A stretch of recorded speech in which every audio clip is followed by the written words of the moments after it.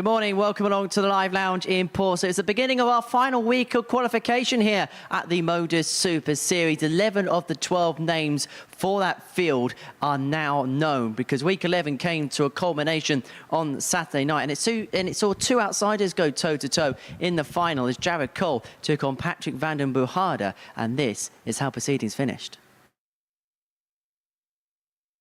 Big darts. He's looking a better place, proved us all wrong this week. 134 when he walked in on Monday morning. Patrick required 110. He's 110 points away. On his biggest night of his darting life.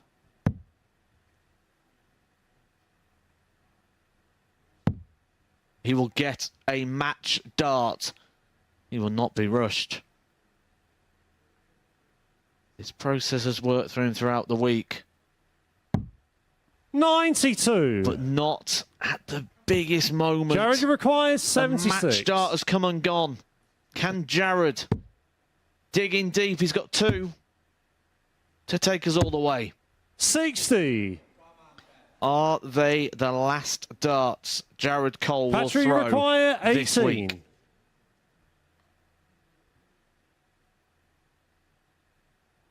Takes his time.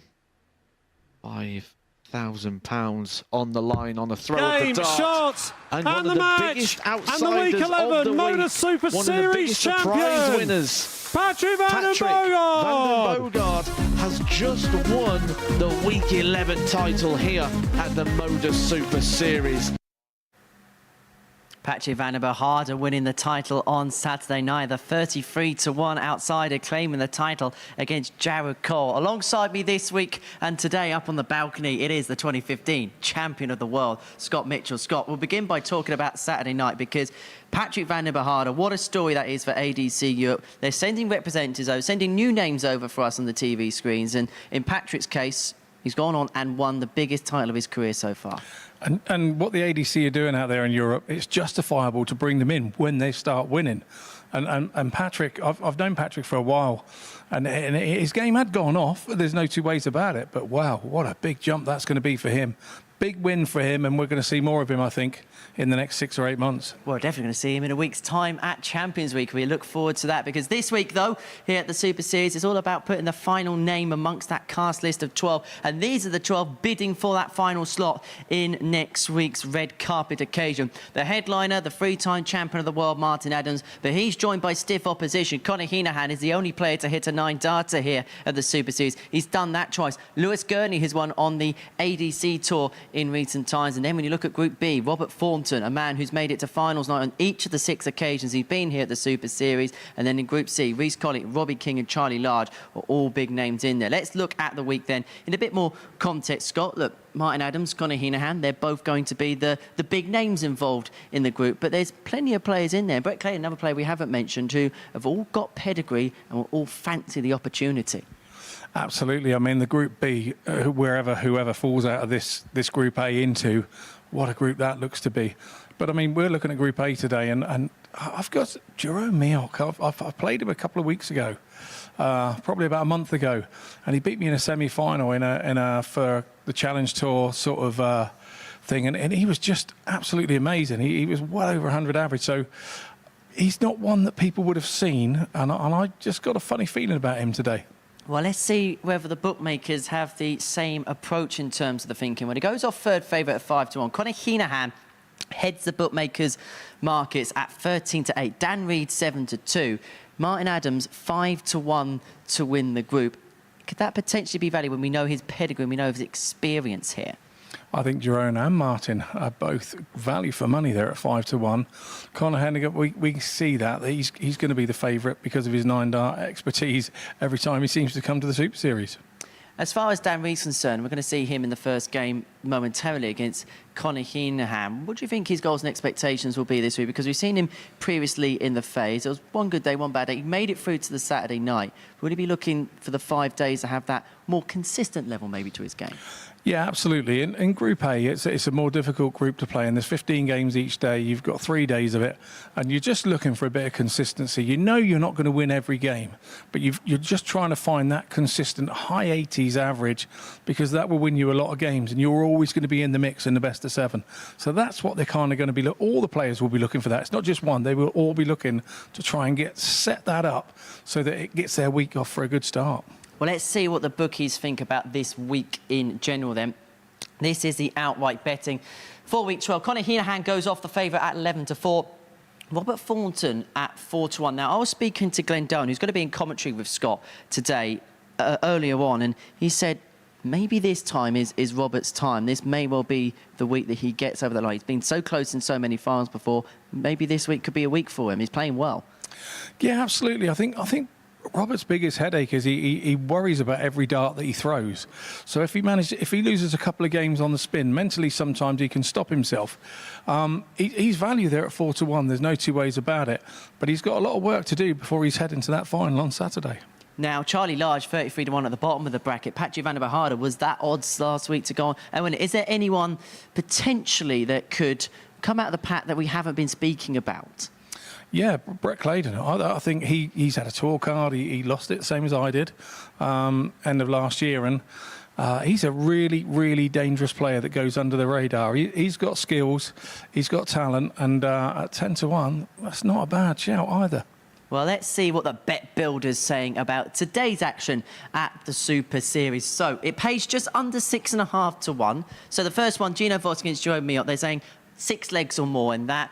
Then in the second one, it's Lewis Gurney, Dan Reed. Dan Reed to win 4-2 or better. And then Jerome Miot against Conor Heenahan. Heenahan to win 4-2 or better there. What do you make of those selections? Agree, or was there any you think possibly maybe a bit of a tricky one? I think the top ones are sort of totally right. Voss v Miot and 4-2 or better. I think that's a great bet because they're 2 mates. And you know what it's like when you're up there playing a mate. It's the hardest thing to do is to play a mate on here. I think the others are pretty on it. We'll see how it goes at a treble at 6.42-1. I think I'd have a punt at that. Well, today is a day here at the Super Series where we've got the 2015 World Championship runner-up, the 2015 World Championship champion, and a World Championship semi-finalist from 2015. Now, Scott, Glenn and Martin are all here. Now, I'm going to give you a little bit of a tungsten teaser before we get underway. Can you name that 4th player that was a part of that semi-final lineup? At MSS Darts is our handle. But we're going to get the action underway on that note because Dan Reed is in action up against Conor Heenahan. He's the man who treats us to 9 darters, and well, we wouldn't mind a hat-trick from Heenahan this week, that is for sure. Right, let's get into the commentary then. Scott Mitchell's going to make his way down to the booth to join Glenn Dunn. Good morning, Glenn. Yeah, good morning, Henry, and thank you very much, Scott. Here we go again. It's week 12, and you just begin to smell Champions Week. And 2 players who will have real aspirations of reaching that promised land. Dan Reed in your picture. Started playing darts when he was 13-year-old at Andover Academy. He's a regular here at the MODUS Super Series, a very talented 27-year-old against the 9-dart man himself, the 2015 Europe Cup Boys Champion. They have played twice against each other this year as well on the Challenge Tour. Very much evenly matched. And just to get up and running on a Group A is really important, so even from game 1, that can dictate how your week's going to go. But yeah, every time you see Conor Heenahan on that stage, you do think of that game on. Incredible 9-dart. As you see Charlie Corstefin there, who'll be referee in the week. And it's Dan Reed. Let's get the proceedings up and running. 100. Very straight, very solid. Plays his county dart in Berkshire, does Dan Reed. And for Conor Heenahan, he knows he's got something 60. Special in his armoury just to have that 9-dart. I did see him at breakfast this morning. I did say, can I have a 9-darter, please, today?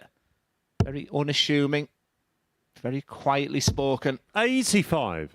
But when he gets on that dartboard, he's very dangerous, and it gives me real pleasure. And my co-commentator for today is arguably, 180. Smacks a 180, my biggest rival for many years. And here we are sat together. Good morning, Scott Mitchell. Good morning, Glenn. Yeah. To put rivalries 121. aside, when we're in the commentary box, you know, we were great rivals at a time, and yeah, every sport needs a great rivalry.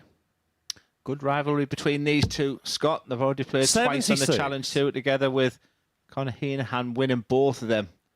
I'm just wondering if that plays much of a part in the mindset and the thought process of Dan Reid, or is it a new day? 100.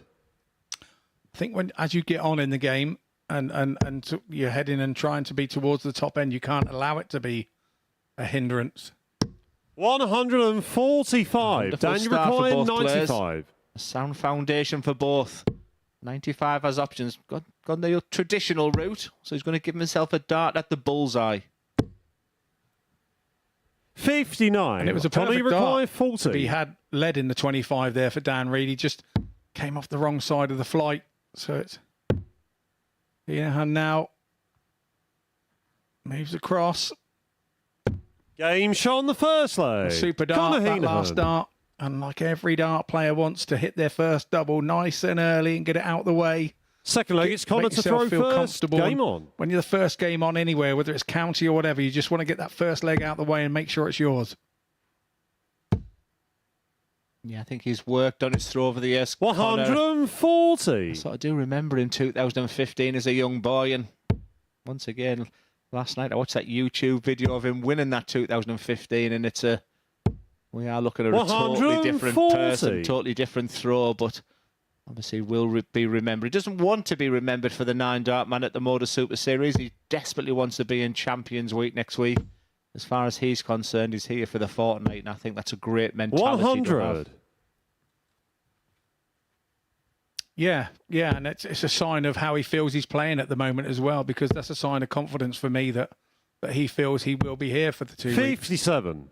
Very disappointing not to get through Q School. It was on the back of some really explosive moments here at the MODUS Super Series, and I think he really fancied his chances. 180. It's his second of the day already. Just a mere 115 average after a leg and a half. Exactly what the doctor ordered. 60. He was on our Conor table require with a bunch of 81. Irish at that Q school that were all doing particularly well, weren't they, at the time? So Game it shot on can the be second difficult leg. when you put yourself Conor in that Heenan. situation on a table of talented players. It certainly wasn't difficult. That 81 finish and a sublime 11 Third leg, dart it's there Dan from to throw Conor Heenan. first. Game on. It's exactly the kind of start, and Dan Reid has been hit with a real barrage. He has to hold his darts. 95. That's the thing about a best-of-7 match. The guy with the most patience, and Patrick van den Bohada last week, the times I wrote down the word 100. patience, he didn't panic. His opening game on the Monday was a real disaster as he was demolished by Wesley Plazier. It shows how he can peak throughout the week. Conor Heenan is producing some superb darts. 140. What he would give to throw these type of darts come Saturday night. As we see his throw very upright. It's a very snatchy release of the dart there. You can 100. see it's all about timing. An awful lot of it's quite a ferocious dart, whereas Dan is just elegant, silky smooth. Just look at that elbow. Just look where it says on the dragon, the red dragon. 96. There. You're wanting to leave that elbow in the same position where this is snapping. You can see the effort that's going into every dart. And look at the shoulders. They are popping 60. up there. So two Daniel required varying 170. throws. But it's the guy that you would think with a more jabby throw, which is producing the goods there. The elegance of Dan Reid is coming to the fore now. 97. Yeah, Dan, relatively new to people at home, but he has put in the work. 85. Daniel the last requires 4 or 5 73. years, and that's culminated in him being at Pro Tours and here at the Super Series. Game shot on the third What a start leg. from both Dan players. Reid. They'll both be absolutely delighted with this, but it's Conor Heenan that still holds the cards. He's 2-1 Fourth up. leg, it's Conor to If he throw was going to win first. this Game game, he's on. going to have to break the throw of Dan Reid. That's exactly what he did. As we look at the averages there, after 3 legs, 106.34. If 45. it's a marker for the week, then plenty more of this, please, boys. I was saying up on the balcony with Henry, you just want to open your 140. week well and start hitting that consistent average. And if this is going to be their consistent averages, they're going to be a very short week for them. 140.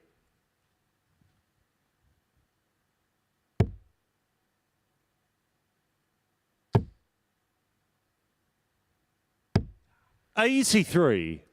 Yeah, you get to a stage where 83, there's a bit of a grimace there. That's how good and the quality that's shown. One thing I learnt last week, Scott, is, and you know more than 55. anybody, is playing on the MODUS Super Series, the sort of the impact, you'll hear the oohs and the ahs in the players' area.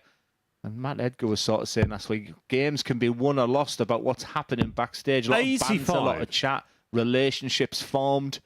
I think the players watching this game will realise that when they come across these two, they're going to have to play very well because they are finding the treble 20 bed with 100. Real ease. And these sorts of relationships were only found before pre-MODUS Super Series. If you manage to play in semi-finals or finals of big sort of tournaments and you form that relationship with the player that you were playing. And now these guys are getting to form this relationship week in, week out here at the Super Series. It's another part of the game where you have to learn about it. 87. Something else I'm learning, Scott, 150. might be a bit of an old fuddy-duddy when it comes to finishes and that, but the board management of some of the players now, especially a lot of the European players, so impressive. 60. The way Dan Conor Reid, the way that 74. Conor Heenan used that treble 17 there for this setup. You don't want to miss the 14, but he's got away with that. That's 41 left. That's one of those lucky misses, really. So is he going to go to his go-to double, or the fact that that 9 was being covered? 54. Dan, you require 90. That Dan Reid might need. He'd be thinking bullseye with his last dart. But because of that treble, how aggressive were the first? Too aggressive. And you can see the evident disappointment. 82. Yeah, sometimes it's Conor, you require one out 20. and one in on that double 15 when you go that route. Game On shot on the out, fourth takes leg. another Conor Heenan. leg to go 3-1 in front. 95 average he's averaging at the moment. Fifth Come leg, off it's the Dan to 100. throw first. But Game you won't on. mind that. It's all about scoreboard pressure, and that is exactly what he has over Dan Reid at this moment in time. Yeah, not only is the scoring really high-powered and energetic, 60. the finishing, they'll both be accepted. I always thought 33% was a target I would go for 1 in 3. 42% Connor's having. He's having a really good game. And yeah, you can just see the little grimace there because that 5, he's feeling good about himself. And like you said, all you do in early stages on a Monday morning, the group is just laying that foundation. 45. Yeah, it's definitely a different feeling when you make the Saturday night. You feel like you're going through the motions here to get out of your group, but you certainly can't go through the motions 97. because otherwise the games pass you by, and before you know it, you're on the wrong end of them. And is it fair to say then, Scott, based on that Connor's been here many times at the MODUS Super Series, he won't want to play his best darts. Now, it is about just getting there on Saturday night. 180. And he won't get too carried away. You and I were both players that liked rest and recuperation. We both liked that, and I think, you know, the quicker that Conor can get through here, if that's the way he would be thinking, you know, he can get those couple of days rest, recoup for Saturday night, and be ready to go. A worthy favourite for the group? Yeah, I think understandably 60. made favourite for the group with his performances here in the past. You know, he's making Saturday nights. He's doing 9 darters. You know, what's telling you that he's not going to make Saturday night? There's nothing in his history here to say that he's not going to do it. Dan, you require 156. A treble 20 for Dan. Just gone under the 90 average. He's just petering off a little bit. And Conor Heenan, you feel, be all over this if he goes trebleless. Well, he does. Conor, you require Conor Heenan becomes a 160. really big favourite now. He does special things on the dartboard.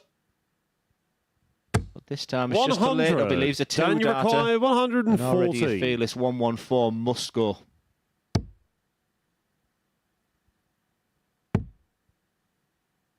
And it doesn't. So it's 40. all in the hands of Conor you require Heenan. 60. It's been a wonderful, solid performance so far. He's got 2 darted tops. 50. Well, a chance Dan, you that Dan require Reid was not 74. expecting to get here for the 74. Is he going treble 40? Oh, he's going up So he likes double 10. That's what that's telling me. 54. For Connor, you Heenan, require he doesn't 10. want to mess about. He's already hit this double 5. So I think he'll be aggressive with it. I have a feeling he'll go big with the first start. And then he'll just follow and use that barrel. No score. Dan, you required 20. Right smile for him there, but Dan Reed, well, he went for 74. He wanted to leave double 10. It's obviously his favourite double. And he's going to have to come and believe to hit it with this last one. No score. I think that just crept into 15 there, Scott. Connor, you required 10. Just a light relief there for Connor. No more messing about. You do tighten up on that winning double. Good markers. No score. Dan, you required 20. Or is there something to be said that he should have two'd that up now?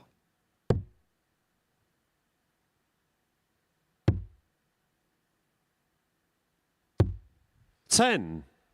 Well, this leg has been about a Connor, you tale of required missed 10. opportunities to both players. But for Connor Heenan, he Game, does shots, take the and opening the match. spoils of the Connor day. Heenan. The averages were just sort of diminished at the end with those missed starts at a double, but a very crisp and clean performance. Maybe them averages don't do the game justice because the scoring was very good. For Dan Reed, he'd be really disappointed with the total outcome there. 1 from 10 on the checkouts. Plenty more were, but Connor Heenan, the favourite for the group, is up and running. And next up, it's two good friends, both representing the ADC Europe. It's Gino Voss versus Jerome Mioch.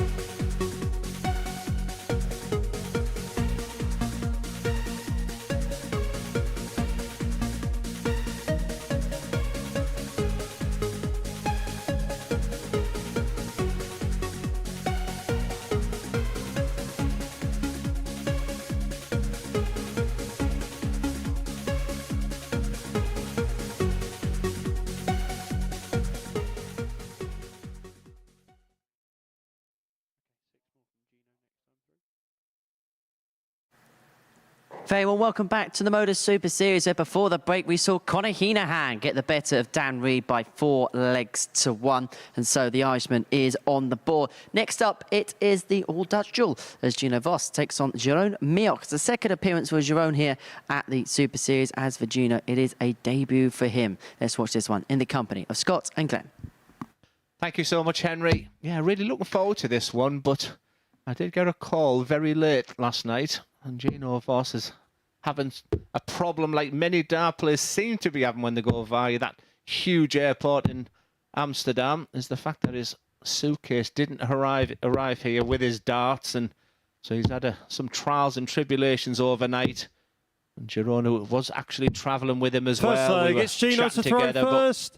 Game on. I think he's got some clobber from the local supermarket and is actually using the darts from Justin Bradshaw, the closest he's going to get to this stage.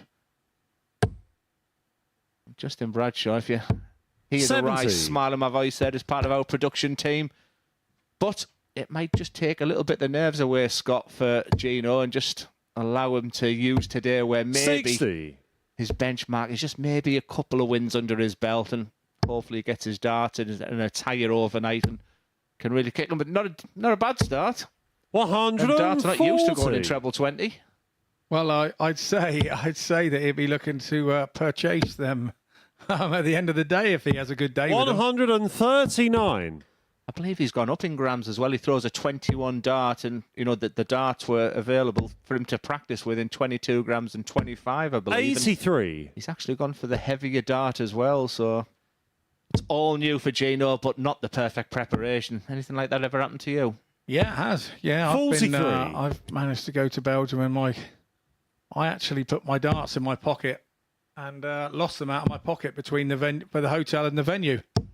Luckily enough, my darts were found at the venue for the next day, but I went to the venue and we were like 70 euros away in a cab, so I wasn't prepared to go back and have a look for me darts. And 137. Gino require 140. Preben Krabben's wife, Foe. So I hope they're watching, and managed to make it to 94. the quarterfinals of the Belgium Open with somebody else's 122. darts. Maybe Gino could do with that, as Jeroen just misses the 18's bed there, so he can't finish. I have played Gino before. 68. Gino, you require 20. One of his strengths is very cool, calm and collected, so maybe what the trials and tribulations overnight won't panic him too much. But I do 15. think when you have your own darts, when it comes, I think Jeroen, all you of us can require hit treble 54. 20s with somebody's darts. It's when it gets to the business end of legs, when you're really reliant on your tools of the trade. It's double 10 for Mioch. 34. Gino, you require 5. And the confusing thing with this, on the long shot, I think he's borrowed the same flights and stems as Jeroen. So Gino is going to easily confuse us here in the commentary box while these Jeroen, two you play each require other. 20.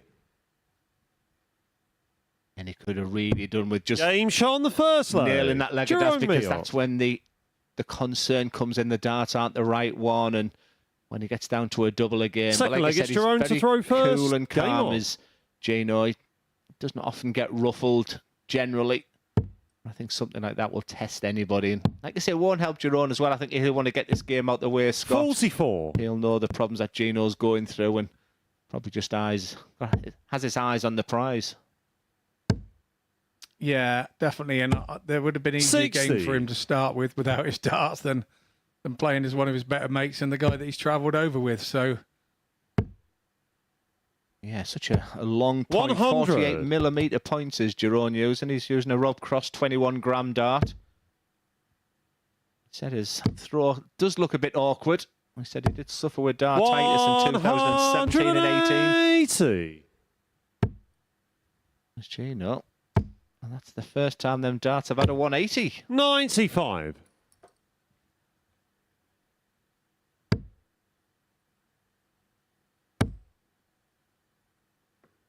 poor Justin. I bet he's wished he never lent him the darts now. I never told me 97. anyway. Well, yeah, that was the secret. He shouldn't have told you. That wind-up Glen does come out sometimes still, Scott. 44. Really? Gino, you Does it? require 164. This is lovely darts. Like I said, he won't panic. You look at treble 16. 124. Sensational setup, and you would say 7, 8 out of 10 for everything regarding that. He could just really execute a double now, just to 58. banish Gino, any you require concerns 40. he has when it comes to the business end of the leg.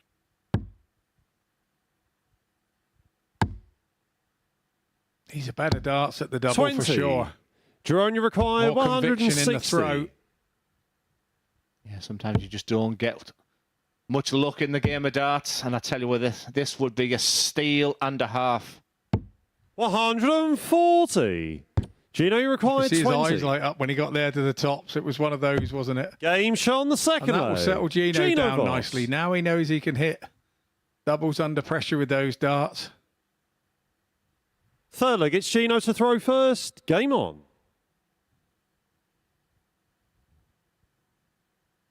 There'd be some story, Scott, if he has a good day today. It makes me think what darts he would use if his 96. suitcase does arrive, because the balance, just the way the dart is and the entry into the board sounds good. I wouldn't have known any different if 66. I didn't know what had happened overnight. And I think he'll be absolutely delighted, because he could have easily panicked, he could have imploded, there could have been real negativity, but not 60. his style. And the person that looks a little bit more jittery right now is the guy in your picture. Those points, Scott, 134. 48 millimetre. Any thoughts on that? I can't stop staring at him. I cannot stop staring at him. I do remember there was a Finnish guy that used to use a 45. 52mm dart point. And his darts went in very upwardly like a stacker dart with Phil Taylor. 60. And he would just be prolific and put sort of 180s on a pinhead with those points. But 85. his name is it slipped my mind at the minute. But yeah, made 91. World Cup teams and everything he did. I can see his face. I can see what he looks like, but I cannot remember his name at the minute. 94. Jerome, you require 150. Yeah, one in the 19s, couple of treble 19s there, would have left the double 18. 99. Gino, you require Nothing much to separate them 121. here. You feel that Gino needs to get this with Jerome on a 2-darter. It's not going to happen. And Rock has his 36. chance. Jerome, you require 51.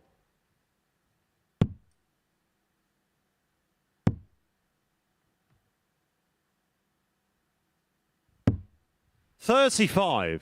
Not to beat. Gino, you require For 85. Gino Voss. His options are 19s or 15s. Looks like he's looking at the 15s. Now you're thinking double 5 or bull. It's going to be the bull. Game Right shot on in the the third centre of the leg. bull. Gino Voss. This is great stuff. Like I said, when you look at the factors in this game, one, Fourth you're leg, it's playing your Jerome to travelling throw partner, first. Game on. and then 2, you're not even using your own dart, and people might laugh at the fact that he's got brand new trousers on, shoes and t-shirt. 85. We are very traditional. We don't like an awful lot of change to dart players. But fair play to him, Scott. He's not letting anything really affect him. No, absolutely. I would. I don't know. It's very difficult. It's bad enough not having 60. your darts, let alone not having all the whole outfit, the whole equipment, and having to rush around and buy it. And because there's an element of 140. you get all the stuff together, and you then get here and go, oh, I can play, and you can go off of being at point of ready to play, can't you? 100. With relief of being able to play. Absolutely. Very interesting. We look at the throws there. Yeah, he didn't like that one. He just basically didn't extend the arm at the end. It just very little follow through. He's feeling it. He doesn't like this game, is what them 3 darts are telling me. And for Gino, just watch his elbow. Just go down a touch there. Can you see that? The only problem, and again, I recognise that because that's exactly what I do. 85. The only problem when you've got your elbow going down there, it's got to be the same each time. But that was a really jabby throw from Jerome. That looked a little bit smoother. And just see the confidence there. The difference between that was 140. night and day, Scott. Yeah, very much so. And it's still a snatchy throw when it's at its smoothest, to be fair. Gino's has always been 140. Jerome, you silky require smooth. 127. Yeah, like I said, suffered with dartitis. Did Jerome in 17 and 18. 102. Replicate that bullseye Gino, you that require Gino did. 160. And Gino will be thinking just one treble on the 19s. And still do it. And that would have left double 19. 60. Jerome, you 2-2. require 25. Doesn't look comfortable, Scott. No, that's the biggest 9 you can actually get without missing the board. So he's now only going to get 1 where he would have had 2. 21. And like you Gino, say, you require 56. we have a mind mess for Jerome here because obviously he knows his mate is not playing with his own darts. Game shot on the 4th leg. Solid. Gino Voss. Very impressive. Like I said, I asked him, what's your biggest strength? And he said, I'm 5th cool, leg, it's calm Gino and to throw collected. first. Game on. But he said, my head can go. So it was sort of strengths and weaknesses in all aspects there. But I have got to say, I'm very, very impressed with his performance. 43. The concerns I had for him this morning as I was doing my preparation, well, do you know, they've been banished a little bit because I think this is his 60. toughest game. I think it's tough in a sense that where am I with these darts? How are they going to react under game on? It's okay in the practice area, but darts is a totally different match when you hear those 2 words. 100. I think he'd be chuffed to pieces, Scott, that he's getting through this game and looking good for the win. But his ideal day today would be to win a couple of games 76. and really make it damage to limitation because you can be out of this Group A on day 1. But you can't win it on day 1, and he still wants to be able to be in the mix, and he's certainly doing all of that and more 140. in this match.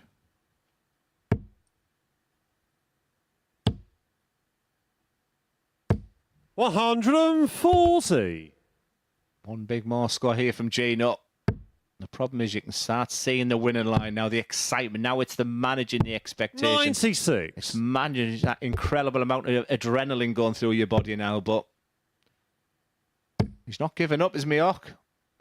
121. He's changed the pace of the game, Mioch. He's 122. throwing quicker, he's getting rid of them. He's not thinking as much about each dart as he was in those first couple of legs. Yeah, great spot.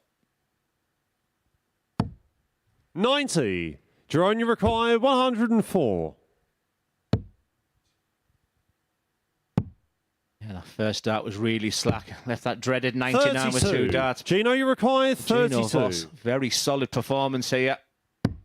Game shot. And he's hit that and the double match, 16 with Rita Gino Plummer. It's a Voss. big 4-1 victory over his good friend Jerome Mioch. He will be absolutely delighted because of the circumstances to that game. That's the tail of the tape there. Not an awful lot to separate. Maybe the checkout ratio there for Mioch will need to improve. But Gino Voss, that is a big, big performance under the circumstances. The word legends easily used in darts. But we've got a real one coming up next. It's Martin Adams against Lewis Gurney.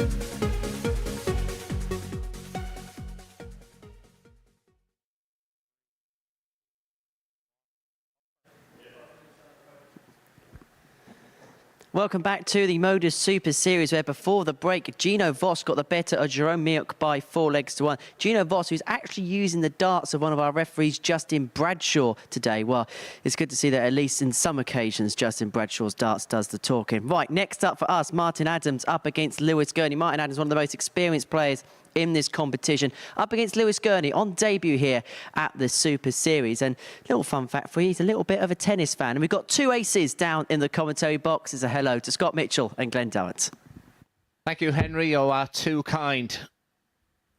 There is the man, Martin Adams, the legend. People ask me, what's your favourite ever game you've ever played? Well, we did talk about the 2015. I'm sat next to the champion.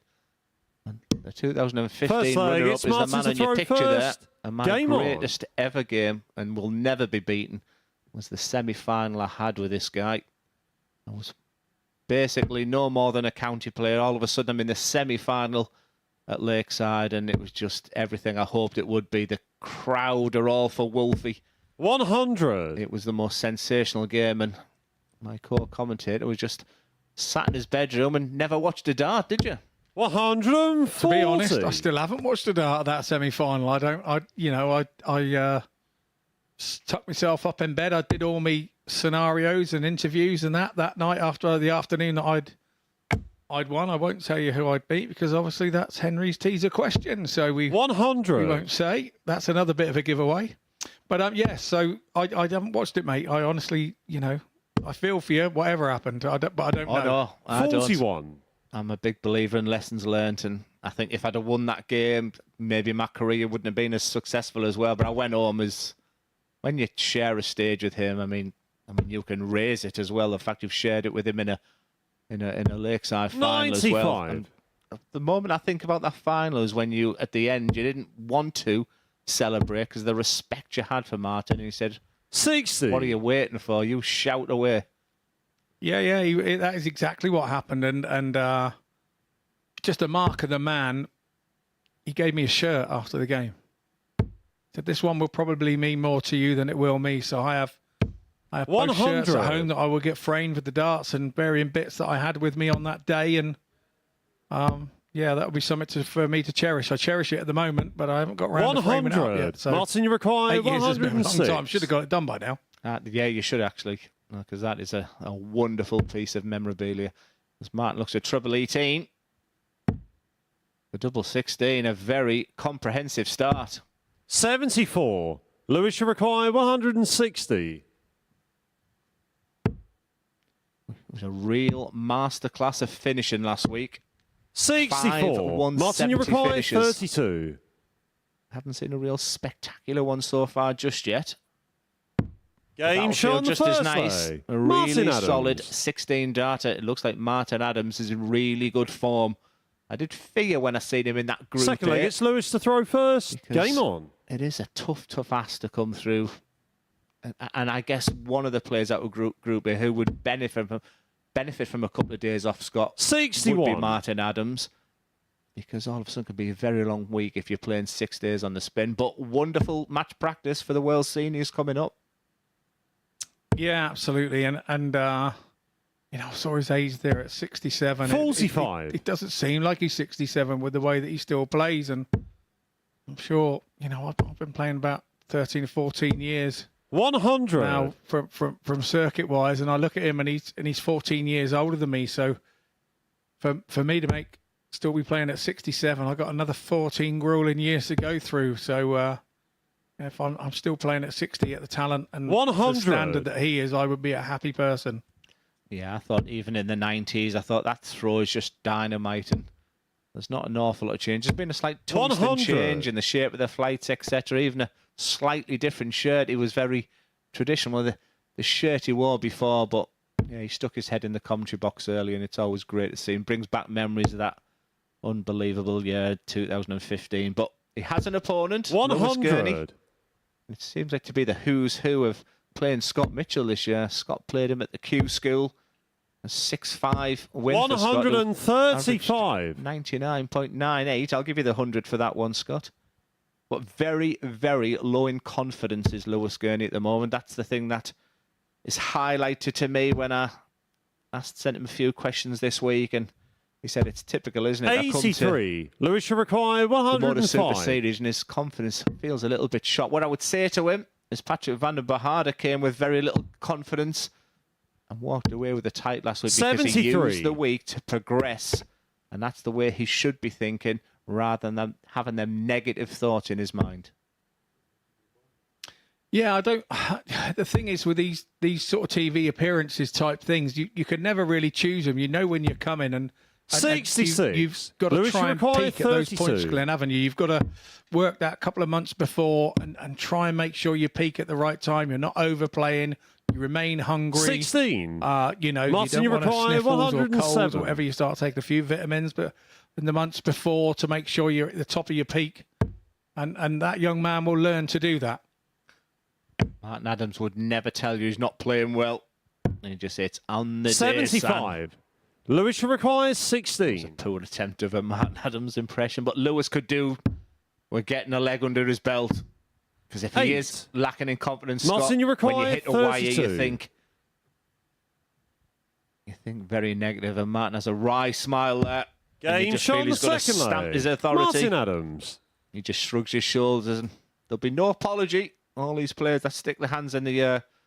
But I do fear for Lewis very, very early Third here, leg, it's so Martin he'll to want throw to really first. kick on. Game on. His family and friends before he plays, sending him messages that can help him. But he's in deep concentration there. That's good. But he's desperate now to get a leg under his belt. Wolfie changed equipment 28. back in COVID times, I believe. I used to have a barrel which was he had a metal stem coming out the back of the barrel. 180. And his stem actually had a screw thread inside the stem rather than the other way round. The thread actually for the stem came out of the back of the barrel. It's the only time I've ever seen it on a dart. So his stems had to be specially made.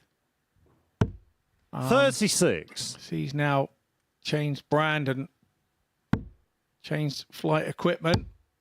Using a plastic type equivalent. 41. With quite a strange shape. Not a common shape that you see many of. Quite common in soft tip apparently, but not so much in the steel tip side of the game. Let's just hope it's not an issue there. It's just it's very early here on a Monday morning. Don't know how much 81. practice he's put in prior to this. Interested to hear you talking about that, Scott. But my philosophy was very simple. Never practiced at a competition 44. lakeside. My mentality was I'll work twice as hard as everyone for the 4 weeks prior to that. But in between games, and I never practice an awful lot on the week of the competition. 60. But we put the hours and the graft in. So how did you just feel that you put in twice as much as everybody else, or you made sure that you had? 85. Yeah, in your I head? would went down the Phil Taylor route as while Christmas lunch was being prepared. I would practice for Lakeside because I believe nobody else would be. And just telling myself that I've done the graph. So when I did turn up to Lakeside, I was never on the practice boards. 140. Done my graft. Lewis should Now require it's on the day. 151. I was always a firm believer that everything was done before you actually arrived at the venue, without doubt. 93. We see a lot of Martin, people you with travel require boards these days and 156. carrying them and what have you. And I have a feeling that, and I do it now and again. I take one. Sometimes I don't use it. Sometimes I do. You've got to have the feeling that you've got to have done it before then. 60. Lewis should require 58. Time for Lewis to shine. 48.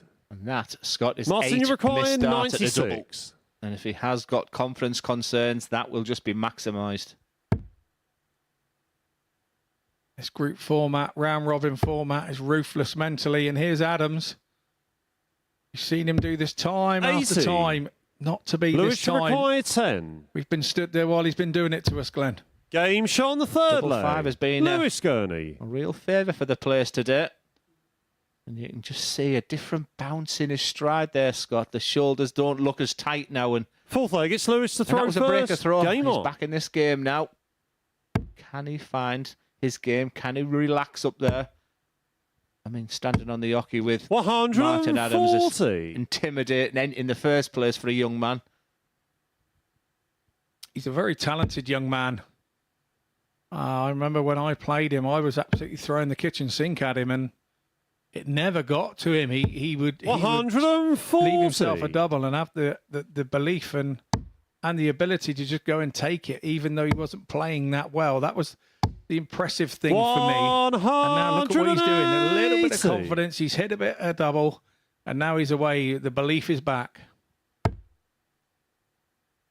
That is the perfect dart for Martin.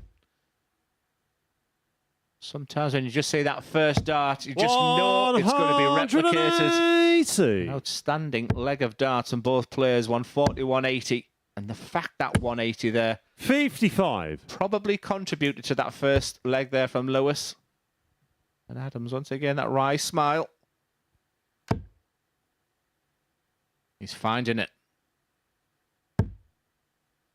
The young man has woken him up, hasn't he? He's making him concentrate. This is the super concentrating Wolfie here. 135. Look at the results. Lewis should require 126. You look at the 19s bet. He's going to get a dart. It's going to be the bullseye. 101. Maybe a little bit more composure there, but he's beginning to show real signs. Adams is 50% on the outer ring. So with 2 darts in his hand, you fancy one of these to go in. Game shot on the foreplay. Martin 11 Adams. darter, Martin Adams. 67-year-old Scott said. Unbelievable. Fantastic stuff. The difference is he still plays with the hunger of a 27-year-old. That's the point. He's so hungry. He never falls out of love with the game. Whether he's playing well or whether he's playing not. And the older that he's got, the better he is at handling losses. And he doesn't drag them around with him. That's one thing I learned from him. Is don't drag the losses around with you. You gotta get rid of them as fast as you can, because otherwise you start chucking them in a rucksack on your back. They will weigh you down. 59. Those losses, and he was one of those that taught me that. He said, "What's the point in worrying about something that's gone? Just try and remember what you did wrong, and put it right next time." Yeah, you've had a fantastic relationship with Martin, haven't you? Was the catalyst being that final, or were you good friends going into that 60. match? No, we were good friends before we went into the match. He sort of took to me pretty immediately when I came on the circuit, and whenever he was in our area, I'd go and pick him up at an exhibition and drop him off from his hotel and drop him back. It was always, we became friends really through that, and yeah, there was just a certain amount of respect there, and he's one of the players that I've always wanted to be like. And I wanted to play like the manners, the way that he's on the board is how I wanted myself to be, how I tried to model myself on. Yeah, there's 2 sort of real legends who I would think of when I think of you, Scott, as people who've helped you. And I would say Martin being one and Bobby George being the other. Yeah, Bobby was immense. Bobby was immense in helping me. And that, I became friendly with Bobby, one, because I played pairs with his son 140. Richard, and obviously because Martin and Bobby are quite great mates as well, and that's sort of worked for me as 100. well. But yeah, Bobby was great. Martin, you require 120. It's been an absorbing contest. Experience against youth. He knows he's got 6 darts in this 120. 44. Chuckling and chatting away to himself, which has put a smile on Lewis's face there. He can put some damage on this 189. Martin's now going to have to think about this 76. This game's not over just yet. 131. Martin, you require 76. For the match. Stay straight. 2 darts, a 88.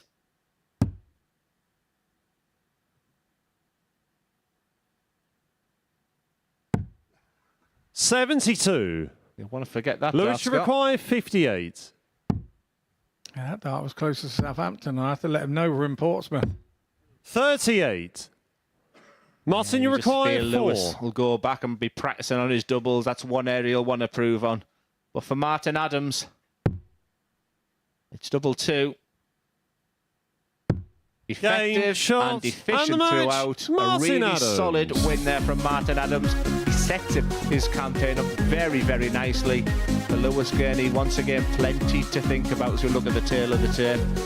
Mid-80s average there for Martin. Really solid. His throw looks good.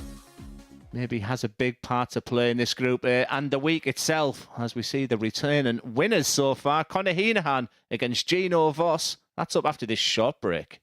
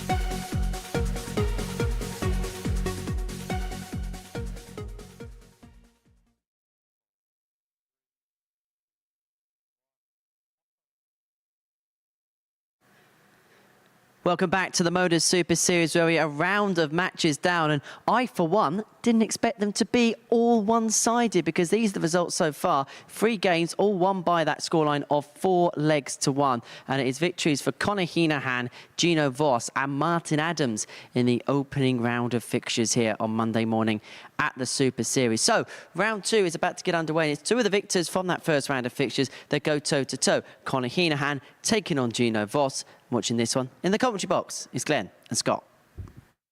Thank you so much, Henry. Yes, the battle of the victors. And I'm just thinking very, very early on a Monday morning, if you sat there with 4 points, that will be the carrot that's dangling for these 2 players.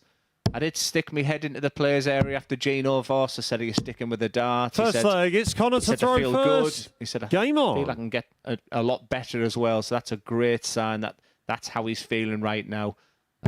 But it's a tough ask for Gino Voss. I'm a big fan of the man in your picture there, Conor Heenahan. I think he 45. really has his eye set on Saturday night already. But Gino, like I said, I think Scott used the word elegance about his throw. 81. I don't know. It shouldn't be like this today, like I said, when everything can go wrong. But I think he can really enjoy this game. He's got 2 points under the belt already. 140. Rushing to the hockey, which is a good sign for me. Dictating the pace. Playing that alpha male role in this match. And finding the treble 20 bed. Things are looking good for Gino. 140. Yeah, very much so. I think that, like I say, that that win, had he had lost that game, I think he would be thinking more about, the darts not being around and everything. We were saying about how difficult it is and what a mind thought it is that goes into every game and every match. But he would 59. Be relieved and pleased with the way he played in that first one with what is a totally new set of darts to him. And going up the weights, I find a strange. 134. For me, if I change the dart, I want to stay at the same weight. If the dart's not quite the same, it's the weights to do with the pitch, the way that I pitch it. I need the same weight. If I drop down 3 grams, then I'm absolutely lost. Yeah, and he's put on, but this is a great leg of darts on both players. It's about the doubles. Game shot on the first doesn't give Gino a sniff after 12 darts there. That is a lovely, lovely start. It's always nice to see that 100.20. That means that you're averaging 15 darts, and that's a real benchmark for players.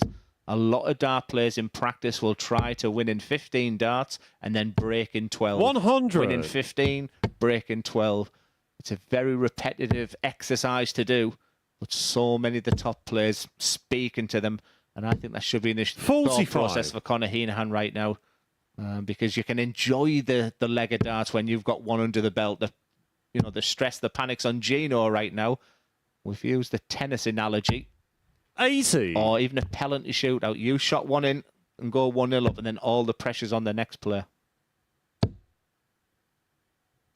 Yeah, but see, I'd be stood behind. If you'd have done that to me, I'd have been stood behind and going, do you know what? I've only thrown 12 darts there. I'm right there with him.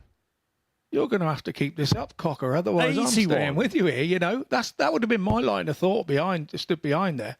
I used your line of thought once. Well, not once. One thing that you said for many, many times. And it was when you had 85. A missed dart or a double to win a match, to win a leg, and your thought process was a positive one. Well, if I've given myself an opportunity once before, I'm going to do it again, but next time I'm not going to miss. 140. I don't know who that was against. It might have been the Adams final where did you have a dart to win it? But I think that was an analogy that you use that I use going forward. 45. Yeah, I had a dart to win 7-5 in sets. Look at this. 1-1 here. Double 10.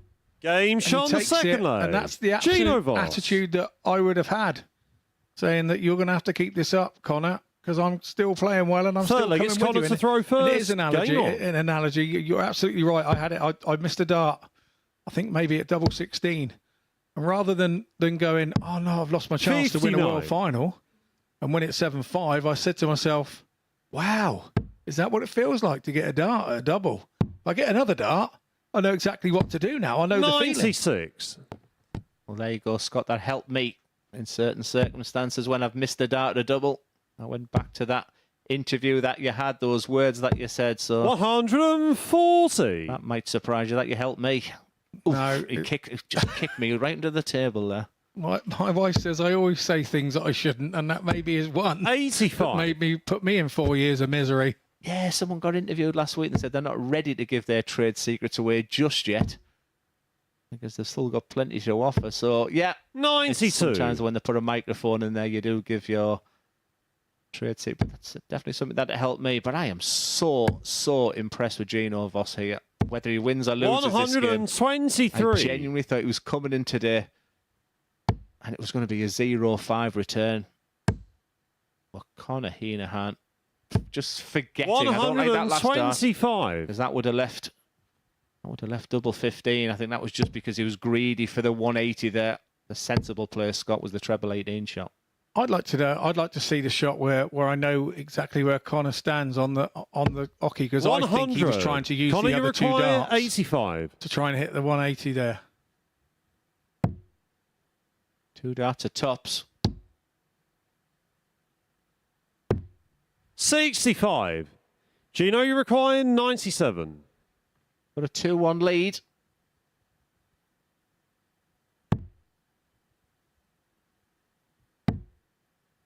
The double 12 just takes his time. There's the composure. Cool, calm and collected is what he said he's all about. Connor, you require 20. There for the 2-1 lead.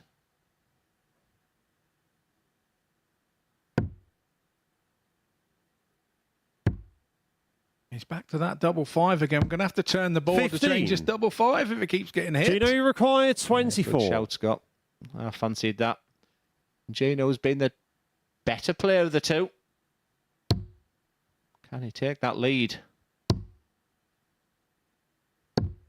If I'm being 18. micro negative, the Connor, you one thing require about the 5. dart, he hasn't been tremendous. He's 1 from 6 again, Gino, on the doubles. If you could just correct that, because you don't anticipate Connor missing from here, but this is a toughie. No score. Maybe when luck's on your Gino, side. you require 6. Decisions to be made, Scott. Yeah, I think he's got to go straight at it.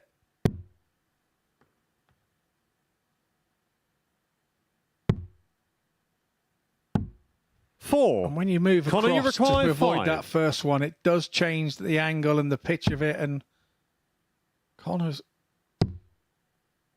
if you give him enough chances, he'll take it off you. 3. And these Gino, are the you scrappy require legs 2. that you must win because you don't get them back. This is No now like a score. Glendoran exhibition. Connor, you require 2. All the hard work done.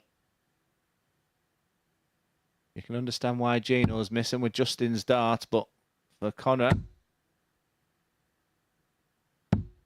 No score. wow. Unexpected. Gino, you require 2. And the longer it goes on, the harder it is to finish it off until at some point you go, do you know what? I've had enough of this.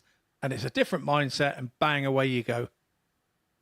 I'm a big believer in going No big score. on the first dart, even not Connor, you even require attempting for it to 2. go in.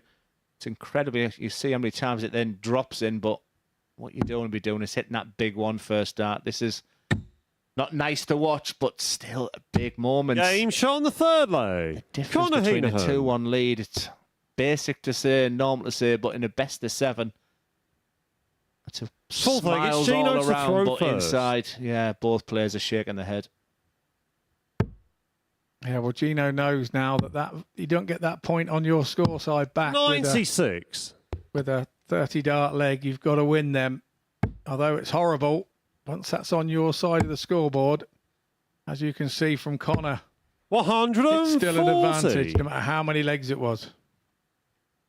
How many darts, sorry.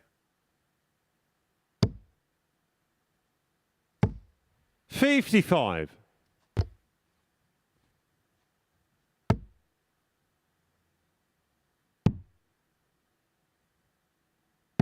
$93. Just gives him control. This would be for a breaker throw, Connor. Gino's just going a little bit quiet. 58. Sometimes that short-term hit, I mean, we can all throw with different darts, etc. But over a period of time, can you keep that consistency? I'm just hoping 81. that his confidence hasn't been drained with those missed darts at a double, but you can just see the impact. 27 darts at a double in 40. this match and only 3 hit. Any thoughts of averages now are totally forgotten. It's just purely about the 2 points now. Changing the line of 39. thought, are these two guys thinking, oh, we're favourite for the group. This could be my big rival here for the group today, you know, or winning 5 out of 5 for the day or whatever. This is that coming into play? I do for Connor. 59. I totally Connor, agree you with what you said require earlier, where Gino 148. surely will be thinking 2 or 3 wins. Just keep me involved, and hopefully he gets everything back for his assault tomorrow. 85. But like I said, he's got wonderful attributes. He's got a great mindset. I don't think he's panicking about the situation, but I think the 5 out of 5 will be a 84. Connor thought. Connor, you require 63. 63 will send him on his way. Tops his favoured route. Game And shot that on the is the fourth reason leg. why. Connor Heenan. And how many times do you see a leg go dart after dart after dart with a double, and the next one, first dart, Fifth leg, it's Connor to the throw leg goes. first. Game Yeah, on. we both smiled in the comms box there as that dart went in tops. Absolutely just typical darts. And now you just see Connor just beginning to have the bit between his 80. teeth right now. Be frustrated with that last dart. Connor has to find and stay consistent where Gino needs to start peppering this treble 20 bed. And guess what? 125. You remember those days back in the leagues where somebody beat you and you'd be sat on double 10 and they'd take the dart out, shake your hand, and you'd stand there and have to have a dart at it. And you did it every time. 45. Yes, because you're relaxed. There's no tightness in your body, and that's what I think with the elite players now. I just them 10 legs from Nathan Aspinall yesterday in that mid-match surge that he did. It just looked effortless, and sometimes you can just pick up your darts and the game's ridiculously easy. But I do go back to them words of game on. The best 90. players in the world are the ones that can relax. That's why so many have now got, you know, they're working with sports psychologists and working on their breathing. And, you know, sometimes at my best, all I ever saw was the target. 96. Never once thought how I threw a dart, and overthinking for me in darts is the biggest killer right now for players. And it's immediate as well. Once you start doing that, the decline is 100. immediate. It takes you so long and so many good wins to get that amount of confidence. But when the confidence goes, it can be gone in 10 minutes. 140. It's the most horrific thing. Confidence is key. Gino Voss. Questions were asked for him in this leg. 140. Gino He's had the required answers. 40. You feel he needs it, though. Game shot on the 5th leg. Messing around Gino this time. Voss. Just that one-legged dart has spoilt a very entertaining game so far. But still in the 6th leg, hands, it's Gino very to much throw a Conor first. Heenan. Game on. Gino had to break him twice in 3 legs. Well, job done in the first one. Can he hold his throw in this? 81. And like you say, in our heyday, you'd be looking at this going, right, well, I've got the darts now, so I'm going to take this 3-3. You wouldn't think twice about losing a leg where you had the throw. It was just 140. a non-given thing. And if you did lose a leg with the throw, you tend to forget it because you get to thinking that you were better on your own throw. And that's how you have to believe. 140. Well, it's great to have Scott here with me this week. Any questions for him with MSS Darts? Give the Twitter page a follow. 140. Scott Hunt, the director at the ADC, said Lewis Gurney will win at least 4 today. Well, he's lost his opening game there, Scott. So if you're right, 84. a lot of knowledge in the booth commentary box today. Hopefully Connor can hit the 9 for you both. So get your questions to Scott. I'm happy to 54. get involved with anything you need. Your thoughts on the week, your thought in darts general. Any technical, any mind things for Scott, any feelings. Just get in touch at MSS Darts. 100. Connor, you require 167. Probably one or two out there, mate, from knowing us in the past. Can't believe we're sat 2 foot apart. I was thinking that when I saw the name on the sheet yesterday. 99. Gino, you require 96. Like I said, I've mellowed. 76 left, 2 double 19s. He is very traditional, Gino. 80. That's unlucky. Here is Connor, the you moment require for Conor Heenan. 68.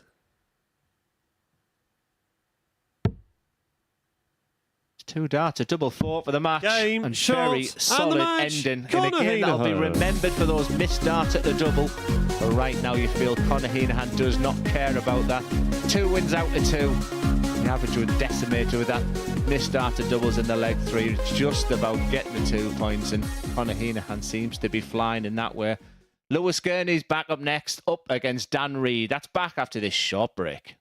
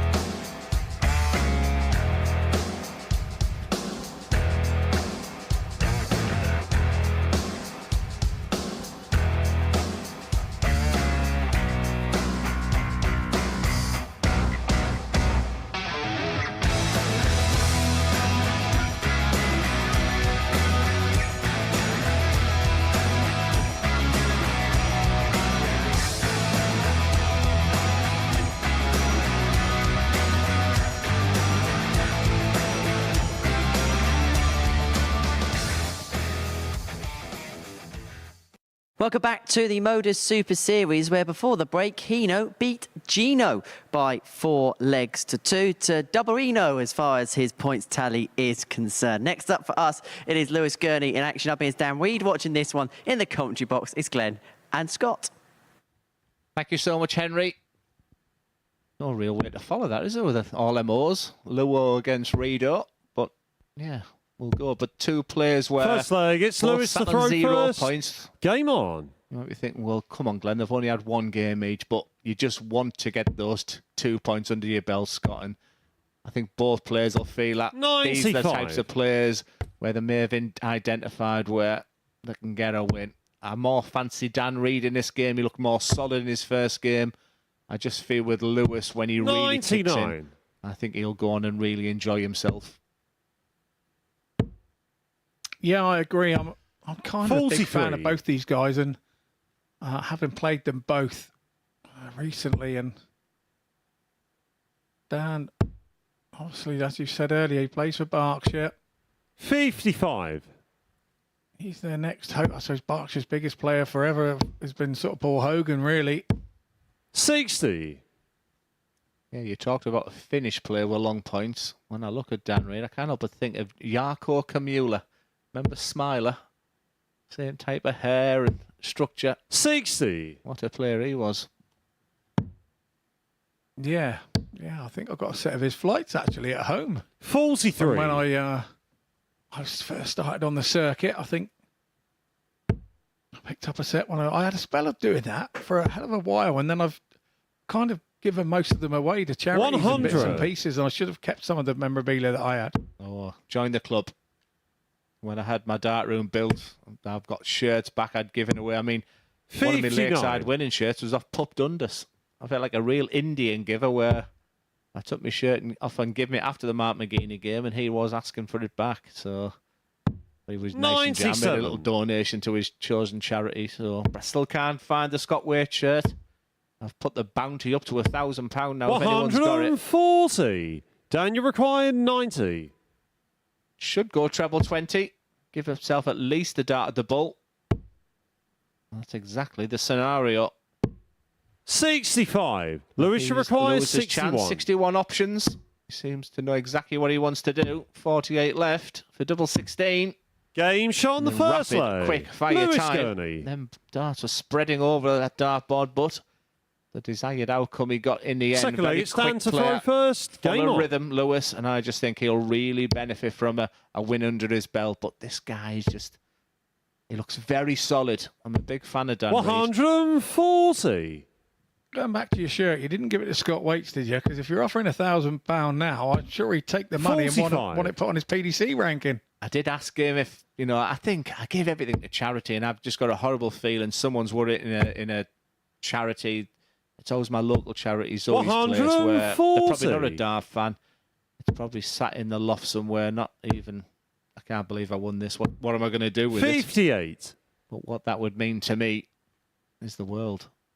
But yeah, stupid. We give memorabilia away, and I would say to any aspiring dart player, if you've 100. got your 2015 World Championship shirt and the opponents as well, then get that framed with a dart, because that is something you 100. can Daniel look back on the required highs and the lows. 121. Get it framed, Scott. I was just about to say, I wonder who that was aimed at, but yeah, you did name me on the end. Thanks, mate. Yeah.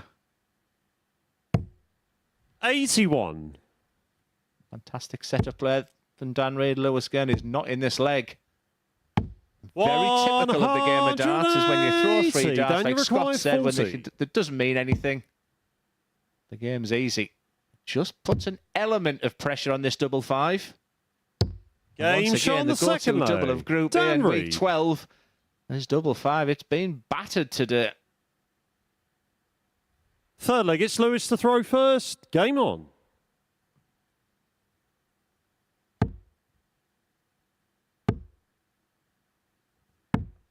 $43.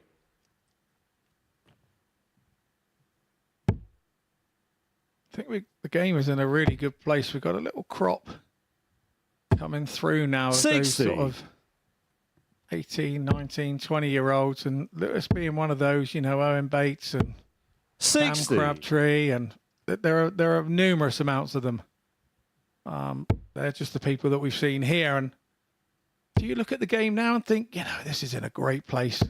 Oh, absolutely. 100. And I think that the ladies' match play yesterday, let's first and foremost congratulate Bo Greaves and 140. these young players. When I was in the BDO are now doing big things, that transition from the juniors to youth, to JDC, to development tour. I mean, a lot of them are now that transition 85. to the seniors is, it's been very seamless. And I remember Lewis winning the England Youth 60. Championship in 2014, the Classic at Chelsea in 2015 with a match play as well. He's been the third round of the UK Open, development tour semi-final. So he's doing the system, is Lewis Gurney. 140. So when you do come to moments like a senior event like this, to have that winning feeling, Scott. You 92. have to ride, you learn Daniel as you get older. You have to ride the 116. crest of those waves and enjoy those times where you're really in your purple patch for a couple of months. And we watch players continually 42. be in that purple Lewis patch and go, Uruguay, it's going to be great for the 106. world in 6 months' time. And you and I both know as players, that's a long way away. Yeah, if you wonder why he went for the 65. treble 20 there, it was such Daniel a good requires marker. 74. He felt he couldn't miss the treble, but these are the types of finishes that I bleat on in here. He's going to get one dart or a double. It's double 12 this time. 50. Darts like that, when they Lewis go in with requires your opponent 41. on 41, win competitions. So for Lewis, he looks Game shot on so the third rapid at the leg. moment. It's Lewis so difficult to Gurney. even keep up with him right now, but he's beginning to find that double 16. That's his go-to double. Fourth leg, it stands to throw first. And Game that on. trend continue.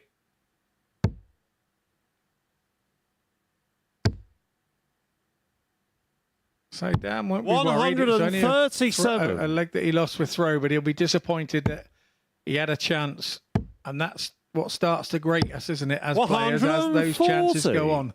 And look at that confidence just oozing out of him now. He's finding that treble 20 bed very regular as Lewis, but I totally agree with what you said, Scott. This is one guy that won't 140. panic. One of the real strength, the real characteristic for Dan Reid is that he's very patient. 180. Whereas Lewis is very explosive. You can see there he just can't even get his darts out. That's just managing that amazing amount of adrenaline that's going through his body right now. We're beginning to see the best 43. of Lewis Gurney here. And you get the feeling as well with Dan Reid that, like you say, he's one of those that 57. is getting better gradually. And he's a stayer, isn't he? He's one of those that's going to be around for the next 10 years, without doubt, if he chooses to be. I don't think he'll choose to stay on treble 20 the way that was hanging Lewis around there. Uruguay, 124. He's going to get a dart, at least the ball, but it's double 11. 102. So fluid. Daniel his throw, requires it's so 76. quick. And once again, it was 74. He wasn't up for the challenge. This time it's 76. And after that first dart, this is very difficult. But what a riposte that was. And Game what shot a on the finish. fourth leg. 2 darts Dan in Reid. hand, 71 needed. That is a quality finish. Fifth After leg, it's such Lewis what to can throw only be first. described as a Game very on. poor dart, the first one, and he, like I say, he's let the dart go. He's not thought about it. He's then tidied it up, said to himself, "I got myself into this mire. I got the game to get 100. myself out of it," and that's exactly what he did. Yeah, we can see sort of a little bit of sweat as well coming off the brow there of Dan Reid. The conditions are absolutely 100. perfect out there right now. It's wonderful to have a crowd. And like I said, the crowd were fantastic on Saturday. And once again, you can join us 100. at week 12 here. There's some brilliant players here. You just scan that barcode there. There's a small booking fee, but that'll take you directly to the page to book your tickets here at the Live Lounge in Portsmouth. 140.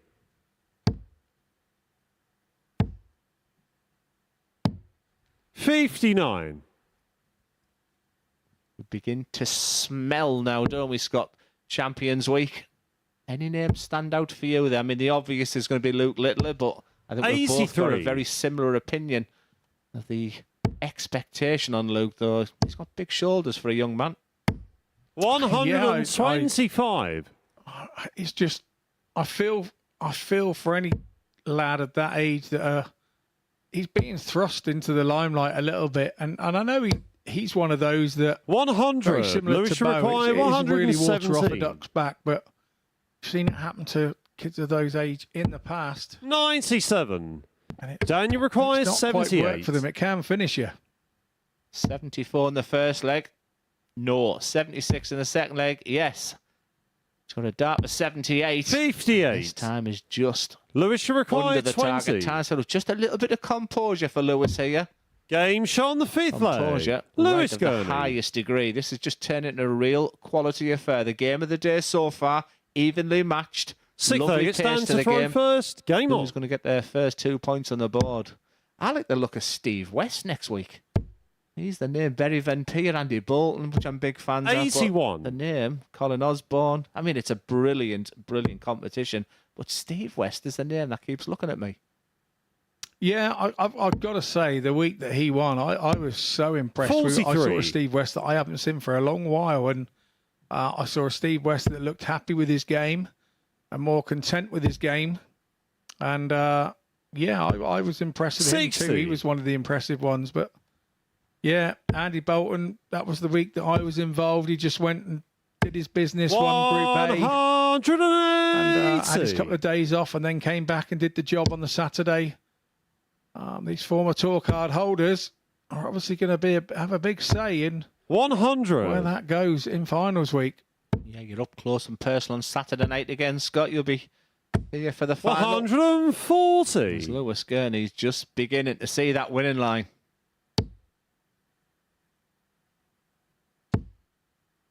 He is indeed, but a ton here from Dan would see him staying 100. close Lewis and keeping him require honest. 138. 45. Dan, you require 160.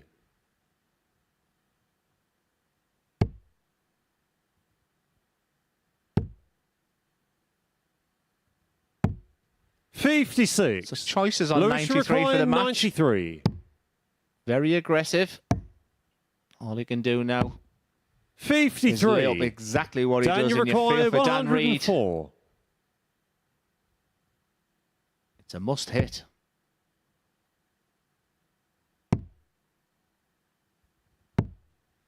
$52. Lewis, you require 40. For the match.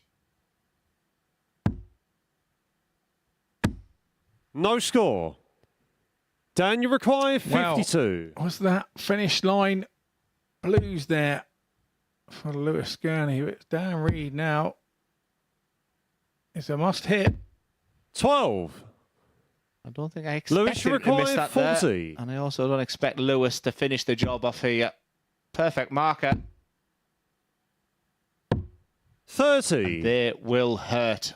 Dan, you require 40. Especially if Dan Reid takes this out. Game which we shot on the expect him sixth to do, and he day. duly Dan does in Reid. one dart. Now Lewis Gurney. Seventh and final leg. It's My Lewis to advice throw at this first. stage is Game somehow on. the elite players forget that last leg. As Scott Mitchell once said, "You've had opportunity 100. once in this match. I'm going to get another opportunity again, but next time I'm going to nail it." That's what I would be feeling at 3-3 with the darts. You're still in control. And that last 95. dart there for Danry just keeps him involved. Yeah, it was a minimum requirement. the leg. 60. And now the minimum requirement, once more, is to hit a treble. He cannot afford to have a trebleless visit here. 81. Not stamped his authority on it or turned the match round, but this well could. 140. Beginning to like what I'm seeing from Lewis Gurney right now. I think all I'm concerned, and a young player like Lewis can play himself into form this week. 54.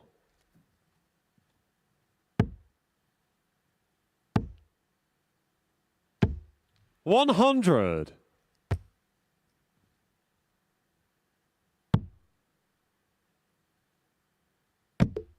Oh. And that's purely the fact that that kissed off there, but that looked very much like it was in the treble 19 bed. 77. Lewis, you require 101. For the match. That leaves 76. He may go back to that first dart. 55. But very sensibly leaves himself a 2-darter. Nothing Dan Reed can do about it. Way back on 194. Would have left himself a shot had that treble not bounced out. 94. Lewis should require 46. Again, for the match. Any more problems?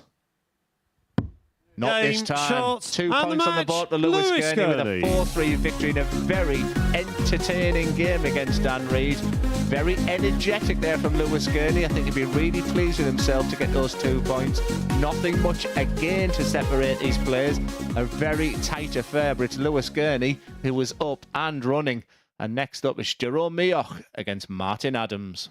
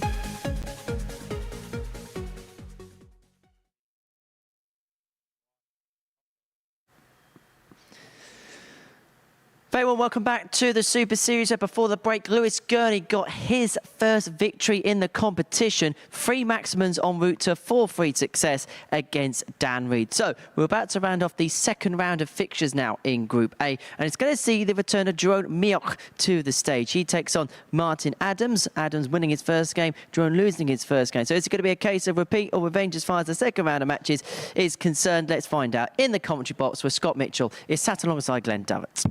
Once again, thank you very much, Henry, and good morning to everybody watching. A tale of 2 tapes for these guys. Martin Adams looked in good nick, I felt, in his win over Lewis Gurney. I thought he put a very professional job, and we were complimenting how well his throw looks Jerome at the moment. First. And for Game Jerome on. Mioch, first time for me to really see him up close and personal. And I'd heard really good things and no better things from my co-commentator today, Scott Mitchell, who's played him recently and I was expecting good things, but he looked uptight. He 81. looked nervous against Gino Voss.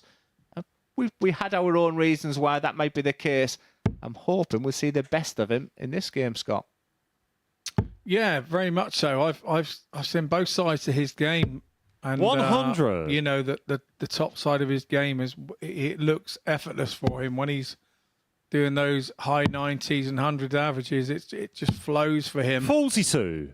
The situation that he's in now, he's yet to get a win. He's played his mate didn't have his own dart, so I think maybe there was an expectation there for him to actually win that game, and maybe put a little bit too 61. much pressure on himself. But then you're coming into playing a 3-time world champion, multi floor tournament winner, 140. Martin Adams, and it's not a position that he would want to be in. Do you think maybe there's an element that Jerome looked at the fixtures and thought, you know, I need this first one. 140. I have Mr. Adams' second one. I think the expectation from him is that he would beat Gino Voss, who, as his travelling partner, has had all the woes of the world 100. overnight. And Gino was the one that looked like he was sort of super relaxed about the situation. And Jerome, I felt, just looked a little bit irritable but that's the word I've been used about his throw. Like I say, we've mentioned it in his first 60. game. He has gone through Jerome, that you period of require having dartitis. 138. He hasn't got the nicest throw he feels in the world. Now it's just 42. case of Martin, getting you those 2 require points on the 140. board.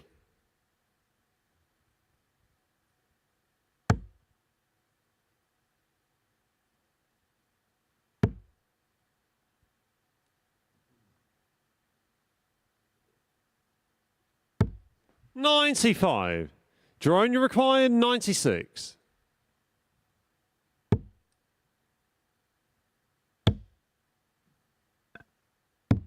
$80. Martin, you require 45. Martin Adams in this situation, we call it pop in the northeast.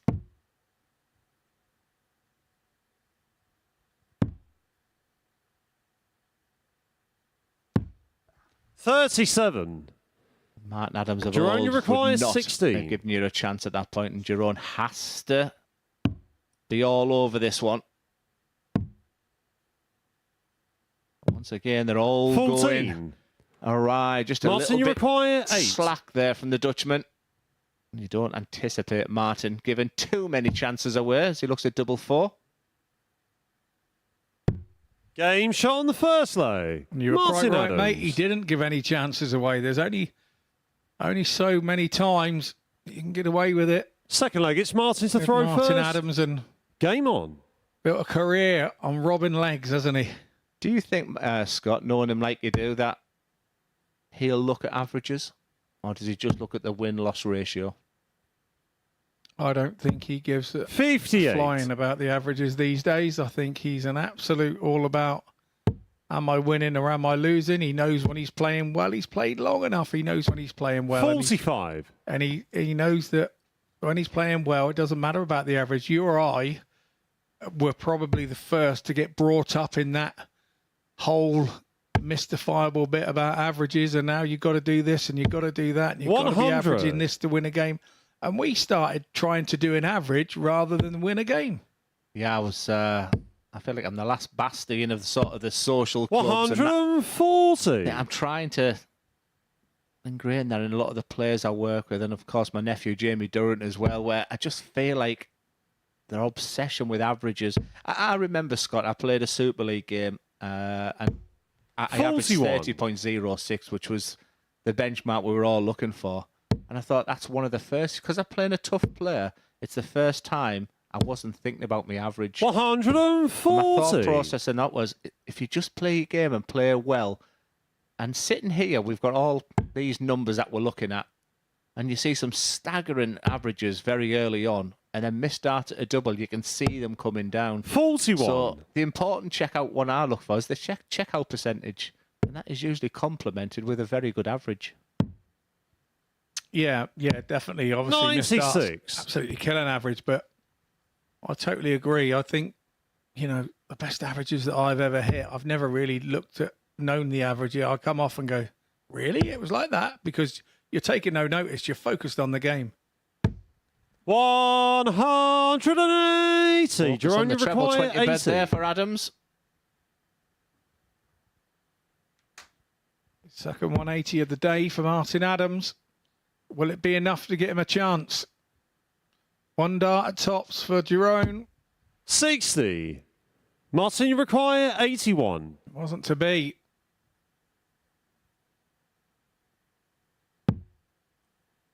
Here comes Adams.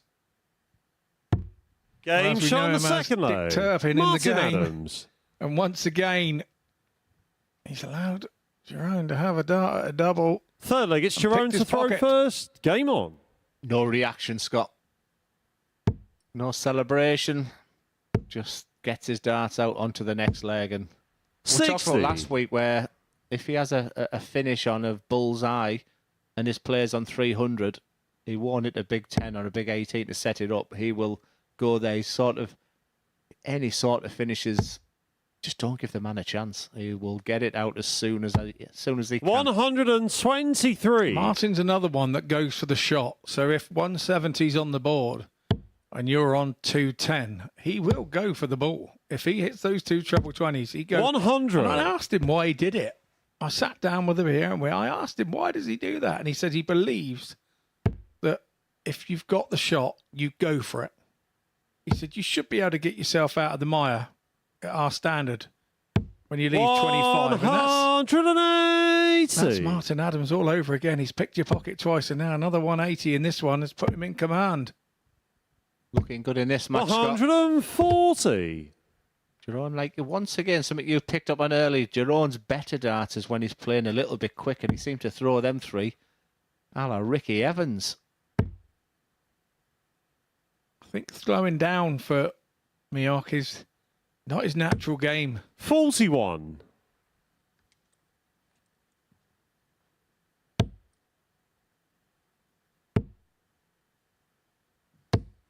$55. Doesn't Martin, you smack that require is comfortable to me, that 157. point of release. This will be picture perfect.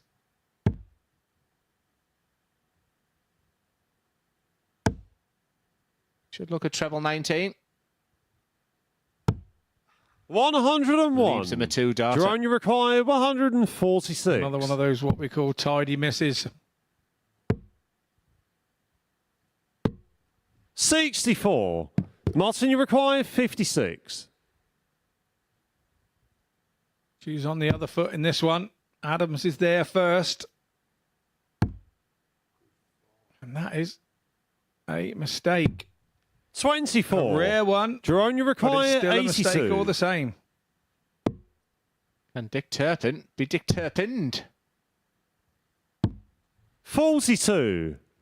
Martin, you require 32. First sign of distress there for Girona. First sign of disappointment. Don't do that with Game Martin shot on the Adams third because leg. it'll just Martin make him Adams. feel even better. And he's really finding that double 16 bed today. 3-0. This is a one-sided affair at the moment. Jerome's got Fourth all leg, to it's do Martin to right throw now. You first. can just see the Game concerns on. on his face. Made even worse at the fact that he realised Martin's got the darts once again. And Martin's been there, seen it, bought the T-shirt, and he loves when he sees people getting a little bit agitated, a 55. little bit animated. And he thrives off that. It tickles his mojo and makes him work. 180. Just a relaxed throw. He feels the match has gone now. And all of a sudden, there was no jitter on that throw. There was no judder. It was just a very silky smooth throw. That tells me an awful lot where 40. Jerome needs to be.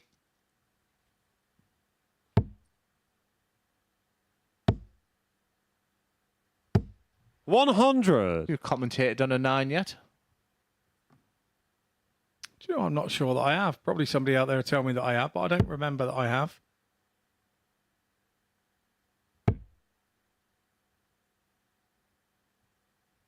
One that you'd remember. So I'd say no. 135.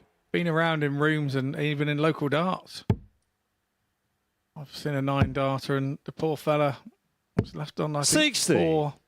465 when the guy went out.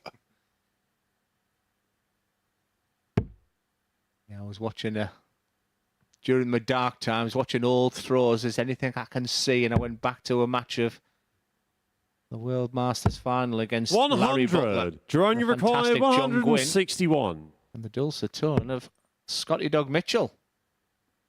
You know, commentary's going all the way back to, that must have been 15 or 16. Yeah, I've been commentating actually since about 2010. 75. Still doing the Speedway as well. Yes, yep, still do the passion- Speedway the on a passion Wednesday you have night. for that, yeah. Yeah, love it. Absolutely love it. I'm going to look after you when you come down to Redcar Bears.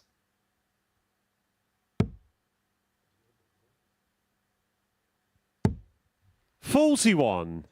Jerome, you require 86.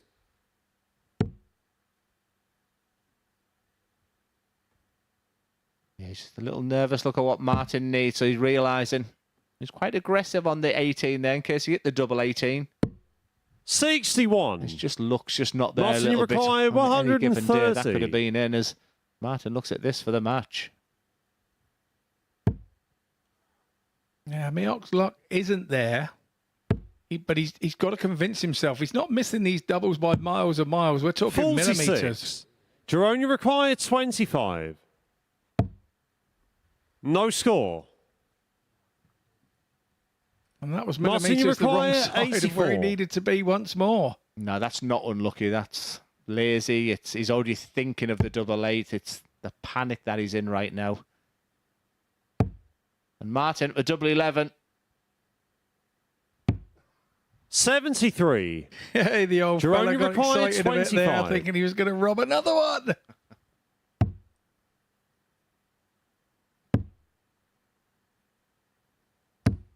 $9. Yeah, Jerome Miocchi's got Martin, his you own problems at the require moment. 11. North from 9 on the outer ring there. And for Martin Adams, the straightest double 3.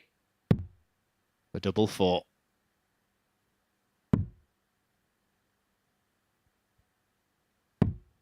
$7.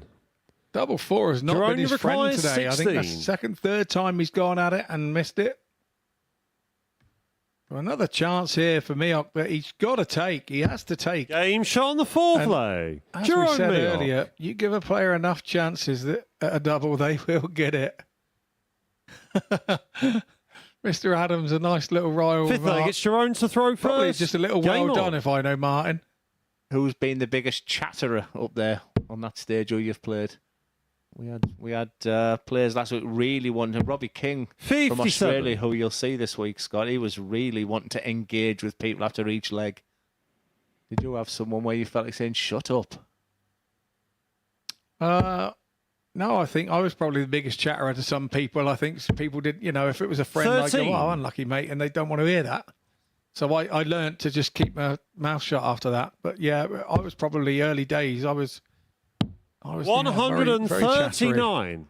What's your thoughts on the set and did the no crowd experience, the professionalism with the referee, the cameras? I mean, for me, it feels like you're in a big tournament. It's like being at a world championship. 140. The throw is absolutely perfect. Everything is pretty good, and so yeah, you can play your best darts up there. That's what the 100. situation. The whole place is built for dart players to play the best darts. Oh, I like that. I'll use that.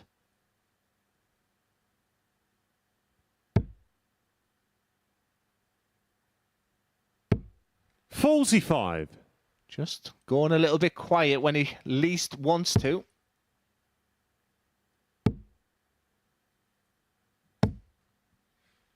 $21. Jerome will be disappointed with that. Just a little bit messy. Martin really should look at the 19s, but he doesn't often deviate from the treble 20 bed. If you go on the 19s, then there's permutations there to get down to at least a 170. 60. But they're dipping under the treble 20 bed, so Martin's feeling it as well at the moment. The averages aren't to write home about. It's there for the take in this game.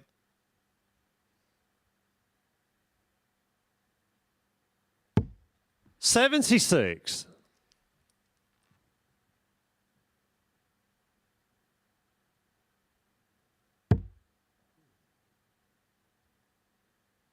All just getting a little bit nasty for Martin.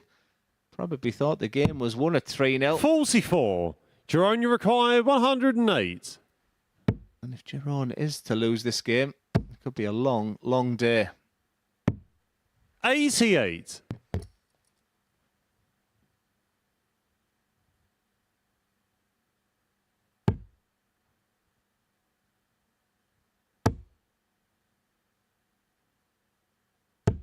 $140. Jerome, you require 20. Adams gives himself an outside chance, but Game still shot in the the hands fifth of Mioch. lay. Jerome This Mioch. time, no messing around with that double 10. He's back in this game. Very important leg coming up, you feel. Sixth leg, it's Martin to throw It's first. the throw of Martin Game Adams, on. who probably finds that last leg just a little bit amusing because he did go missing. Big 3 dart, you feel here. If you could just lay down a big score, it's not looking like that's going to happen. And Mioch is 45. right back in this game. One big score here. Does he even become favourite? 100. Yeah, the technology of darts now, the different shape flights, but them points are very, very long. 48 millimeters is the ones Mioch are using. There's advantages and disadvantages. 78. You really can continue to see that treble 20 bed more with that really long point, but a dart will fly differently. He feels 43. the balance suits him. Remember Justin Pipe using a very, very long point. I think that was the first time I'd thrown a dart. I have tried it. Obviously, it didn't suit me. But Adams is probably using 100. the same style setup that he has for many, many years. He's just shy of 100 ahead here. So if a treble is visit here from Mioch, and Adams becomes a big, big 57. favourite.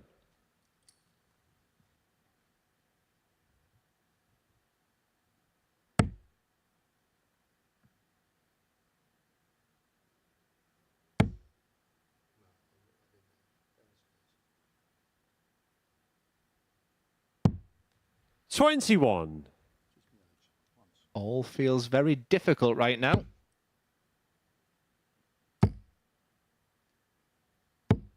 $140.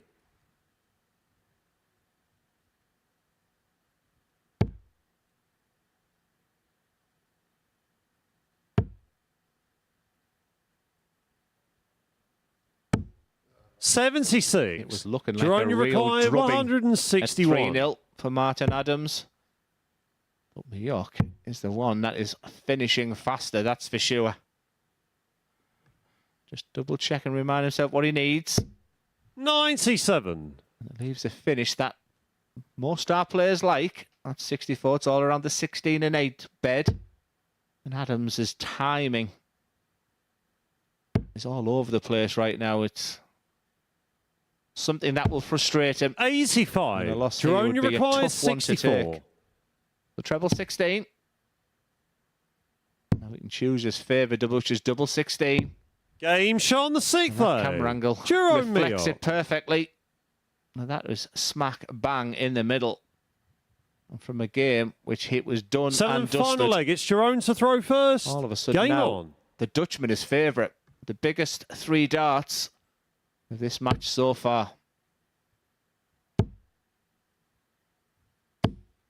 60. Trebleless.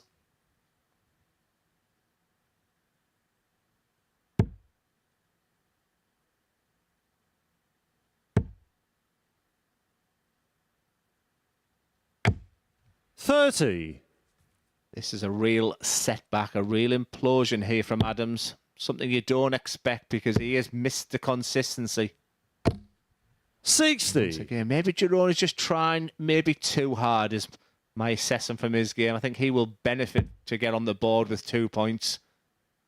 But for Adams, it's something you don't expect, him drifting into the 5s. He doesn't usually give an awful lot away. 77. But right now, if it was a cartoon, there'd be steam coming out of his ears. 121.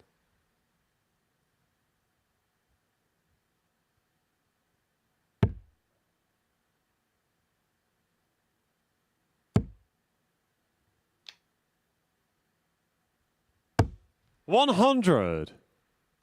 For Adams, the decline in this match can change in 3 darts. And then all of a sudden it becomes hope rather than expectation. But 60. Jerome is not putting this match to bed. That's his 3rd time in 4 throws. He's only scored 60.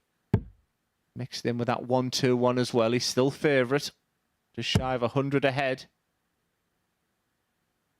Martin just cannot find 59. a treble for love nor money.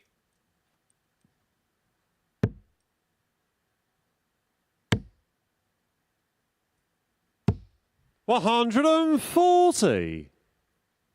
The best 3 darts of the match so far for Miok.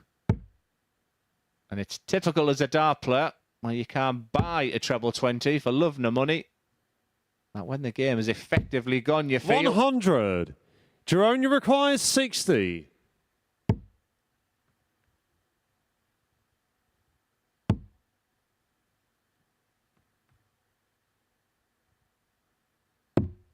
$40. Martin, you require Scott Mitchell 135. called him Dick Turpin because he has a habit of winning legs he was never in. Boy, does that need to happen right now. Treble 20. Can't be done. It's still very much in the hands of the Dutchman. 63. Jerome, you require 20. And from 3-0 down.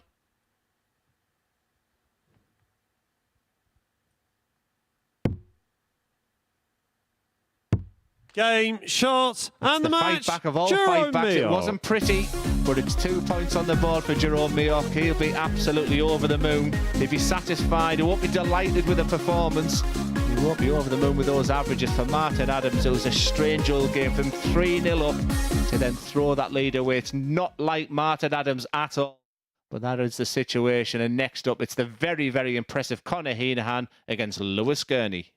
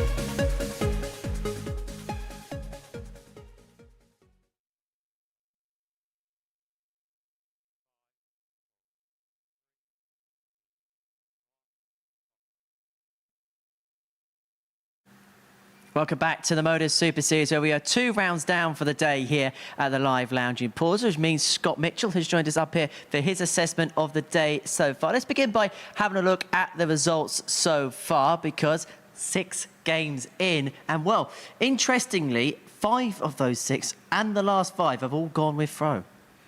Yeah, which, you know, as a dart player, we look at it and say, well, it should go with throw, but it isn't always the case, is it? No, most certainly that. So, Conor Heenahan is the only player so far who's 2 from 2. We'll talk about that in just a second, but I want to talk about that previous game first. Jerome Mioch up against Martin Adams. Adams racing into a 3-0 lead, and then Jerome Mioch pulling off the comeback charge.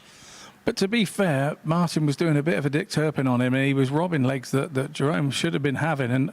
And they're at 3-0, you know, Jerome had to look at himself and say, what's going on? And he seemed to sort it out. And the next 4, once he got one, he steamrolled.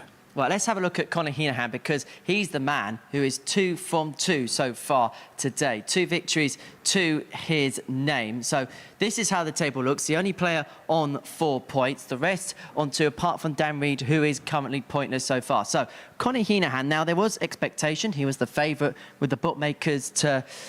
well, coming into this game, coming into this week to go on and win it. And so far, he's living up to that expectation.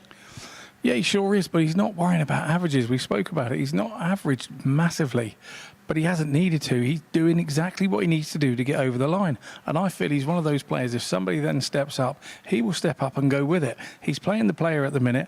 We are in Group A, and the goal is to get to Saturday night, and nobody got to Saturday night on day 1. Well, you can certainly not go through on day 1, but you can certainly not help your chances on day 1. Well, let's talk about Gino Voss, because he's in that difficult situation where his luggage is, well, we don't know where his luggage is, stuck somewhere. So he's had to use a separate pair of darts, he's had to use separate clothing, things like that. How difficult is that? Using a pair of darts is very difficult, but yeah, using a set of darts, it is difficult. It's happened to me. We spoke about it in commentary, but there is the element of you kind of just then get to the point where you make the best of a bad job, and you can kind of relax a little more because you're not expecting so much of yourself with a different dart. It's not just the dart. He's not got his own clothing. We all like to wear a certain pair of shirts and boxer shorts and everything. He's got nothing. He got nothing, and I think that's relaxed him. But he's been around a while, Gino. He still looks a young man, but I've known him for over 10 years. So, you know, he's been around a bit and understands how to deal with it, and he's dealing with it admirably today. Some people like to dress as Hawaii 5-0. So this is the set of darts that he's using. He took out this 85 combination on the bull here against Jerome Mioch. Now, again, as I say, how long would you possibly want to take to get used to a new set of darts? Me, it takes me months. I'm not going to lie to you, but some people pick them up and swap them immediately and just go with the flow. He's got no choice today. There's no choice about what's happening. He has to do it the way that it's happening, and he's making a good job of it. Next up, Conor Heenahan up against Lewis Gurney. What's your assessment on Lewis's day so far? I think Lewis is going to come to the day. He's going to come to the fore by the end of the week. There's no 2 ways about it. He is a very talented young man, and we know that. I know that.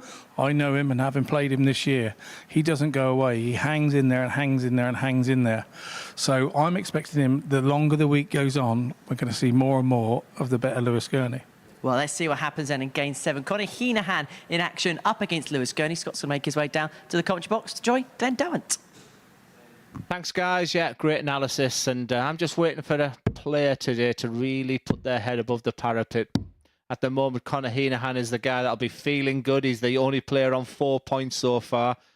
But no real big, massive averages. You know, just 85 being the highest of the day so far. Just the one finish of 100 so far. So I would like to think after the second set of games there that these players now, apart from Dan Reed, who's still on 0 First points, leg, it's Conor to throw first. So we can see the best games as we see Charlie Costafine doing an amazing job as always. But this is the man for me right now who's, if someone's going to really kickstart and do something in this group, you feel it's Conor. 85. He was the favourite for the group at the beginning of play, and I think that's been justified 58. as well. But for Lewis Gurney, I feel his game is all about confidence. He plays at a pretty frenetic pace, and When he wants a double, he can be 45. flying around that dartboard all over the place. It's actually difficult to keep up with him. But like many rhythm players, when they find that bed, 120. not often you see that. But you can't do that again, Lewis.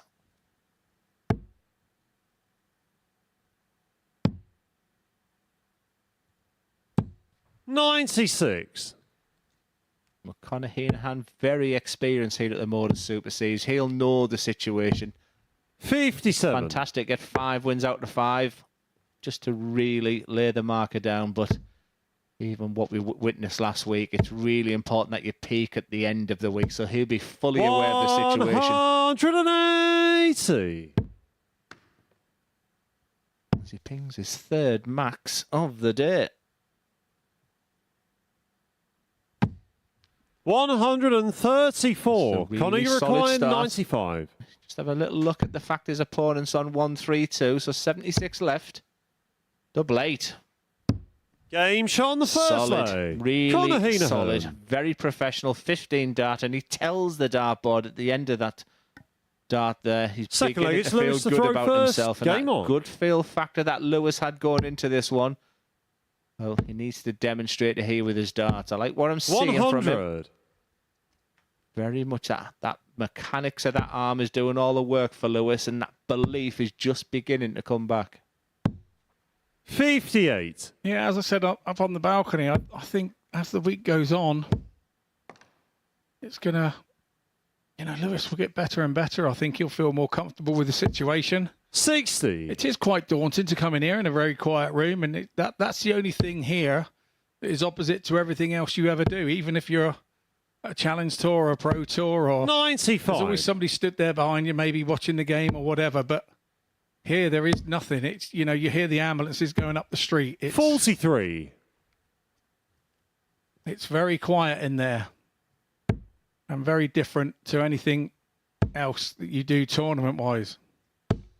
140. Yeah, but like you said, and I go back to Robert Owen as well, who said, it's the closest thing to a Euro tour. They're very brightly yellow. The referees, the lighting in there. Yeah, no wonder he did so well. But one of the big players right now is Conor Heenan. And I don't even think, Scott, he has Lewis, you require plans for this. I think 158. he has a real strategy to be winning it the Champions Week next week. I think that's the confidence this man has. 60. Connor, you require 68. That's the Euro Tour reference. I can only take your word for it. I've not been to one of those, so I'll have to take your word. But You will soon. 60. Lewis, you require 98. Before this one runs away from him, Felix needs to was playing at a terrific pace. And if I was harder player, 66. I would just start Connor, you require dictating the 8. pace a little bit.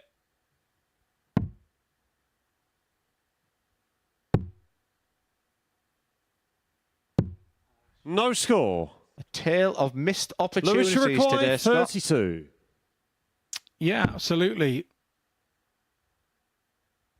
Game shot on the And he's second sat there on the leg. table, Lewis Connor, Gurney. and at 4 points. But like I say, he's not averaged brilliantly, and it's mainly because of his double Third leg, stats. it's Connor to throw first. Game on.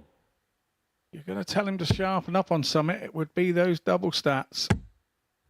I think they're very self-reflective, the players that come in. As well. It's 60. incredible what on a Monday and they'll come in on a Tuesday and say, we heard what you and Scott said last night and we'll be working on that, blah, blah, blah. 60. So I think my advice is not to look back. Someone once gave me a reference about it.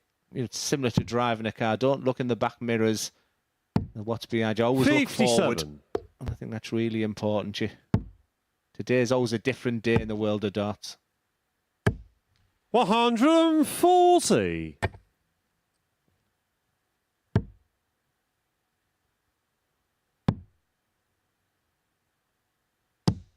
$119. To pull first dart there. Connor picked up lovely. 180. That's a great response from Lewis Gurney. He's a very lively player. I like him. I like Lewis. This talk of him not being confident is something that he wants to get out of his head very, very quickly. 123. Lewis should require Maybe lacking a little bit 121. of consistency, but I tell you what, when he's flying, 78. An absolute joy to watch. Just Connor, you maybe, require Scott, 142. maybe it's the old school coming out, but just a little bit of composure. Another one of them would be nice. And composure 70. doesn't stop you being a rat Lewis, you tat player require in any way, shape, or 43. form, does it? I call it the Rob Cross. I mean, players of his quality shouldn't be missing big numbers. 27. The difference of only having Connor, one you dart of require double to 2. I 72. mean, you don't need Einstein to tell you that, but get them shoulders back. He's going to only get one dart. This time it's at the bowl. 47. Lewis Gurney is going to come back. He's Lewis, been you a very require lucky 16. man here.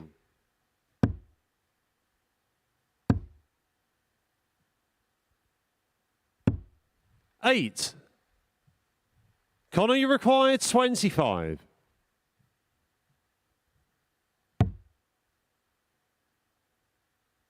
Game When shot on the opportunity third knocks, low. you Connor have to grab it. Heenan. And right now, the only person who seems to be doing that is Connor Heenan. I think all 6 players would be looking, thinking, do you know what? Fourth This leg, group it's A Lewis to is throw winnable. first. Game on. Nobody's doing anything that I can't do. But talk is cheap. And right now, the missed doubles is hurting so many players. 137. Yeah, I agree with that, actually. I totally agree with that. If I was sat there in that group, in that room right now, 140. grab the group by the throat. With 2.5 days to go, 100. there is opportunity.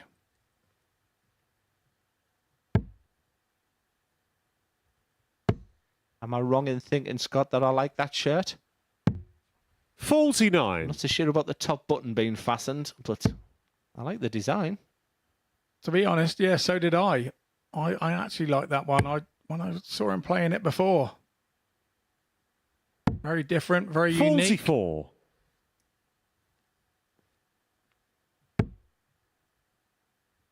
Who has the most iconic shirt? Can't get my mind off Bob Anderson at the moment. 93. Yeah, Bob's is obviously they've always been very good, haven't Peter they? Wright, I guess. 85. I used to like my red and white one, but I think there's in horse racing, someone has that red shirt with a white going down. 40. When I was labelled, I Lewis, looked like a require fat jockey. 135. I had to go in the bin. Yeah, that was the shirt that you had the most success in. 39. Con will be thinking 6 darts and 179. You can see him snapping into every dart. Another one of them. And all of a sudden, is he favourite? 139. Because there's Lewis, require 96. 96. Albeit a 2-darter. Not going to go advantage Heenan. 56. Connor, you require 40. Yeah, one good visit towards the end of the leg has turned this leg around. It's only turned it around if he can hit Game the shot double, on the fourth and he has. leg. Connor Heenan.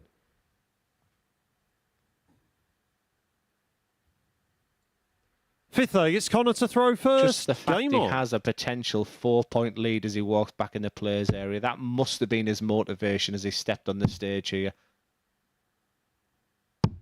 58. See, I wouldn't look at that. I wouldn't look at that at all. Even the week that I came here and I won Group C, I wasn't even looking at the table all week.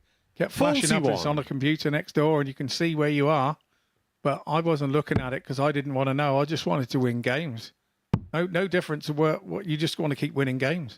Yeah, we felt like Jarrett 57. Cole was in there last week, Scott, and we felt he was doing everybody's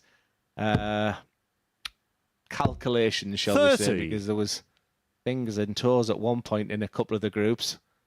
But yeah, you'll get some players who I guess they don't even look at the table and just focus. And I think that's a real strength. I anticipate Adams to be like that. 46. Yeah, I'd rather not know. All I know is that you put a player in front of me, I want to try and beat him, and that doesn't change no matter where you are on the table 98. or what legs you need or whatever. I remember getting caught up in that once at the Grand Slam, one of my first Grand Slams, and I just vowed never to do it again. And 94. you end up going, what do you need? What do you need before you walk out? And that's not what you want to be thinking.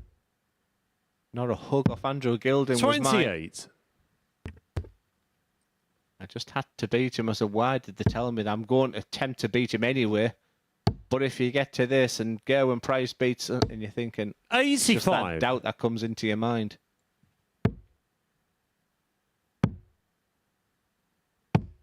96. Connor, you require 161. Clear daylight between these two now. And Conor Heenan continues to impress. We haven't seen some real big finishes today. The 100 finish from Gino Voss is still the highest. 93. Nothing Gurney can do. 134. Connor, you require 68. That's good darts from him all the same.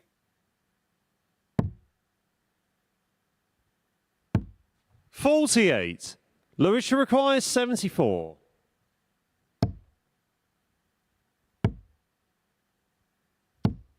54. It's not to be. Conor Connor, Heenan you has been a required double 20. 10 already today. We know he likes double 5. 15. Lewis, you require 20. Very reminiscent of his previous game against Gino James Voss when he's Sean had chances Fithley. Lewis to see out the Gurney. game. He's given opportunities, and this time Lewis Gurney snaps that up. But once again, look at the checkout ratio. Up the Sixth leg, players. it's I Lewis to think, throw Scott, first. the winner Game that on. comes from Group A will be the guy that has the best checkout ratio, because that has been the big disappointment so far. 85. Yeah, I probably agree with you there a little bit. I know we were only early in on day one and people are still settling, but if you settle 40. quickest, and the rest of your 2 days becomes very easy, mentally more than anything. Yeah, John Henderson had a very average group 100. day one last week, but Tuesday and Wednesday he was, he looked fantastic, to be fair. 60. You feel like Group A is a very young man's group because you have an awful lot of talent on the 100. body as well. You play 15 games over 3 days, and then if you don't win the group, you then got a potential of another 15 games in Group C. 140.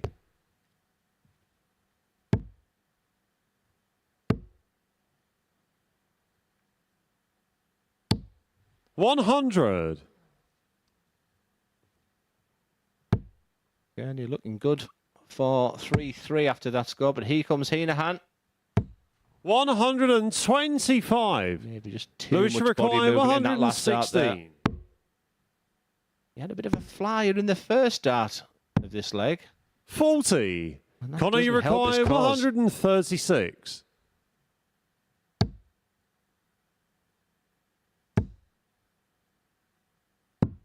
96. Lewis, you require 76.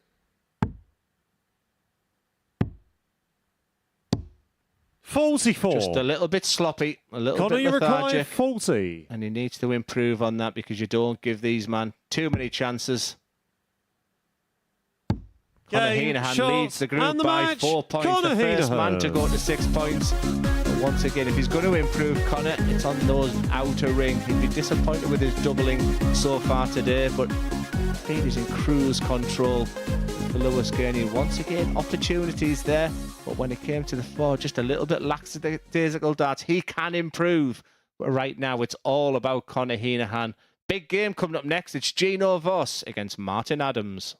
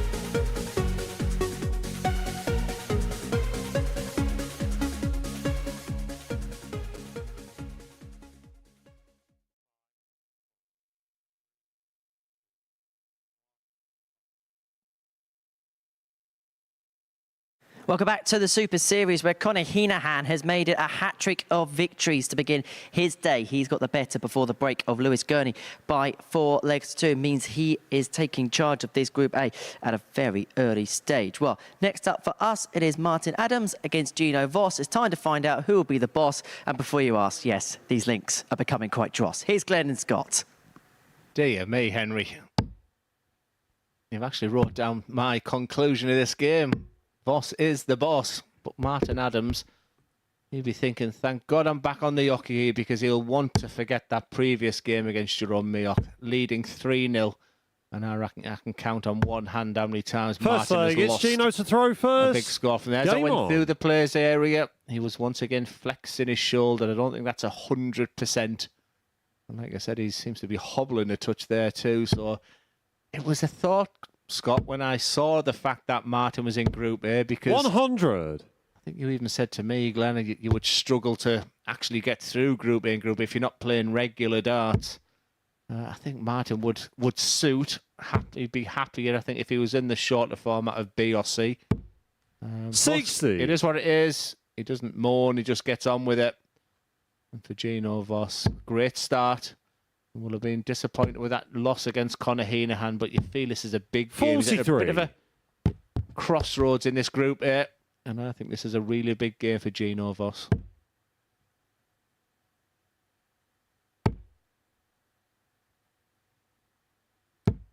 $95. Yeah, totally agree. And I think that Gino would know a lot about Martin, having been around the BDO scene for a little bit before it deceased. And 100. I think they used to call him the Fox, Gino, because I think Voss is Fox in Dutch or Belgian. So Gino is known as the Fox, if I remember rightly, and he used to have a little fox on the back of his shirts. 135. But he hasn't today because he's got no clothes.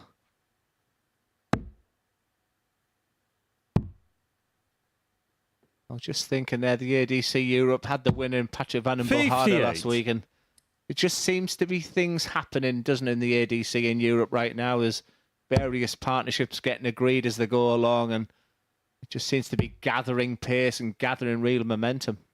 Yeah, it sure is. I'm 100. friends with one of the directives out there at ADC Europe, and I know it's kind of moving. They've obviously come up with an agreement 125. Martin, you require the NDB 111. to work in conjunction with them, and I believe in recent times the same has been achieved with the Belgian darts gang. So the Belgian darts are now in with 76. Gino, you require 75. ADC Europe, and I'm sure that others will soon follow suit. I'm surprised Martin Adams didn't follow suit because he preferred double 16, but he went the tops route. And once again, he hit 35. that big five, but Martin, Gino you can't require capitalise. 35. I get the feeling 18 darts is your maximum required against Martin Adams. It's double 16. His trusted double 16. Game shot on the first leg. Martin Adams. But he sort of looks at that as to say, I should have went that way in the first place. Second leg, it's Martin to throw Adams. first. He's had a couple of goes at Game tops on. there, hasn't he? And they haven't. He's dragged it into the 5 on a couple of occasions now. Not be his biggest concern, but the fact that he can tidy up that nice little 35 when he gets back 135. with his more favoured double 16 will please him. I don't want to make things worse for Gino, but as he cut his finger, it's going all over his T-shirt. 60. What a couple of days for Gino. He was so excited to be at the MODUS Super Series, but I am sure he's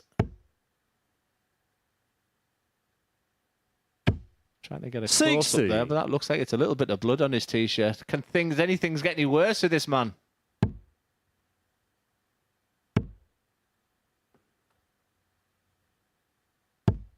$60. You know, I said he'd been around a while, Gino. Just having a look up at some of his achievements here, and he won the Dortmund Open back in 2009. So, yeah, he has been around 80. as long as I have.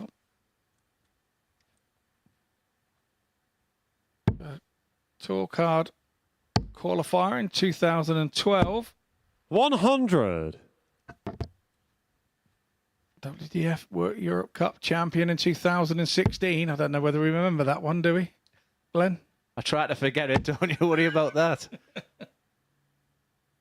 And a World Masters quarterfinal back in 2009. 125.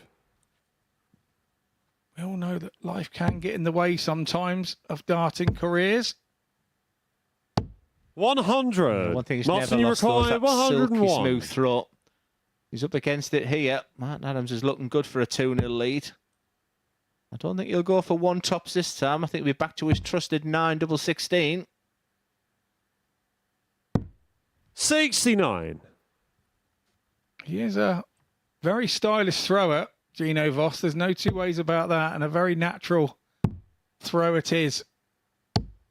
44. Martin, you require 32. Can't capitalise. That's wild. Well, double four hasn't been his friend today. 28. And unfortunately, Gino, you require 137. Continues not to be for Adams. So 137.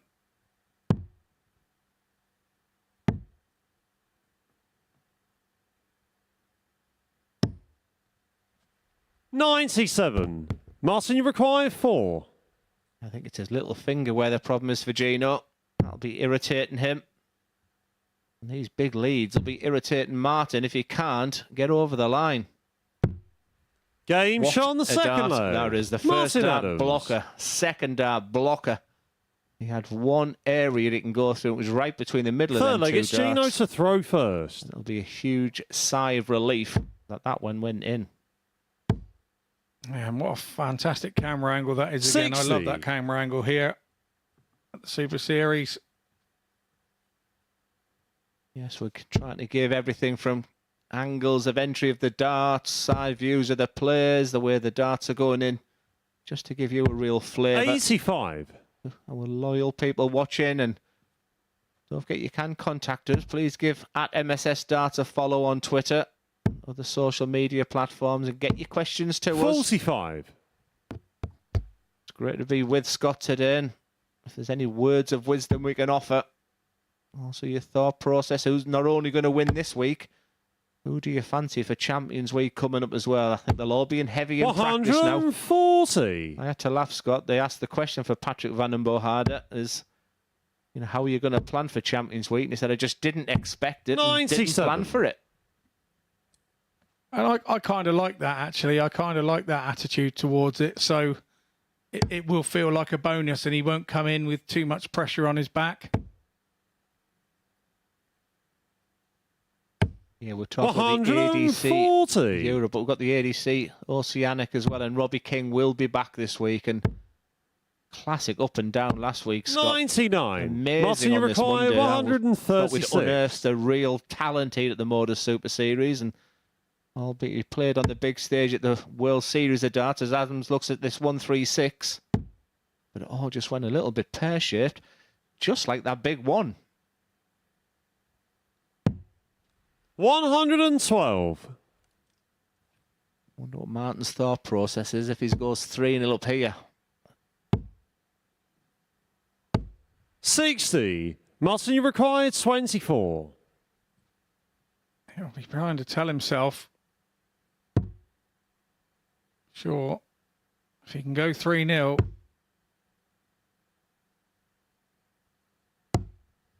12. He'll be trying to tell Gino, you himself require that lightning doesn't 140. strike twice. That's what he'll be hoping. He's surely 100. now going to Martin, have you to require hit with Gino 12. Voss hitting that nice steady ton. Game He shot does on the duly, third so leg. it is 3-0 to Martin Adams. I get the feeling lightning doesn't strike twice, Scott. I can't see a massive fight back in this game. Fourth but leg, it's Martin to throw first. Game on. I've been wrong before.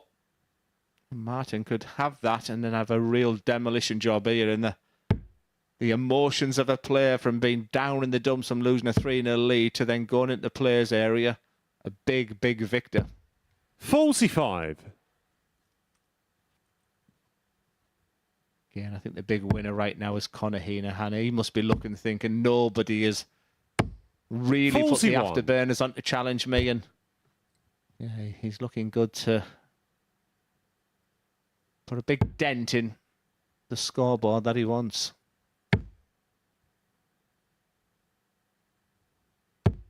100.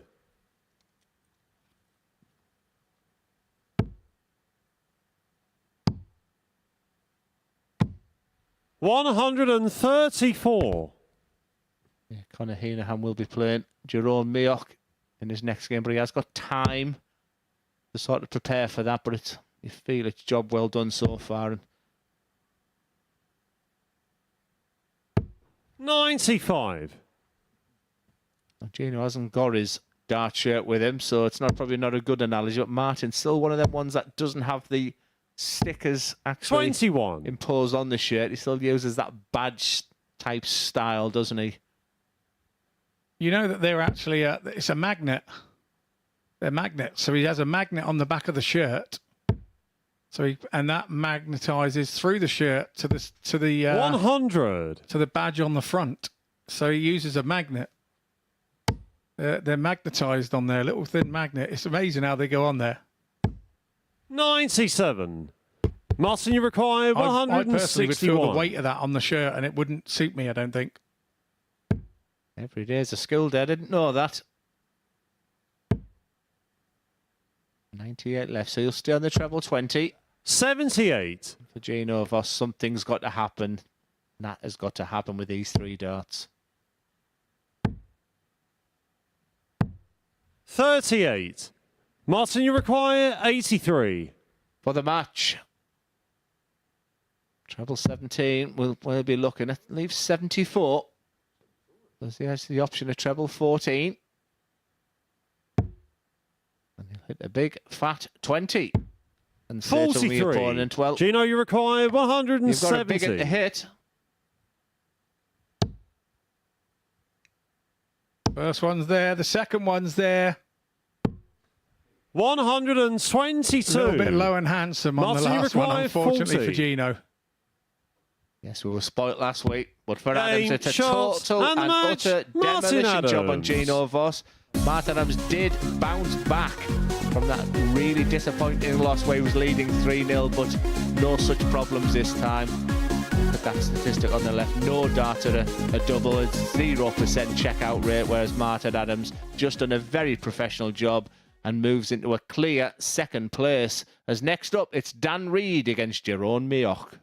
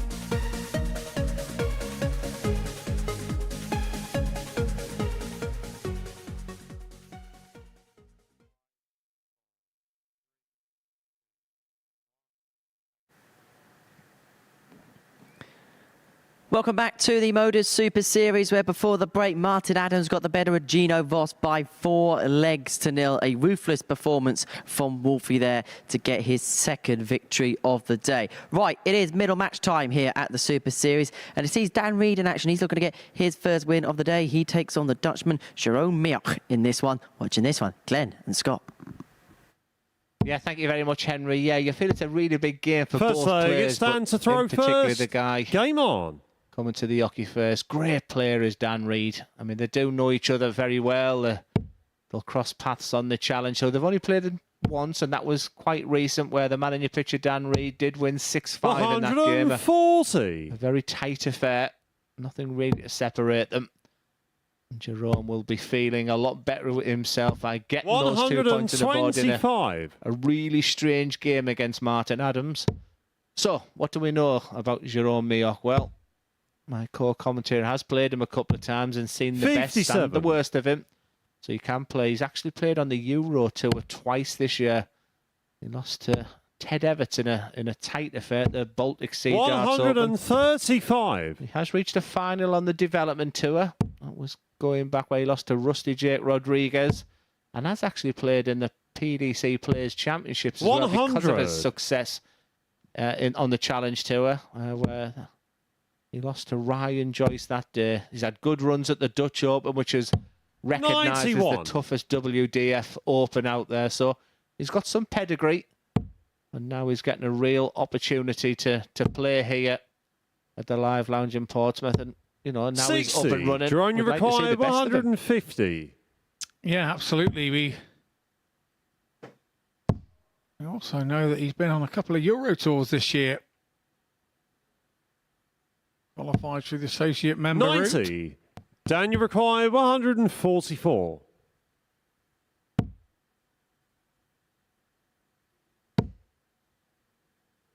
One thing we haven't been blessed with today is a lot of high finish. I'm not so sure about that last one, apart from the fact it tells your opponent you've scored big. It's in the hands of the Dutchman. Game shot on the first time it's a clinical finish. And that wry smile from Dan is because Jerome has missed so many darts at a double today. And Dan Reed be thinking, I'm bottom of the table. To throw first. And it's typical that all of a sudden he starts hitting his doubles against me. That's what the wry smile was about. Yeah, is the Adams game going to have turned 59 Jerome's day, you know, coming from 3-0 down and winning 4-3 against a player of the likes of Martin Adams? Does that grab him a little bit more confidence? 85. He looks to be playing with more confidence here already. Throwing the darts and telling them they're going in rather than hoping they're going in. 81. I think we've all been there. And one of our big supporters here, Mark Marlowe, has been on Twitter as well. 100. New surroundings for the darts this week. Unfortunately, no dartboard to play along, but listening to Duzza and Scotty Dog. 58.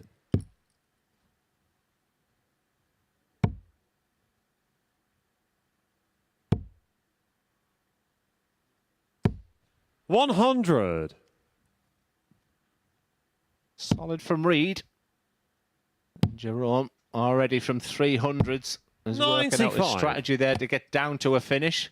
And 303 traditionally players will go down to the 19s bet on that. This would be for a break of throw. 95. And that start there makes Dan Reed favourite for this leg. He'll be first down to a finish. 100. Dan, you require 121.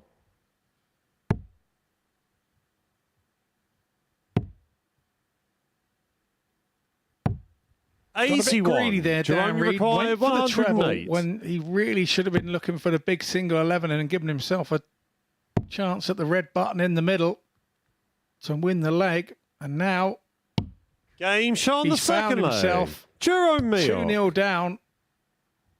As Mioch is now finding his mojo, Glenn. Third leg, it's Dan to throw yourself first. in the mind of Dan Reed. I mean, it's like I said, it's a wonderful opportunity to be here, and this is what darts does for you. We talked the fact that there is a TV in the players' area. They do chat about games.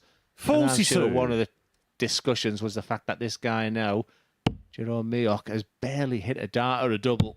And Dan Reid sat in bottom place as they walk on the Ockin thinking, 57. here's my chance here against someone who can't buy a double.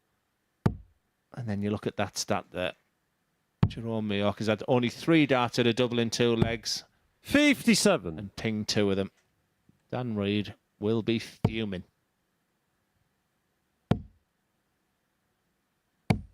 83. I think when we play this game, we get more kicks in the teeth than we ever do new dentures. But it's how you react, isn't it, Scott? 46. And like I said, I'm quite liking what I'm seeing from a few of the players. Now, these are the characteristics and the attributes of a player.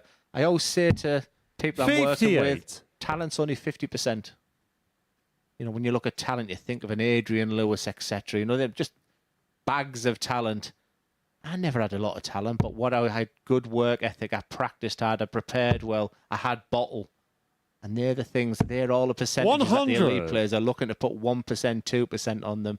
And then you get the perfect dart player like Nathan Aspinall was last night. He was sensational last night. 133. In about 10 or 12 legs there that he was just virtually untouchable. And now that he's done that once, the fear for everybody else is he knows he can do it again. 60. He's been playing with his equipment, hasn't he, a bit, and trying to narrow the equipment up. And wow, oh wow, is that a sign that it's working? Yeah, he took the words out of my mouth there, exactly. Looking for that 1% and 2%, which myself and Scott have alluded to there, and he just felt his barrel of his dart was just a little bit fat, in a sense, to try and get his 40. The amount of 180s you Jerome need to, requires 76. to beat Johnny Clayton and the rest of the elite players.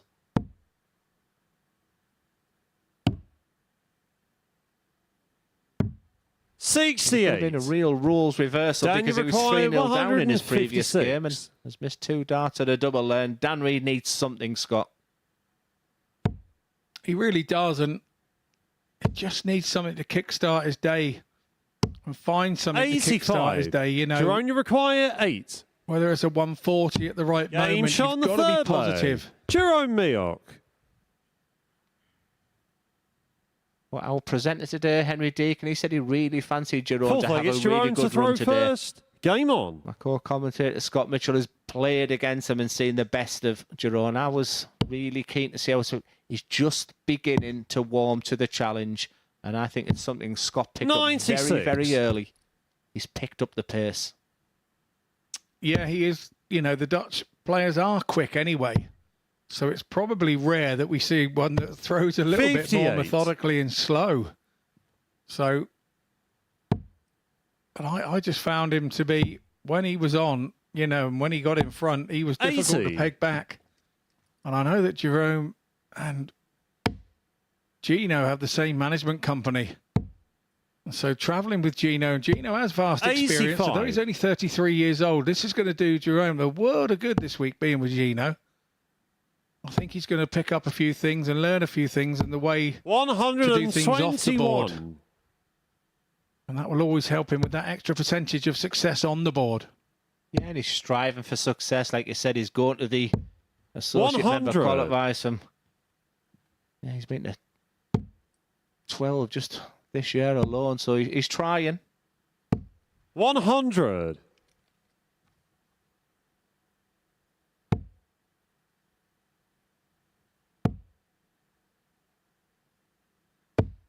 $60. Jerome, you require 104. For the match. And it's the way he's done it which will please him more. Double 16. Game, it's an energetic shot, win and the for the match. Dutchman. Jerome He'll be Mioch. absolutely buzzing with that 4-0 victory over the very talented Dan Reid, who walks off the stage thinking, what do I need to do today? Well, Dan needs to regroup and come back fighting because the rest of them are beginning to run away. And for Jerome Mioch, he's just beginning to warm to the challenge. Just shy of a 90 average, but look at the checkout ratio this time. 4 from 7. So much better. As we go to a mid-table clash next, it's Lewis Gurney against Gino Voss.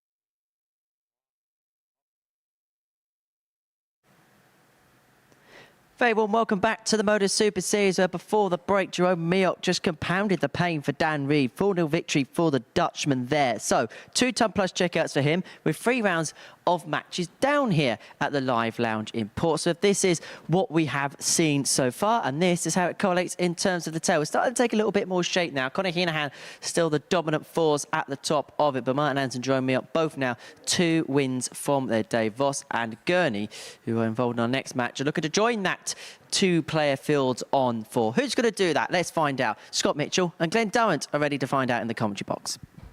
Thanks again, Henry. Yeah, I do fear for the player that loses this game because First leg, it's Lewis to throw guaranteed not first. to be on a win-loss ratio for the day, and also just get detached a little bit, especially with the fact that Conor Heenahan is beginning to show signs of running away with this. 95. The person who can win this game and go with a 3-2 win ratio at the end of the day, we'll see it as very much as a satisfactory response to the opening day.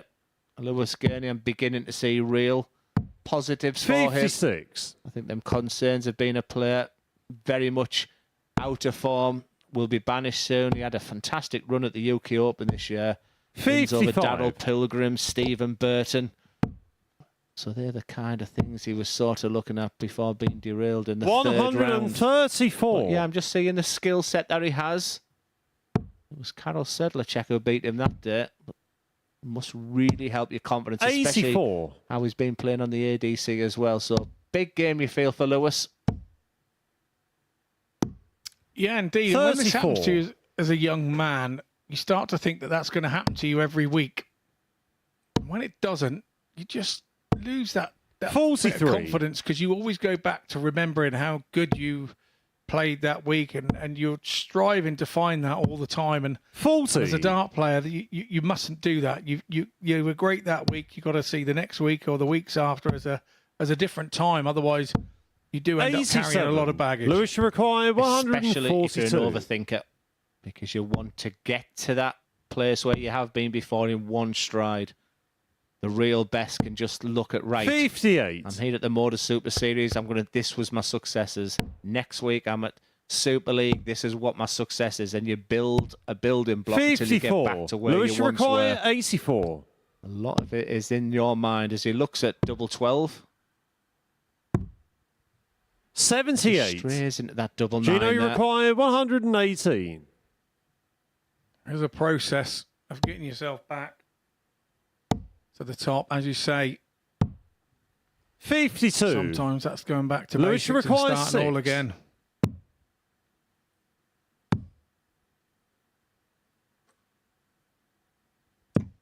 No score.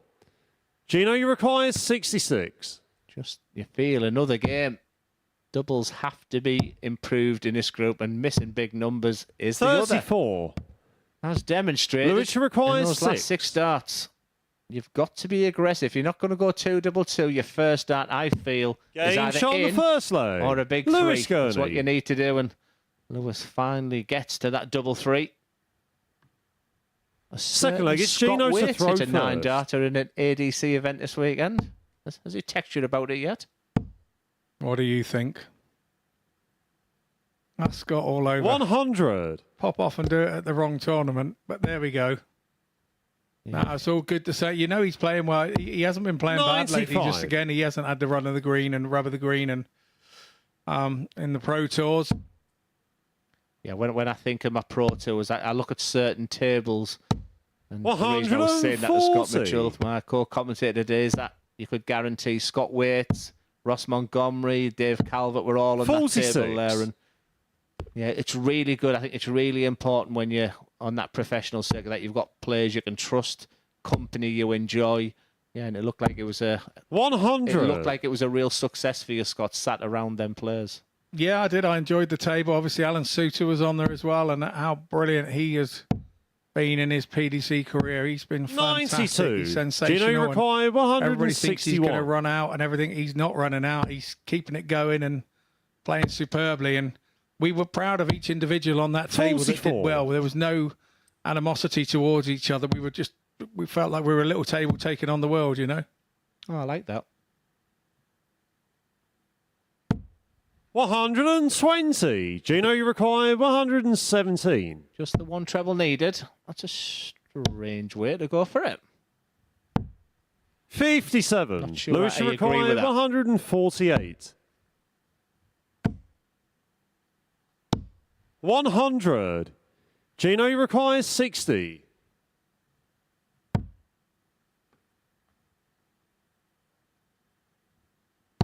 Game shot on the second leg. Gino Voss. Obviously, I went back to the Pro Tours when it was in Leicester a couple of weeks ago, and Easy first match, wasn't it, again? yeah, yeah. Third leg, it's Lewis to throw first. Van Game on. diving board, yeah. I had it in first game, but went back and sat on the table. It's like nothing had ever changed. Adam Warner had joined the table. 45. He'd taken my place, and I had to ask if I could go back and take my place because I didn't have a card. And Adam Warner, obviously, his successes here at the 140. MODUS Super Series paved the way for him to go and get a tour card. Is he managed by any of the guys on there? Is he just looking after himself? It was a brilliant story. It was a fantastic story. And 60. I think still my favourite MODUS Super Series moment. He brought about 8 guys down for the final as well. And the atmosphere they created, I still think that was the best story that I've been 96. involved in so far. Yeah, very much so. And obviously went off and won a tournament at Rotherham a few weeks back 44. when he was there with his friends from the Sheffield University Darts Club, 95. and they were all entered in the certain tournament at Rotherham, and they were all knocking each other out, but Adam came out winner. 55. Gino, you require 170.